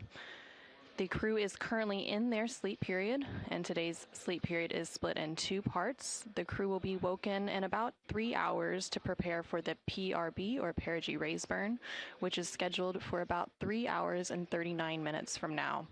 This burn will adjust Orion's perigee, or the lowest point of its orbit, into the correct orbital geometry to set it up for its translunar injection, or TLI burn, planned for Flight Day 2. You are currently seeing a live look inside the Artemis Mission Control Room here in Mission Control Houston. And currently leading the team here in Mission Control Houston for the Orbit 2 team is Flight Director Paul Kanya, there on the far right hand of your screen. Following a launch yesterday at 5:35 p.m. Central, 6:35 p.m. Eastern, the spacecraft is now about 40,000 miles away from Earth in its high Earth orbit. And there now on your screen, you are seeing views from the Artemis Real-Time Orbit website, or ARROW, which provides live data and telemetry from the Orion spacecraft when we don't have live views from the spacecraft itself. Again, we will continue providing live coverage throughout the Artemis mission as it makes its way to the moon and back. And again, coming up in about 3 hours and 38 minutes, we will have that next major milestone, which is the Perigee raise burn.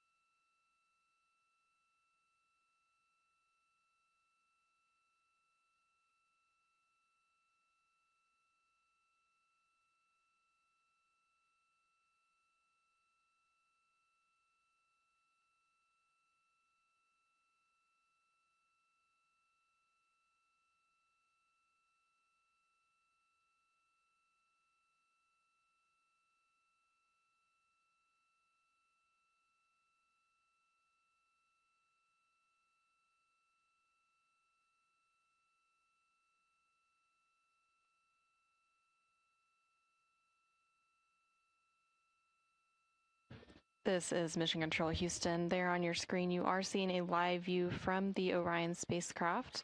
Up on the top right hand of your screen, you can see the edge of one of the solar array wings or saws. And this Orion spacecraft was named by the Artemis II crew, so its name is Integrity. And the Artemis II crew currently on board the Orion spacecraft includes NASA astronaut and commander Reid Wiseman, NASA astronaut and pilot Victor Glover, and then the mission specialists are NASA astronaut Christina Cook and CSA, or Canadian Space Agency astronaut Jeremy Hansen. We are about 10 hours into this mission, 10 hours and 3 minutes to be exact, since liftoff yesterday at 5:35 p.m. Central, 6:35 p.m. Eastern Time. That liftoff took place from NASA's Kennedy Space Center in Florida. Following that initial liftoff, the crew completed a apogee raise burn, or ARB, and then they also completed a perigee raise maneuver. And then just a few hours ago, they completed what is known as the ProxOps, or Proximity Operations Demonstration. They've also completed several checkouts of the systems on the Orion spacecraft, including some emergency communication systems. And during that ProxOps demonstrations, they were able to practice flying their spacecraft towards and around the ICPS, or Interim Cryogenic Propulsion System. The purpose of that demonstration was to test Orion's handling systems, because on future missions, Orion will dock with other spacecraft, and it was able to verify that Orion can do that safely. After that ProxOps demonstration was completed, the ICPS fired its engines again for a disposal burn, and then Orion continued in its high Earth orbit, where it remains currently. The Orion spacecraft is just under 41,000 miles away from Earth. And again, the crew currently on board the Orion spacecraft is in their split sleep period. So today's sleep period is split in two. They will wake up in a little under 3 hours from now to complete the perigee raise burn. That perigee raise burn is scheduled to take place in about 3 hours and 27 minutes from now, but they will complete some preliminary targeting for that burn in just about 3 minutes to ensure everything is on track to execute that burn in a little over 3 hours from now.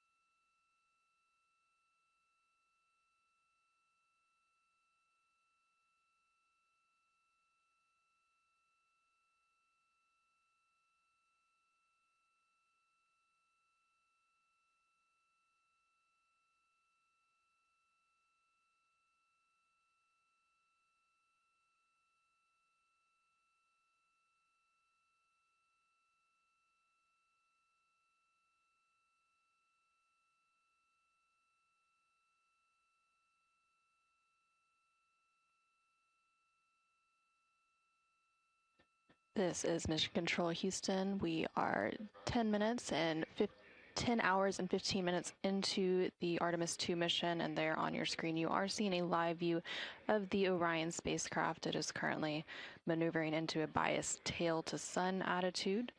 In this attitude, it allows the spacecraft to manage thermal constraints and power generation. It uses this attitude as its primary passive or passive safe flight orientation during transit to maintain thermal balance and maximize power generation.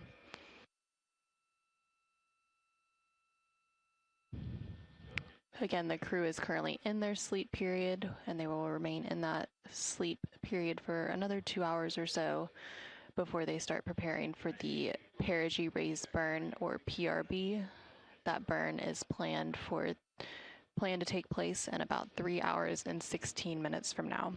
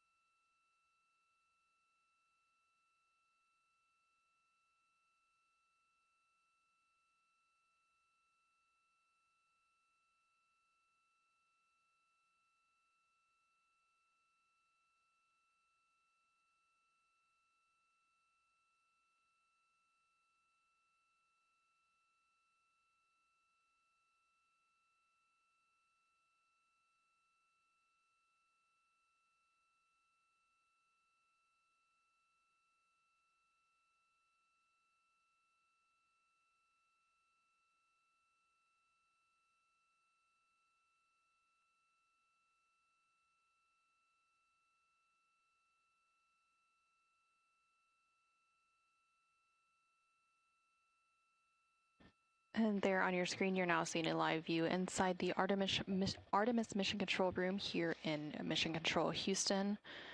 On the right-hand side of your screen, you can see the EECOM console. This stands for the Emergency Environmental and Consumables Manager. And this individual is responsible for the internal thermal control systems, air and water supply, and purification systems aboard the Orion spacecraft. And they also manage emergency response. The equivalent to this flight control position in the International Space Station flight control room just down the hall is the ethos position. And then in front of the EECOM console, you can see MPO. Also on the right-hand side of your screen, that stands for the Mechanical and Power Officer. And this console position is responsible for the electrical power generation, the solar arrays, the array rotation mechanisms, and the power distribution systems of the Orion spacecraft. They also manage the crew hatch, docking mechanisms, vehicle pyrotechnic devices, parachutes, and water riding systems. And the equivalent to that position in the International Space Station Flight Control Room is the position known as Spartan. Again, the Orbit 2 team of flight controllers is currently on console. For the duration of the Artemis II mission, there will be 3 orbits or shifts of flight controllers managing the Orion spacecraft and its crew. And currently leading the Orbit 2 team of flight controllers here in the room is Flight Director Paul Kanya, there on the center of your screen.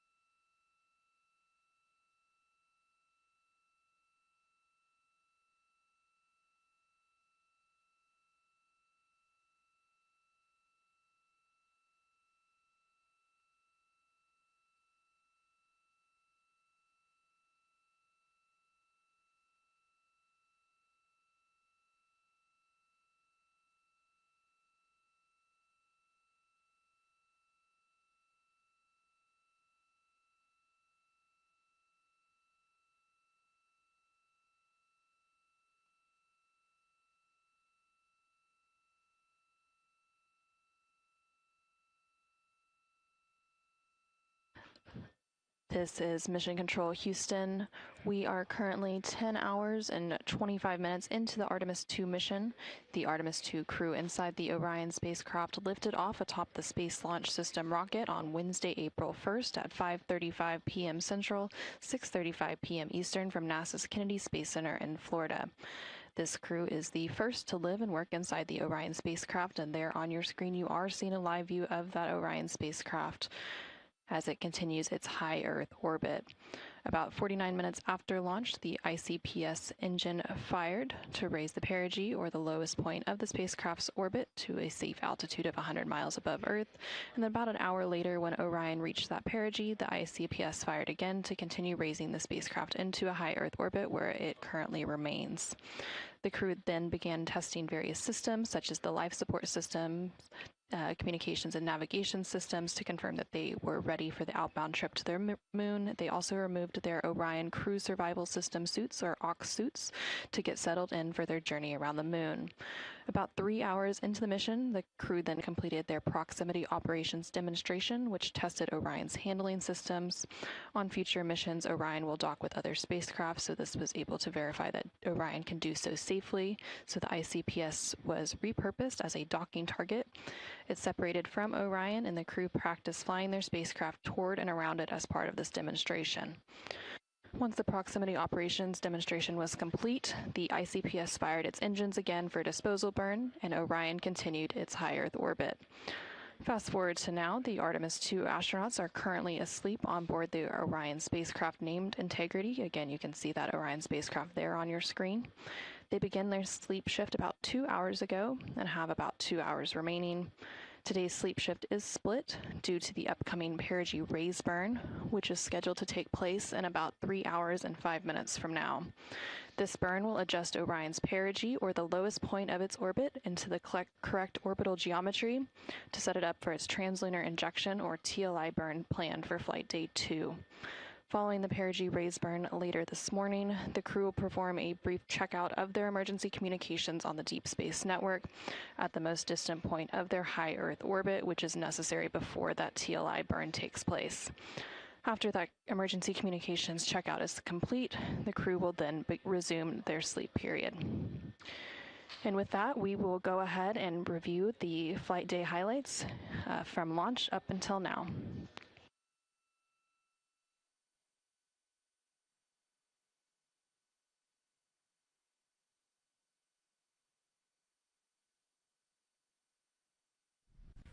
Welcome, and thank you for joining us live from NASA's Kennedy Space Center, where we are beginning a new chapter in America's human spaceflight story. We are so humbled to have thousands of people here in person to witness this, and the many more watching online from around the world. I'm NASA's Megan Cruz, and this is NASA astronaut Nicole Ayers. Thanks, Megan. What a historic day to be here. What a historic day to be here. Obviously, for what we see right behind us here, the SLS rocket and Orion spacecraft on launch pad 39B. Artemis II is a nearly 10-day flight test to prove NASA can safely fly astronauts around the moon before attempting to land on it in just 2 years, hopefully. Yes, like you said, it's a test flight, so we're going to put humans on this rocket for the first time ever, and we're going to test out the systems on board and hopefully get around the moon. And in charge of liftoff today is Launch Director Charlie Blackwell Thompson. She and her team are just across the street from us inside of the Launch Control Center. They kicked off continuous around-the-clock operations just before 5 p.m. on Monday and started fueling the rocket about 4 hours ago. That comm cap will also connect into the suit, which then eventually connects into the capsule through an umbilical there. So there's a lot of cords and wires. You can see them tuck in that cord under his chin right now. And so the suits they're wearing, they're called the Orion Crew Survival Suits, or OX suits. And so they're worn for launch and reentry or during high-risk or emergency situations. And welcome into Firing Room 1, a historic firing room here at the Kennedy Space Center in Florida. It's a pleasure and an honor to be here reporting what's happening as we lead up to countdown and liftoff of Artemis II. So far, looking pretty good. You see the rocket out there on the pad. It is launch day, and we just got that crew weather brief that you were talking about from Launch Director Charlie Blackwell Thompson to the crew. It looks like a countdown at this point is in good shape, and that's great news. Fueling continues to track well. We just reached all stages replenished. Now, Reed Weissman is a Baltimore native. He's been in space once before, as flight engineer for Expedition 41 aboard the International Space Station from May through November 2014. And so now here we are, pilot Victor Glover. NASA selected the California native as an astronaut in 2013. At the time, he was actually serving as a legislative fellow in the United States Senate. His first trip to space was in November 2020 when he launched as pilot of NASA's SpaceX Crew 1 mission. That was the first operational mission of NASA's Commercial Crew program. And so it looks like Christina here has completed her suit leak checks as well, her communication checks too. Yep, they've already got her gloves off. They're getting ready to kind of hang out and relax a little bit, I think, before they walk out. She is a mission specialist for this mission, native of Grand Rapids, Michigan. Was selected to the astronaut corps in 2013, so actually same class as Victor. And last but not least, first-time flyer, Canadian Space Agency astronaut Jeremy Hansen will fly to the moon as a mission specialist on the Artemis II mission. The London, Ontario native was selected as an astronaut in 2009. After that, he worked as Capcom at NASA's Mission Control Center in Houston. The team you see here in this room today has been training extensively to prepare for the highly dynamic phase of flight that begins shortly after engine ignition. Teams here will be monitoring the flight of the Space Launch System, Orion, and of course the Artemis II crew on board as they make their way from the Kennedy Space Center into Earth orbit. Yes, a pre-flight tradition that we have seen with our crewed flights and our astronauts, the card game, Nicole. Yeah, you know, this is a fun time for the crew. Kind of relax a little bit, play a card game with the chief. You can see Scott Tingle there is the dealer today. Looks like they're playing high card wins. So Victor won, he's out, now Jeremy's out. You know, there are two schools of thought on this game. Either you want to get rid of all your bad luck or go out on a high note. So it looks like the crew chose we're going out on a high note. Now, the SLS, or the Space Launch System, very big, very powerful. It is going to be producing 8.8 million pounds of thrust at launch.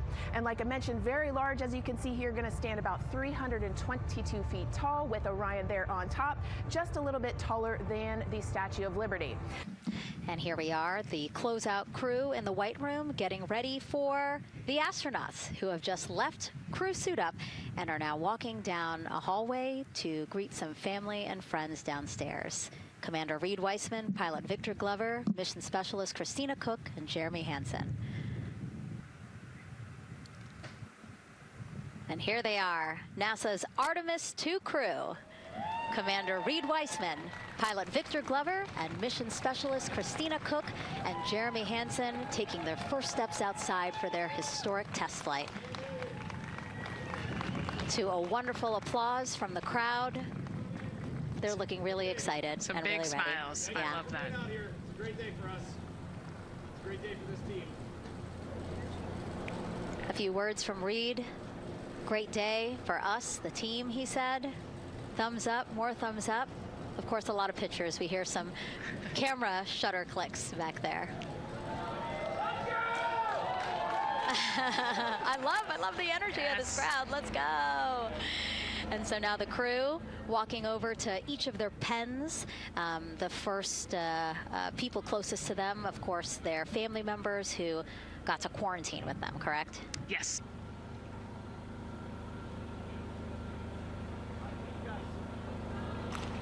You heard Reed there saying thank you guys as the crowd picks up again with their applause and the four of them step into their Astrovan.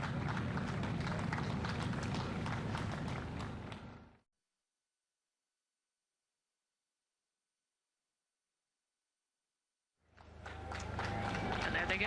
And off they go. Reed, Victor, Christina, and Jeremy now on their way to launch pad 39B, where they will fly to the moon. Something no human has done in over 50 years. They may also set a new record as the farthest humans have ever been from Earth, a record set by the Apollo 13 crew almost 56 years ago today. Yeah, you know, we talked about how tall this rocket is earlier. Wow. Look at that. Yeah, look at that point of view, yeah. And now we're watching the crew walk across the crew access arm, getting a beautiful view of Kennedy Space Center. From 274 feet. Woo. Nicole laughs because Nicole is also, like Reed, does not like heights. Do not like how open that career access arm is. Oh, and he's already turned around and walking in. You can see Dre's protecting his helmet and his visor there from all that metal. Yeah. It's a tight squeeze, but they've done this a lot, so Reed's already all the way across the capsule. Yeah, that was fast. Impressive, Reed. Impressive. That's why you're the commander. Oh, a heart there from Jeremy again. Yep, Canada. Yeah. Canada is about to get into Orion.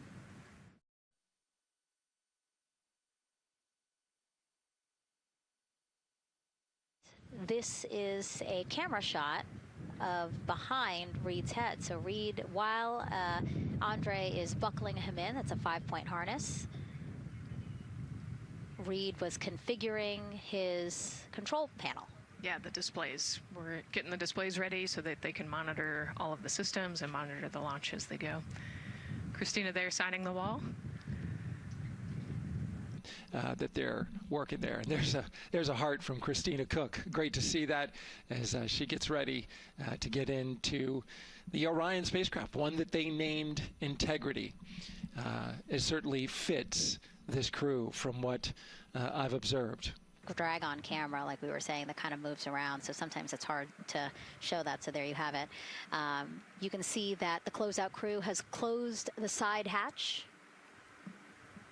And so right now, that's a panel that they have to close out in order to then close the next hatch, which is the launch abort system hatch. We are currently not working any constraints with regards to the rocket or the ground systems. But the launch team has been made aware of an issue that the range is working. And currently they're monitoring that work that is going on over at the range. We understand that issue is related to the flight termination system. Now, the flight termination system, just to give you a quick explainer, every rocket has a flight termination system. It's the system that the Eastern Range here uses in order to send a destruct signal to a rocket in case it veers off path. So it's a very critical, important safety component. The bottom line of all this is, at this moment, the range is no-go. But that is not stopping us from moving forward in the countdown.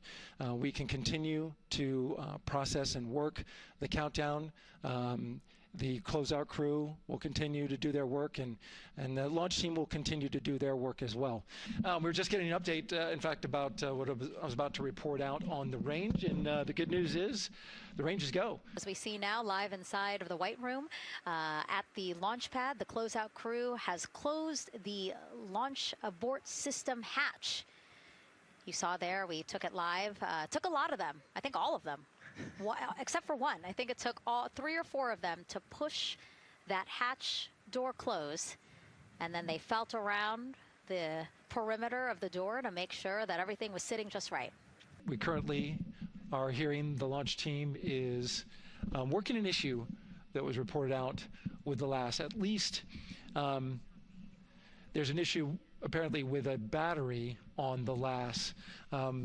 The engineer who is in charge of the launch abort system sits on console here, reported that a temperature for one of the 2 LAS batteries is out of range, and although it's not a constraint for launch right now, it would be when that temperature is checked inside of T-minus 6 minutes, which is inside of terminal count. So right now the team is working some troubleshooting on this issue. Going to follow, of course, along closely with what they learn. But again, a battery temp for one of the 2 batteries on the LAS is out of spec, and the team is working to understand, first of all, whether or not this may be a sensor issue, or is there an issue with the battery itself. We're one big NASA team, one big NASA family, and we have one major message before we launch tonight. Okay, guys, what are we going to say? 1, 2, 3, go!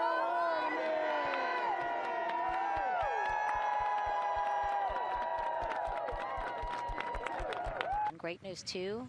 Remember, the team was tracking an issue with the launch abort system battery. They appear to have cleared that issue, so we are go for launch. All right, thank you, Megan and Nicole, and just want to give you an update on the launch abort system that you just reported that they cleared.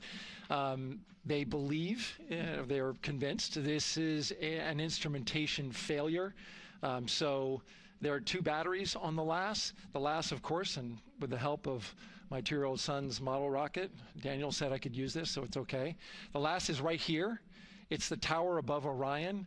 Orion capsule's inside of here. It's used to pull Orion off the rocket in case the rocket something's going on with the rocket, either on the pad or in flight. 2 batteries are bad. Well, I'm sorry, one of the 2 batteries reported an out-of-family temperature, and it was very much out of family. And so they checked their data going back into the vehicle assembly building where they recharged the batteries and worked on them. And they have good, solid data, they reported, that tells them that this is an instrumentation failure, that there's something wrong with the sensor. And so they took it before the mission management team, which has to accept the risk, any changes to launch commit criteria, which this would be one, and they all fully accepted it. So now we are clear as far as that constraint is concerned. NTD COSE hold requested. Copy that.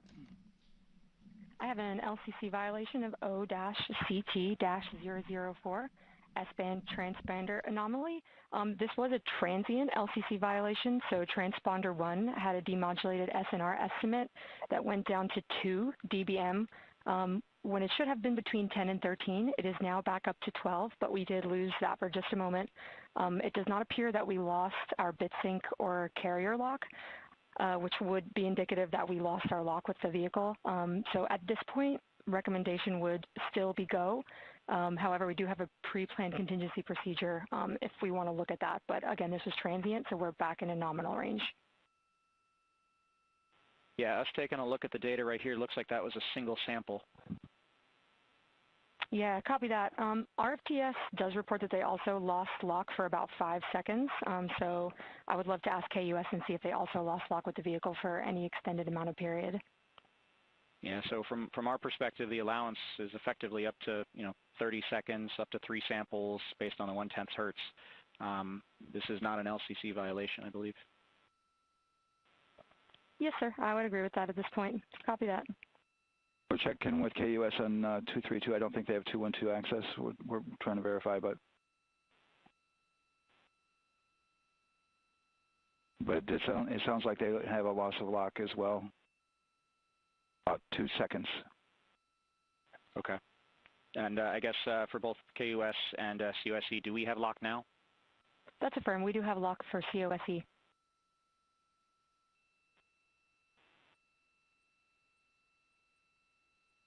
Yeah, so from the integration console perspective, we did have a temporary loss there within the allowable, and per the requirement, let's go. And this is Houston Flight. We have lock and we have good telemetry here in GSE. And KUS has reported too, they have good lock now.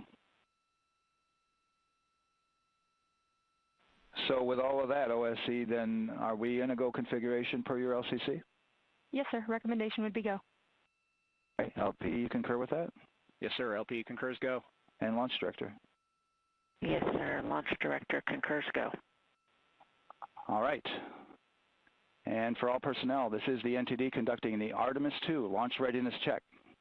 Verify ready to resume count and go for launch. OTC. OTC is go. STC. STC is go. GTC. C's go. MCO. CO's go. Safety Console. The Safety Console is go. LPE. LPE's go. RTD. RTD's go. Houston Flight. Houston Flight is go. ROC. ROC is go. And CDR. Crew is go. Copy that. Thank you, Reed. And Launch Director, NTD, our launch team is ready to proceed at this time. All right, NTD, I copy all. At this time, I'll perform my poll. Attention on the net. This is the Launch Director performing the final poll for launch, verifying no constraints, and go for launch. EGS, Program Chief Engineer. Artemis Chief Engineers are go. Copy, thank you. EGS, Chief Safety Officer. The Artemis CSOs are go. Copy, thank you. Range weather. Launch weather is go. Thank you, LWO. And Artemis MMT Chair. MMTs go. Thank you, John. And Integrity Launch Director. Good to hear your voice, Charlie. PLT. Thank you, Charlie. This is Victor. We are going for our families. MS1. This is Christina. We are going for our teammates. MS2. This is Jeremy. We are going for all humanity. All right, Charlie, your Artemis II crew is go for launch. Full send. I copy that. Reed, Victor, Christina, and Jeremy. On this historic mission, you take with you the heart of this Artemis team, the daring spirit of the American people and our partners across the globe, and the hopes and dreams of a new generation. Good luck. Godspeed, Artemis II. Let's go. Sir, you have a go to proceed with countdown. Copy that. I'll put it in work. CDR NTD. Go. Get risers and initiate short purge per your EPROC 10.1.1, steps 8 and 9. 10.1.1, 8 and 9 going to work. Copy. CVSE NTD. Start and verify recordings of our Orion cameras. You heard an issue, worked in real time with telemetry lock on the Orion. It was transitory. It was very short. They checked the data, confirmed that they had a good lock. This was with the S-band transmitter on the Orion. Worked through that issue, looked at the data, and cleared it. All with the world watching. All right, and we're clear from cutouts. And with that, we're going to resume the clock momentarily. And CGLS, you can resume the clock on your mark. GLS copies. 3, 2, 1, mark. GLS mainline has been initiated. T-minus 10 minutes and counting.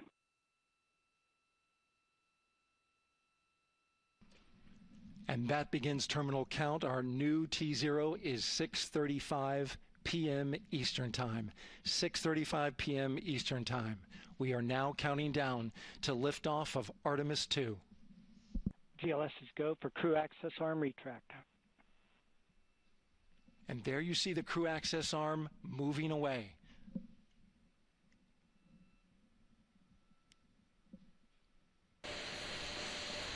GLS is go for ALS.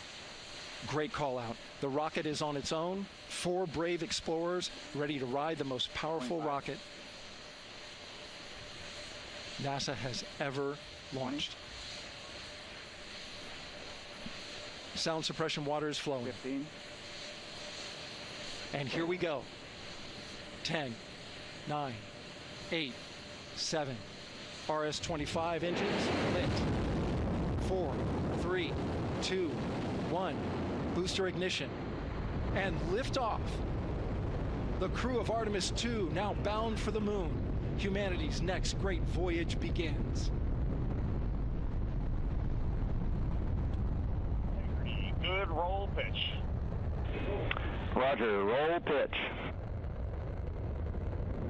Houston now controlling the flight of Integrity on the Artemis II mission around the moon. Integrity, AMT high. AMT high. On time, passing 30 seconds into the flights.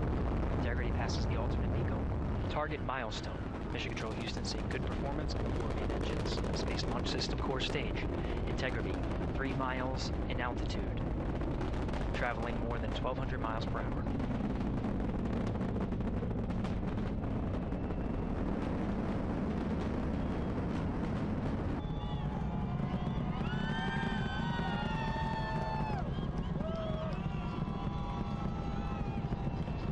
Mission elapsed time, passing 1 minute, approaching max Q.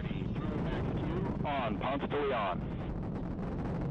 Stan, we have you loud and clear on Ponce de Leon. Have you the same. Communication signal transfer confirmed as Integrity and its crew go supersonic. Approaching 90 seconds into the Artemis II mission. Integrity is 14 miles in altitude, 8 miles downrange, traveling more than 2,600 miles per hour.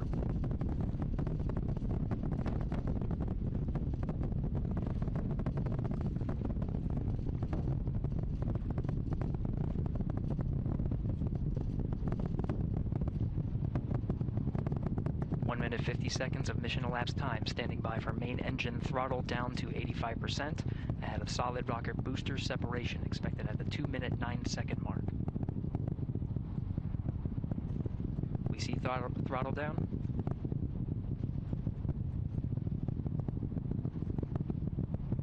Confirmed separation. Main engine's throttling up, guidance converged.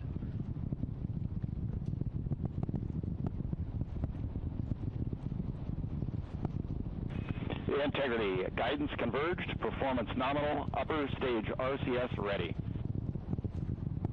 Copy all, Stan. Integrity, SM priming complete. SM priming complete. 3 minutes into the flight. Integrity, 49 miles in altitude, 78 miles downrange, now passing 5,000 miles per hour.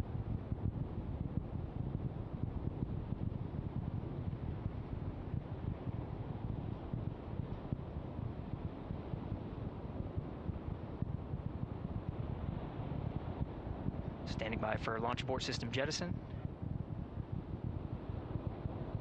Houston Integrity, good last jettison, great view. We see the same on board, Stan. And Houston has you loud and clear on Tigris at the Kármán line. Outstanding, Stan, we have you the same. 3 minutes 50 seconds into the flight of Artemis II, Wiseman, Glover, Cook, and Hansen cross the boundary to space with good comm checks. GPS signals acquired after last jettison now working on internal checks to verify accuracy.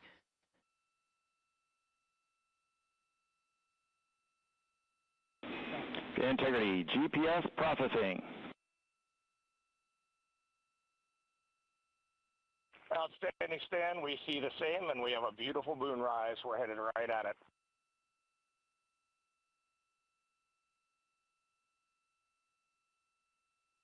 Integrity, nominal MECO, core stage separated.